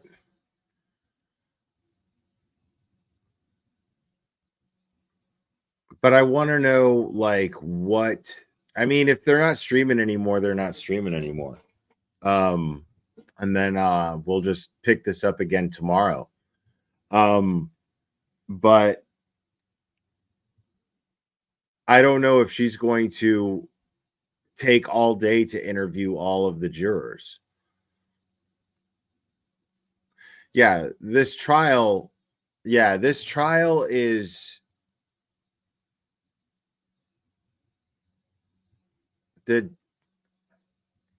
when did Tom interview Dolly? Did he actually interview Dolly? Let me see real quick.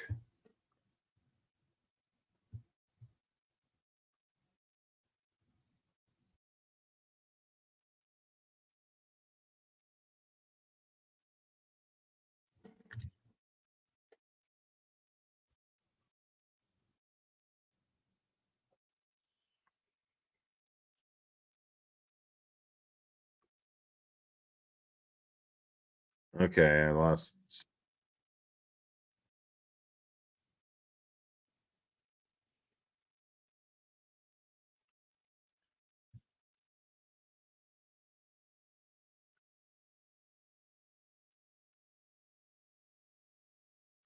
donation to the church. I'm sure. This is awesome. Shit, what was that? Oh, I got your glasses. Deanna. Deanna's husband. Part-time. Yeah, that's just Tom going home. So, like, wow. yeah. All right, you guys got this under control down here. You guys got it going on. Yeah, there it is. You gotta love that shit right there. Oh my god. 323. You gotta love that, man. That somebody like made a free Karen Reed sign with my Cuck Church super chat dance.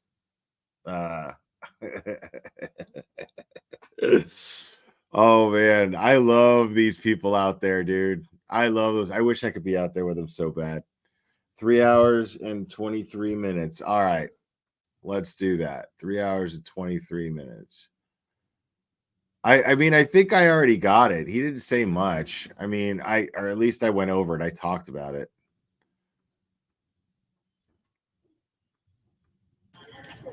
Oh, yeah.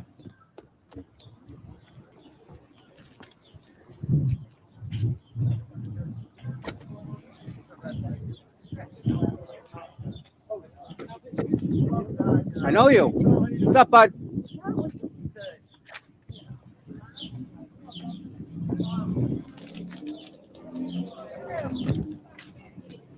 Looking sharp. Thank you, my friend. Thank you. Thank you.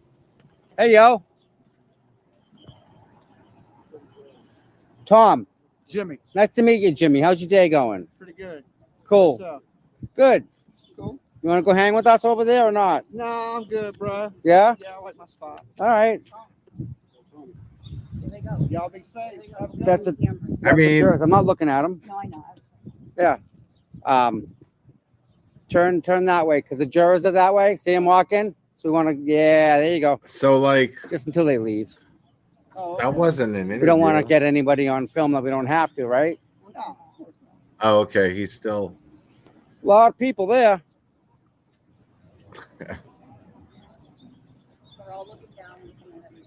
Yeah. I'm purposely not showing anything. I mean, sorry guys. I don't want to get anybody on film. That shouldn't be on film. I'm glad Dolly's still crossing the street. That shouldn't be on film. Well, they have a lot of people to choose from. Still crossing the street. How many people was there, you say? 300 people? They're still coming. Dolly's being A lot of perfectly people coming civil. from one building to the other. He's being perfectly Yeah. civil. Yes. They must be the people for the witnesses. They're in charge of the witness pool. You're in charge of every single one of them people. Make sure they don't talk. Make sure you don't run up and talk to them. Hi. Yeah. Yeah, yeah. So you got a southern accent. Where you from? Originally, I'm from Georgia. Georgia. What part of Georgia? Columbus. Columbus, Georgia. Yeah. All right. That's cool. I've been to Georgia. Cummings, Georgia. Never been there. It's up near the lake, the big freaking lake. Lived in Columbus before. Forget the name of the lake. That's It's beautiful though. I heard Big that. lake. Yeah. Not Table Rock. That's in freaking Missouri. Oh, come on, help me, guys. I don't think The DUI lake guy's in- there, in but northern I know Georgia. DUI guy's gonna go live about this soon. Huge. It was Big cool to Bass see him Lake. in chat.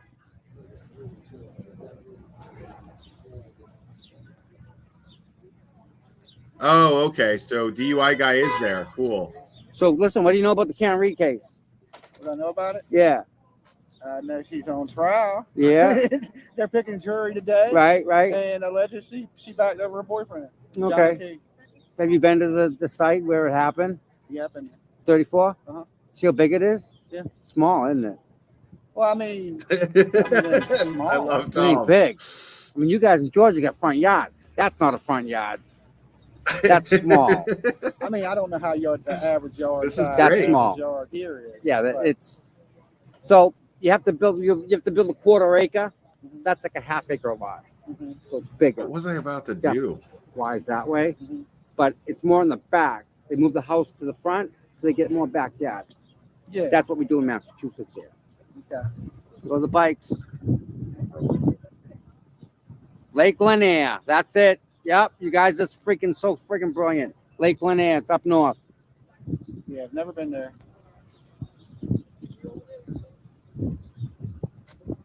So, if you want to know about the Karen Reed case, you got to go to my channel, CPU Tommy. CPU Tom. You got to go to my channel. I think I've seen it before. Yeah. Tom. And I've been following this from the beginning. And at the beginning, it was what you said. It was that. It was that she hit him. Yeah. But as more evidence came out, it's absolutely not that. You don't have this many cameras for any murder trial anywhere, unless there's something. Yes, everything that's being said about Dolly Vision in the chat is absolutely true and valid, but I'm not going to ostracize him at all or say anything bad about him at all at the moment for the fact that he is being perfectly gentlemanly towards Tom. He's absolutely being respectful. I'm not going to take that away from him. That's all I wanted. Different than just the murder. What do you think? That all the cameras are because of all the people out here with all the signs? No, it's got nothing to do with us. Nothing. You don't think that's drawing the attention? No, absolutely not. Not at all. No. So it's just that the media believes she's innocent. The media has the facts. There's a lot of facts that. But there's mixed facts. There's two different facts. I would say Well, that okay. the state's facts. Yep. Okay. Yes. Then you have a lot of conspiracy that goes along. With He this- was killed inside the house. The police had what motive would they have? See, Dolly is actually bringing up good points. Dolly's bringing up good points. The problem is that he's missing something. It's the lack of facts coming from the prosecution. And he knows this because he said himself that he feels like she's going to get away with it. She feels she's guilty, but she's going to get away with it. He feels that Karen Reed's going to get away with it because of the investigation, which if she wasn't innocent, yeah, I would absolutely agree with him. Before I was convinced of her innocence, I still felt that way. But I felt that way a long time ago. Dolly's just coming around a little late. But the problem with that is there's even more. There's more to consider. There's a lot of shady shit going on with cops in this whole situation. It's really bad. And Dolly's not taking this into account. He doesn't want the idea of a conspiracy to be the case. He doesn't want that because he's going to feel stupid because he talks so much shit on his channel about it. Had to kill John O'Keefe. I can't say it on camera, but there's a motive. You know, that's one of the things that They're going to tell you in that building right there. The lawyers are going to say the motive. I know it. I can't say because I'm not in that building. Yeah. But I do know. Okay. Well, I mean, There is a motive, and it's got nothing to do with her. Why his honestly. friends would want to fight him. Yes. And I know we could argue the dog bites all day. What about the cell phones? What do you think about The that? Google search? No. The two people that are accused of murdering them broke their cell phones. They were Stop it, instructed to Peggy. destroy their cell phones. They cut the SIM card in half, dude. Well, that's just like Karen Reed deleting her phone. You mean like Jen McCabe deleting her phone? But there's a lot of phone deleting. We had to agree that there's I a don't- lot of phone. Oh, absolutely. deleting Without a going on. doubt. That goes with more than anywhere All about her phones. They cut the SIM card in half, dude. They were instructed to just in that building right there. The lawyers are going to say the motive. I know it. I can't say because I'm not in that building, Yeah. but I do know. Okay. Well, I mean, There is a motive, and it's got nothing to do with her. why his honestly. friends would want to fight him. Yes. And I know we could argue the dog bites all day. What about the cell phones? What do you think about The that? Google search? No. The two people that are accused of murdering them Uh-huh. broke their cell phones. They were instructed to destroy their cell phones. They cut the SIM card in half, dude. All right. So Tom isn't explaining this very well, in all fairness, and no disrespect to Tom. He's just not. But he's going the two guys that are accused, like he didn't he didn't mention who they were or that they're cops. And they were there that night. And they were instructed by the DA to destroy their phones. And they did. And this guy swore under oath that that's what happened. A decorated ATF agent swore under oath in a grand jury that this is what happened. So, or during a proffer statement, which is still, I mean, yeah. So Dolly doesn't know this stuff. That's the thing. Dolly showed up there because, you know, he knew there was going to be an opportunity to get a lot of good content. That's it. But he hasn't even watched the latest hearings. And if he has, he doesn't comprehend them. So, so this is all news to Dolly, but he's getting the news kind of with, you know, he's not getting it explained to him in the best way. Well, that's just like Karen Reed deleting her phone. You mean like Jen McCabe deleting her phone? But there's a lot of phone deleting. We have to agree that there's a lot of phone. Oh, absolutely. Yeah, without a doubt. That goes with and Karen Reed, that to my knowledge, didn't do that. He's basing that on Grant's reporting, which was false. There's nothing out there that says that Karen Reed deleted the data on her phone. There's just nothing out there that says that. So, you know, it's right, exactly. There's nothing. So, and yeah, more than anywhere I've ever seen. Yeah. However, you can't delete that. I mean, but the thing is Dolly's just sitting there under a tree chilling, dude. You know what I mean? I got to give him credit. You know, I think it would be a different story if Bullhorn Betty was there with him and they'd be screaming and yelling, but maybe not, because there's too much of a fear of going to jail. You know what I mean? Like he's an outsider. If I'm Dolly, I'm like, I'm not causing any shit here because I don't want to get, you know, Dolly's got a record. You know what I mean? He doesn't want to start any shit. But at the same time, you know, if I feel kind of shitty, you know, not giving him the benefit of the doubt, just being like, oh, he's just being nice and he's being respectful. But at the same time, aren't I justified in assuming that he's not just being respectful and he's doing it out of fear? Because we've seen what Dolly does. But hopefully Dolly's seeing this behavior and it's an example for him, hopefully, on how to peacefully protest and make a difference. Hopefully. That Google search happened at 2:27. How long did I in the cold? That happened. But we know they're going to testify now that search was done at 6 a.m. No, because they have you heard the 911 call? I'm not sure if I heard the 911 call. Did they release the 911 call? And Karen doesn't ask the question at all. So what you're referring to is a lie.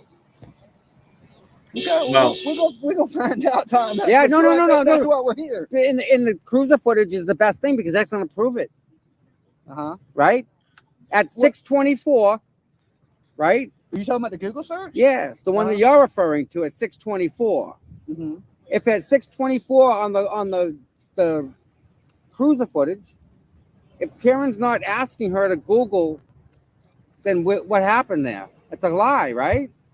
Well, yeah, if they have her on camera footage and she's not asking her to Google it, but she said, from what I'm understanding, the allege is that she prior to that was asking her, so she searched it when they were trying to revive him. Yeah, no, in the cold. She couldn't have, because the girl didn't leave the vehicle. This is what happened with the 911 call, so you know when you hear it. I don't know if you know. Karen was on her phone, right? Karen's on her phone, and they're driving around. Now, Jen's driving. Jen knew where to go. Jen knew where the body was. However, Karen is on her phone calling John, and he ain't answering. She's blowing his phone up. Boom, calling again. Hang up, call again. Hang up, call again. Like blowing his phone up. And she calls, and she sees John on the side over there, and she jumps out. That goes to voicemail. And it records everything. So when you hear the 911 call, you're hearing it from her phone that she dropped on the back seat when she jumped out of the car to go revive John. Okay, so when you hear that 911 call, it's going to sound weird, but the reason it sounds weird is because it's coming from this. That she dropped in the that vehicle. she dropped in the vehicle. Open mic, open line. And she never asked anyone to search anything. She asked for a blanket. You can hear that. It's clear as day. So what about the whole? My thing is lack of motive. I love your accent. Oh Yeah. my She God. drank the 8 vodkas and Could you drink 8 No. vodkas? I'd run everybody over out here if I drank 8 vodkas. She ordered 8 vodkas. She ordered them.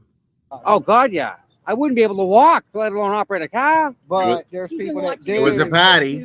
No. But there's people that do drink 8 vodkas and can drive a vehicle. I've never drank a day in my life. Okay. You know what the 8 vodkas were? Water. You know what the 8 Soda vodkas water. were? She bought a round for the people that were there, to include the people that murdered John. And the people that murdered John. She bought them But around. no motive. No motive to murder John. No, there is. No, there's What, the plenty young of man motive. that was in the house that There's they lots of blamed? motive. Yeah, there's motives. Didn't you hear court the other day? You didn't hear? There's a lot of motive. There we go. Yeah. If you put No, your no, he didn't hear court the other day. phone on mute, I'll put my phone on mute, and But he's there. I'll tell you exactly why. All right, hold on, guys.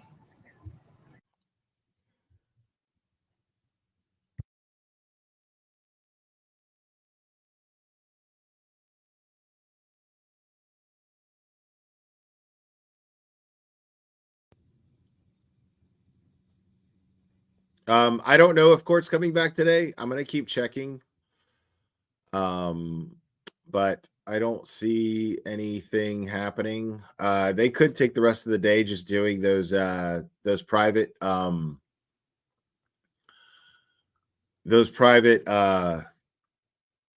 interviews from Judge Canoni to each potential juror.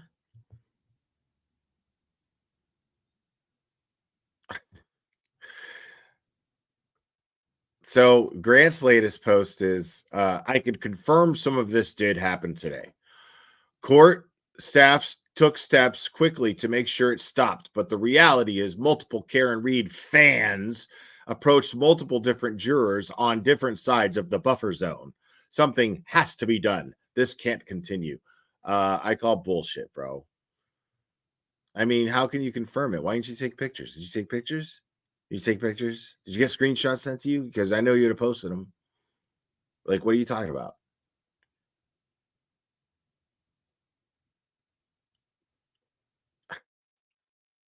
Guy just makes shit up. But yeah, I guess, I mean, Tom's muted.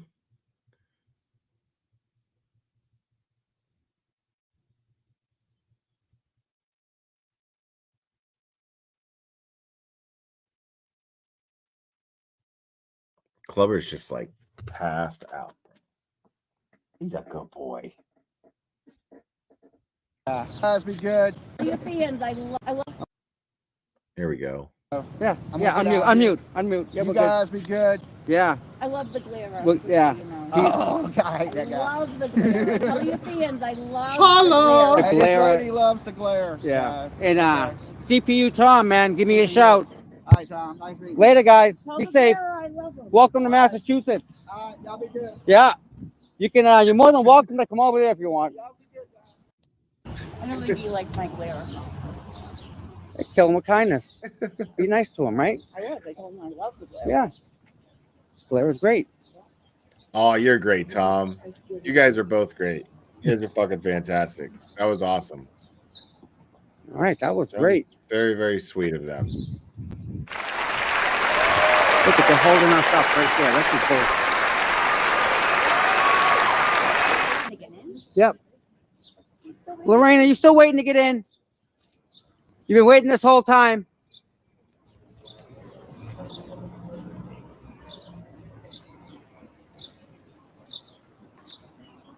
They give you a reason why you can't go in? That's still I can't up hear you. in the air. That's still up in the air if I'm actually going to go to Boston. Let me put it this way. I'm trying to.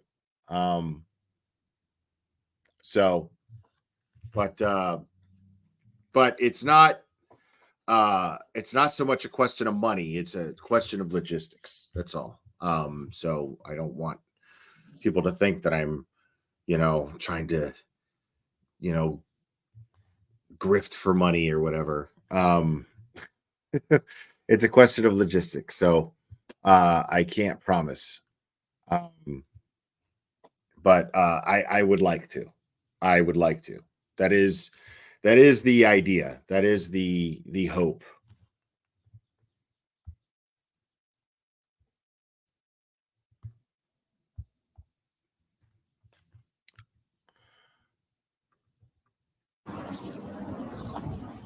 So here you go, guys. Here's another example of what the state is doing. They're keeping people out of the freaking courtroom.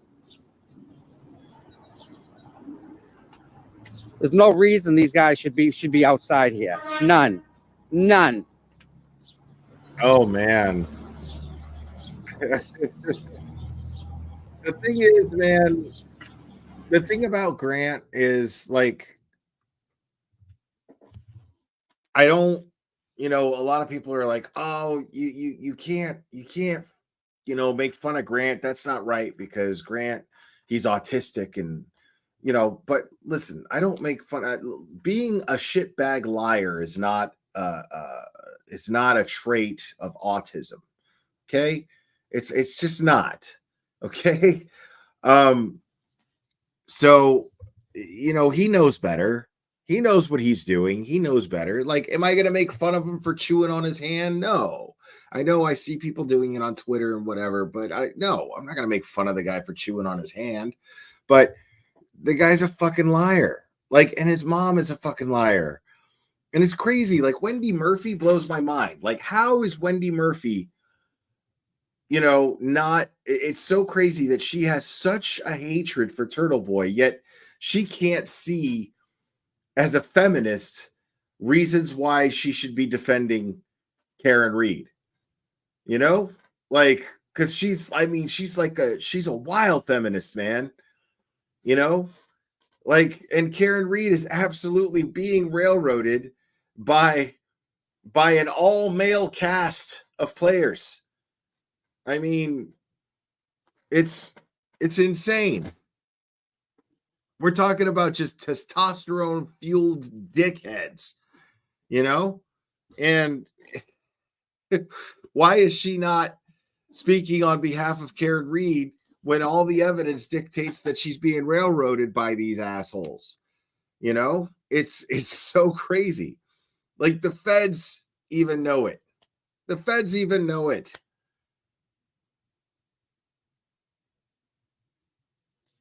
I mean, blows my mind. So it's like, it's at the same time, it's because Wendy Murphy's Grant's mom.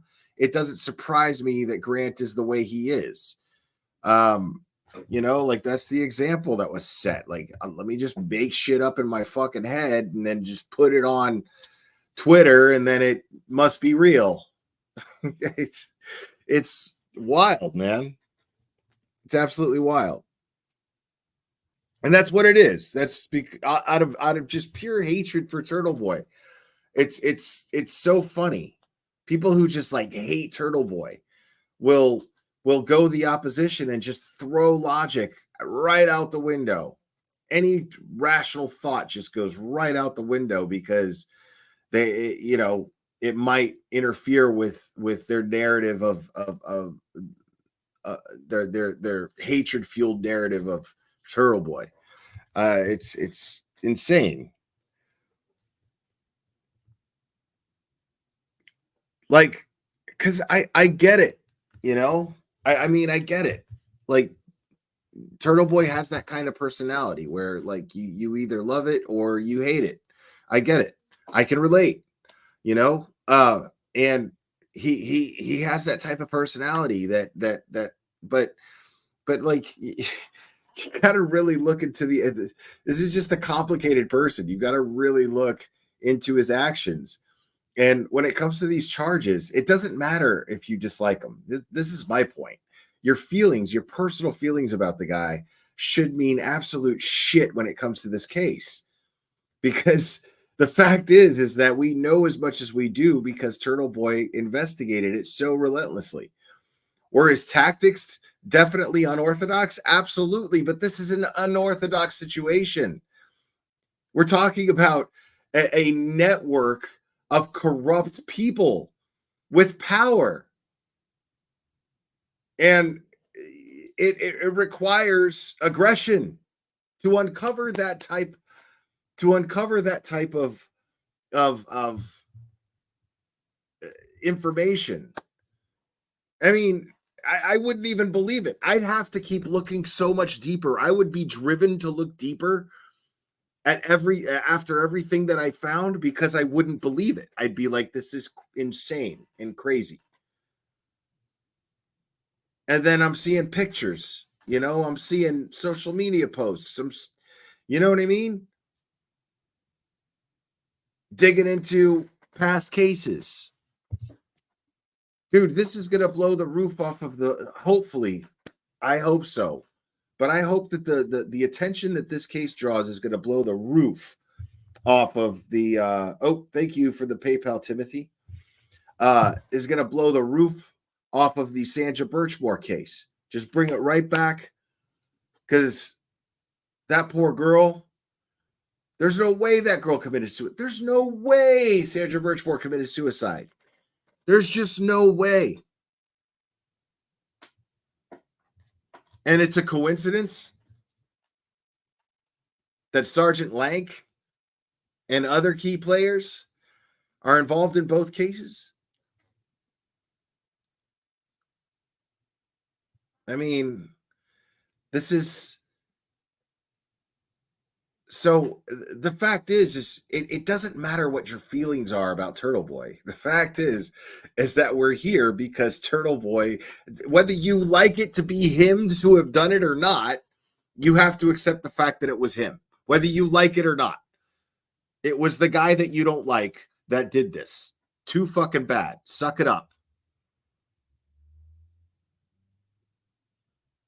Take the pill, swallow it. It's over, But the fact is, this guy got railroaded too. And all of the facts dictate this. I did 5 live streams, people. All of you new people, and thank you guys for being here. I did 5 live streams back to back where I went over each one of Turtle Boy's charges. And I showed, because these people left video titles and timestamps that I could reference in the charges. So it was very easy for me to go, okay, well, this is what they're saying he did. And this is where. So I was able to look at it. And I was like, that's not what he did or said. I mean,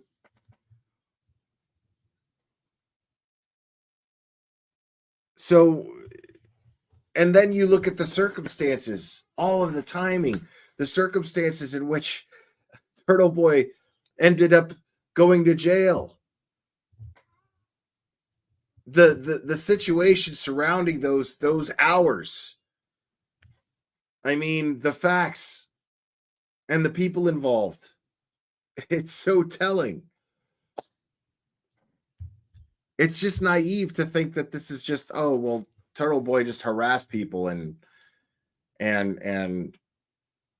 he had what's coming to him. What? No.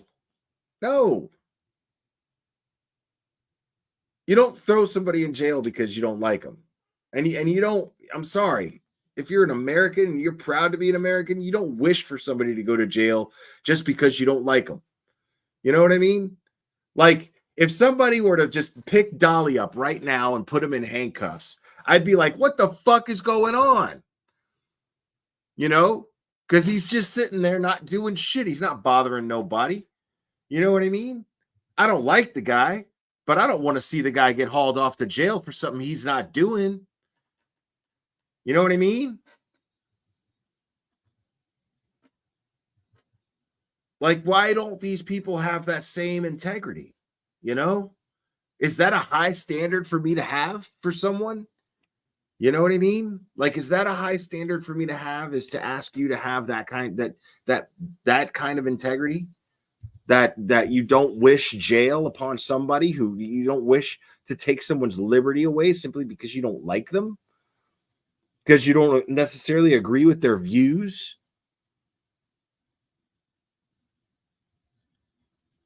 I mean, you should be disgusted by that. We should all be disgusted by that.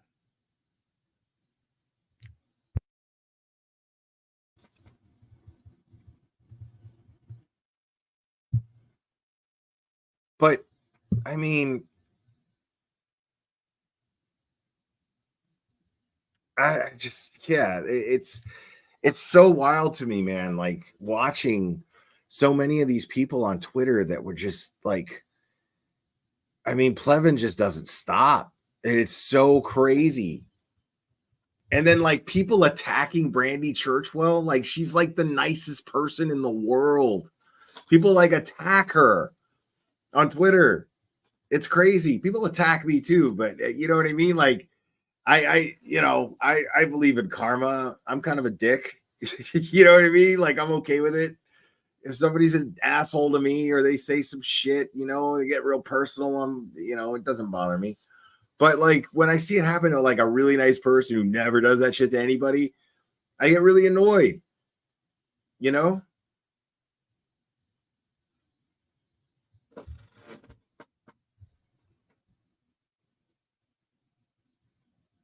Well, because she was breaking shit down. Like, that's what Brandy Churchwell does. She breaks shit down. She's got a channel. It's amazing. Brandy Churchwell, the 13th juror. And she breaks shit down. She's really, really intelligent. She broke down the Celebrite data problem, the Jen McCabe 227 search for how long to die in cold. She broke that down. She did some independent investigative research on her own, and then broke the shit down. It's fantastic. Here, as a matter of fact, while we're live, I'll go over it. We might as well. I'm loving hanging out with you guys right now. Let's do that real quick.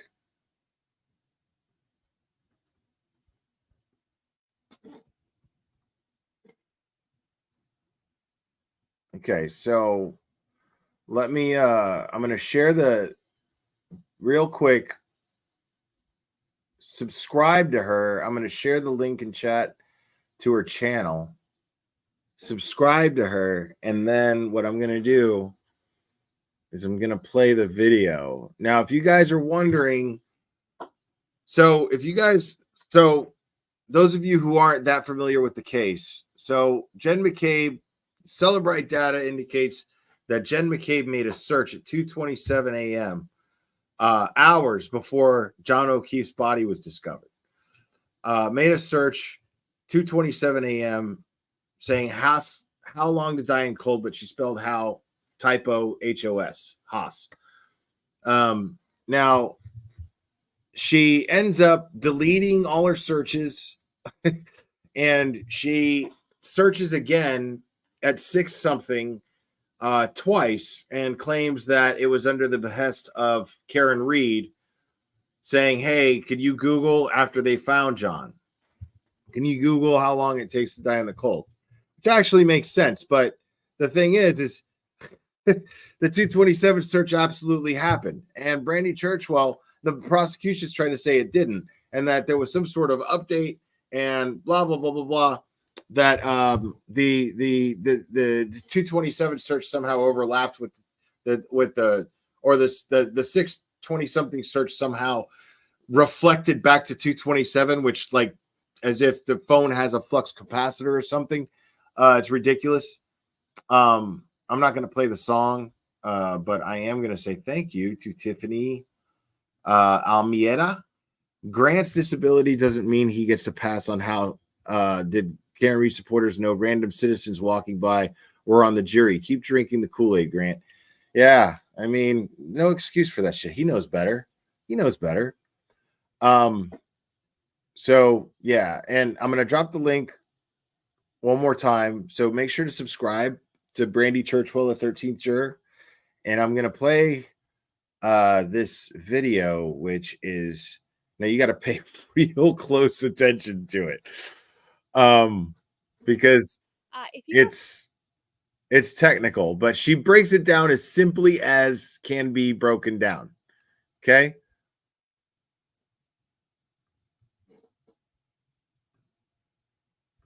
Following the Karen Reed case, you know that one of the most debated arguments is whether or not the search for How Long to Die in the Cold was searched by Jen McCabe at 2:27 a.m.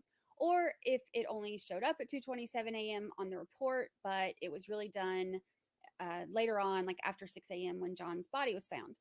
Now, this debate has suddenly turned all of social media into software programmers and cell data experts, and it seems that most people tend to agree with whichever explanation suits the theory of their chosen side. So I decided to go straight to a software developer and programmer who doesn't care anything about sides or who's right or wrong, and ask him to explain it to me like I'm 5 years old. So I took his explanation and the explanations from the attorneys and court documents, and I kind of put it all together so that you can decide for yourself what you believe.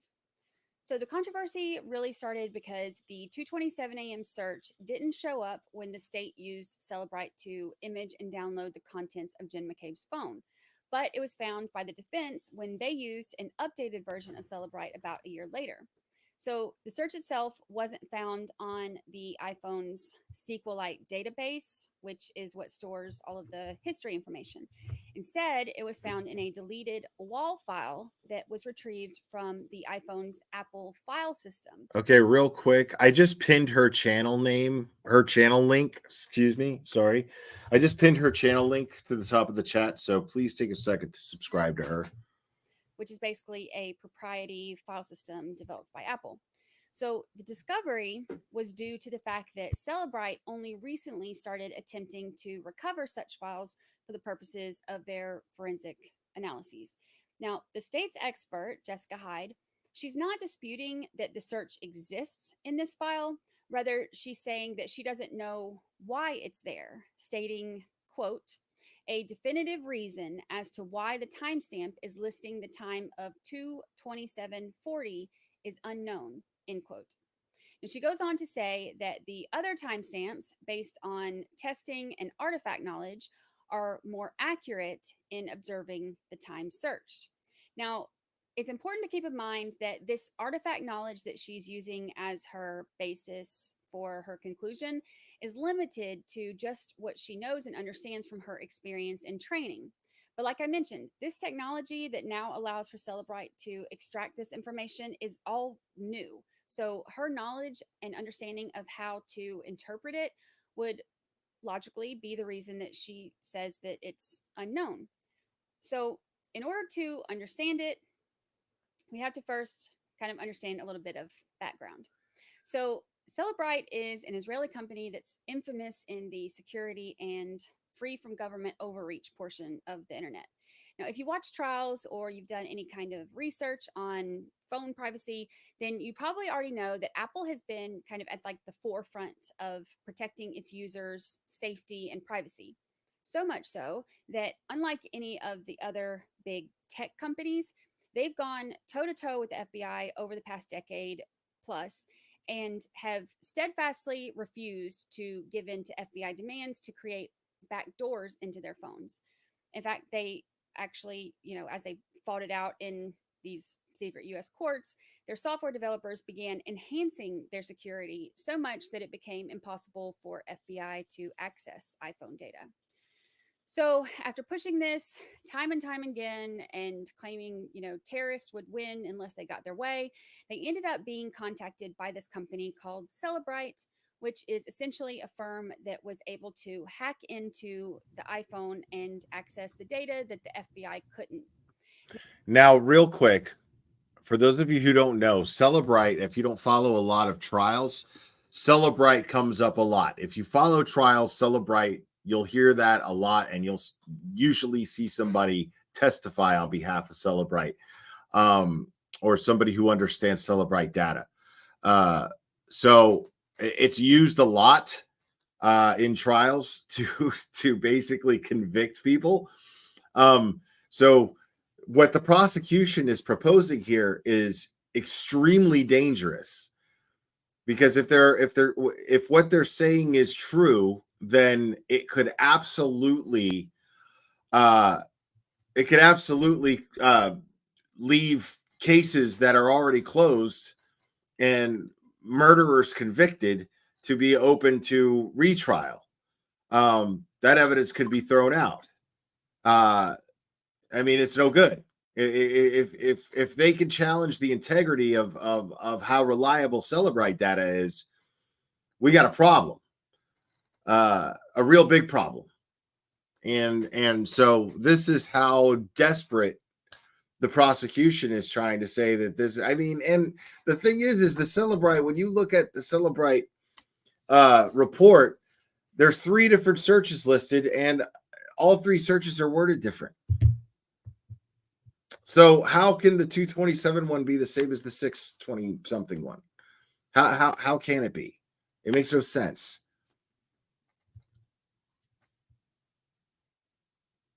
So Celebrite, if you follow trials, you've heard the word Celebrite quite a bit.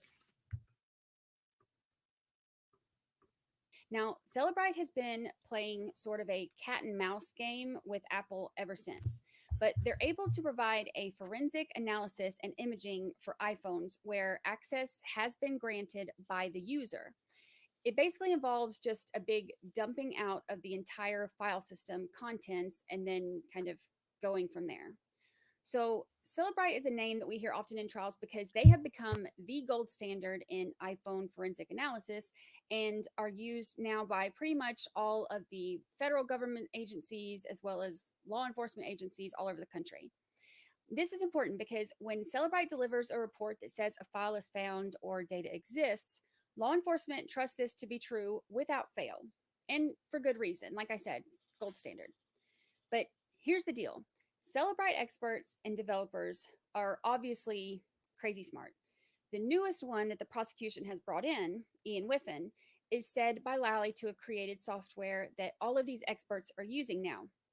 Now, we'll get into more of this in just a minute, but it's important to keep in mind that creating the software for Celebrite to extract this information doesn't necessarily mean that you are going to be able to be an expert in how to interpret or read the data.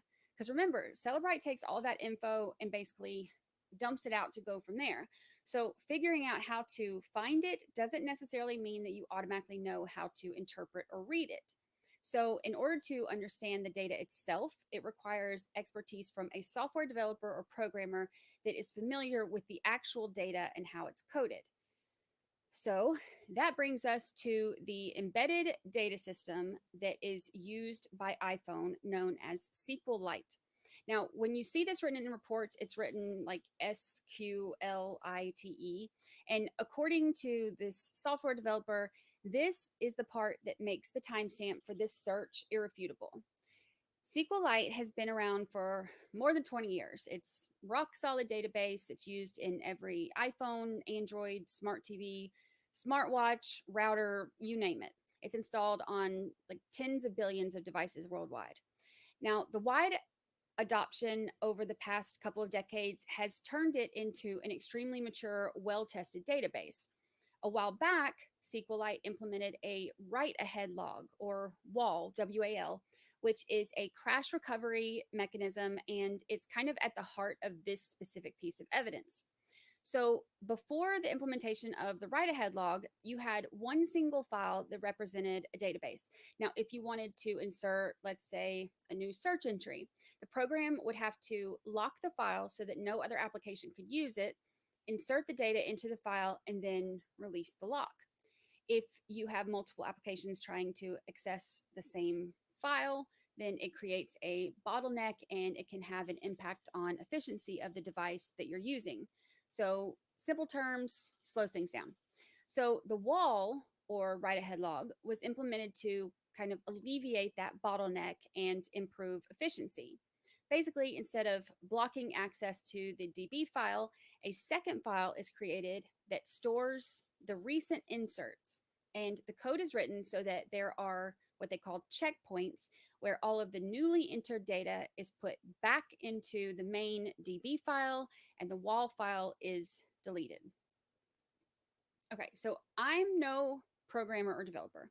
So this to me felt kind of like a foreign language. So the best way that I could visualize it, because I'm a visual learner, is to picture how Google Sheets works when I'm working in it. So if I click on a cell and start typing, I can see everything that I'm typing in an enlarged and highlighted cell, but none of it is actually added to the actual document yet. The highlighted cell is temporarily holding all of the information that I'm typing in until I'm done with it. Then it will add it permanently to my Google Sheet. Now, in this analogy, hitting the enter button would be the equivalent of instigating one of these checkpoints. In SQLite, however, a command like that may trigger a checkpoint. It might, but it's not necessarily required for one, because the code is written so that by default, a checkpoint is done automatically when the wall file reaches a certain threshold size, or if it has been more than 5 minutes since the last checkpoint. Now, 5 minutes is a lot different than 4 hours, and that's important. So back to Google Sheets, this highlighted cell where I'm adding and changing these things, that's how I envision this wall file. It's just a temporary file that's holding all of these changes that will be added to the main file in the future. So these wall files have become kind of a staple of modern database architecture. And anyone who's dealt with databases extensively over the last decade or so, and we're not talking about me, we're talking about the fellow I've been talking to about this, they would have an understanding of what it is and how it works. So back to the case. The defense asked Celebrite to perform an updated analysis. Hey, good, And Nanya. this seemingly new information appeared, including a 2:27 a.m. search from a deleted wall file. Now, the state's expert, Jessica Hyde, agrees that the file was there. She's not disputing that. But she didn't seem to know what exactly the wall file was, and she stuck to her original assessment of the searches only being done later in the morning after 6 a.m.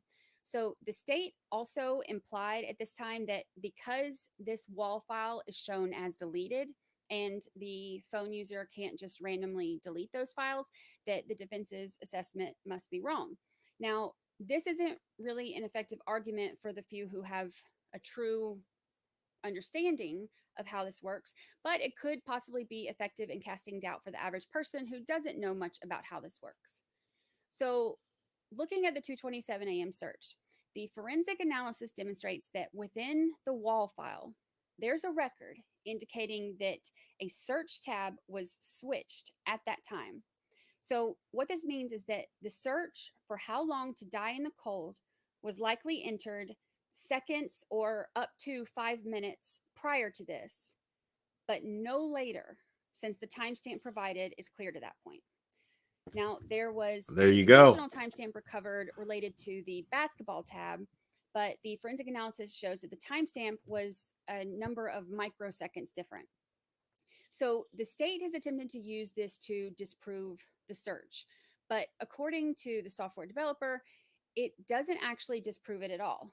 The iPhone would have inserted activity of both the tab she was on and the tab she was switching to, and the switch would have differed by a very minute amount, like microseconds. So Okay, so as I she's mentioned- saying that the switch of the windows would have seen, because that's what she's saying is on a different window,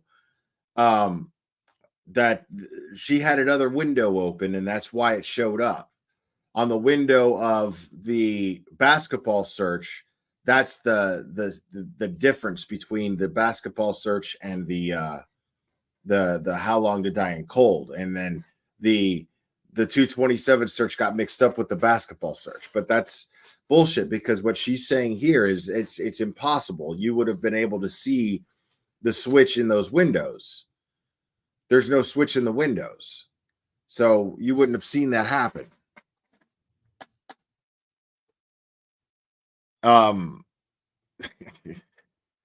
Yeah. Mentioned before, SQLite does checkpoints. These checkpoints don't happen every second, but they're also not separated by days or hours. They are defaulted to occur every 5 minutes if one hasn't already been triggered by some kind of command or the size of the file exceeding a certain point. So these checkpoints are the time when that temporary wall file is deleted and the contents that were on it are placed onto the main DB file. So this will either insert or overwrite data that's already in the file. So Jen McCabe performs this search. It's stored in the wall file. At some point, the wall file is deleted and the search data is placed into the main DB file. So this is the point where I have a question, because my question was, if she deletes the search for How Long to Die in the Cold, then based on the defense's theory, she performs it hours later, realizing that someone might forensically search her phone at some point. Why would there be no trace of this search within the DB file? What's up, Brandy? The first. There's Brandy Churchwell in the chat, guys. Gotta give her the yeah. Hold on, here we go.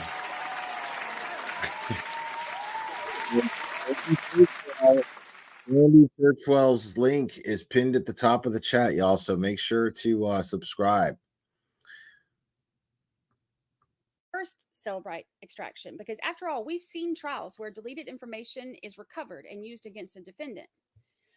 So this is where that background on Apple comes in. Remember that cat and mouse game that I mentioned at the beginning, where Apple is constantly changing things around to protect their users' data and information. So starting with iOS 12, Apple started using what they call secure delete pragma, which is used to control how things are deleted from the database. So normally, deleted content like searches are just marked as unused, but they're still able to be retrieved in extractions, and they can show that they were marked to be deleted. Now, Apple, constantly wanting to outrun these programs that can hack into their information, developed this secure delete option starting with iOS 12. Now, when it's enabled, SQLite will actually go out of its way to overwrite the data with zeros or blank data, making it unable to be recovered from these extractions. And everything after iOS 12 has it automatically built in and enabled. So Jen McCabe is on an iPhone 11, and the iOS system that she was using is listed on the report as 15.2.1, meaning this secure delete option would have been built into the code for her phone. So a forensic analysis of the file itself would show nothing and look like nothing had been deleted. If Celebrite had left the software where it was a couple of years ago, and all we would have seen was that first Celebrite report where no 2:27 a.m. or deleted items occurred, we never would have known any different. Now, prior to Apple enabling this feature in SQLite, it probably would have still been useful for Celebrite to attempt to recover wall files, but it wasn't necessary, since the deleted files would still appear within the DB file anyway. They would still come up and just show as deleted. So the state's expert, Jessica Hyde, has experience interpreting reports, but not necessarily experience in the actual data recovery or understanding wall files. And that's not surprising, given, she wouldn't have even needed to understand it, since Celebrite only just started recovering those files last year. And they really only just started recovering those files because the previous iOS versions weren't securely deleting data from the DB files. So when Jen McCabe deletes her history of the search, poof, gone from the DB file. It looks like nothing was ever there. But Celebrite now goes deeper than that. Remember, cat and mouse. So they pulled the deleted files directly from the Apple file system. After the wall file was checkpointed, it was deleted automatically. But the data remained in that file system, and the wall files are not subject to that secure delete feature. So this is the way that all modern file systems apparently work. When a file is deleted, the data itself isn't removed, but rather the operating system is just informed like, hey, you can go ahead and overwrite that area of data whenever you want to. And they just kind of treat it as an empty space. Now, if you look at the device, or if you use the device long enough, the data will eventually be overwritten. But in this case, if you look at the time that they took her phone, it was only just a couple days after the search. So the file data was She still deleted intact. like everything. Now, in the most recent pre-trial hearing, we hear ADA Lally saying that the Celebrite expert, Ian Whiffen, creates the software that all of these experts are using, and that he gives his opinion that the search happened at 6:23 a.m. and 6:24 a.m.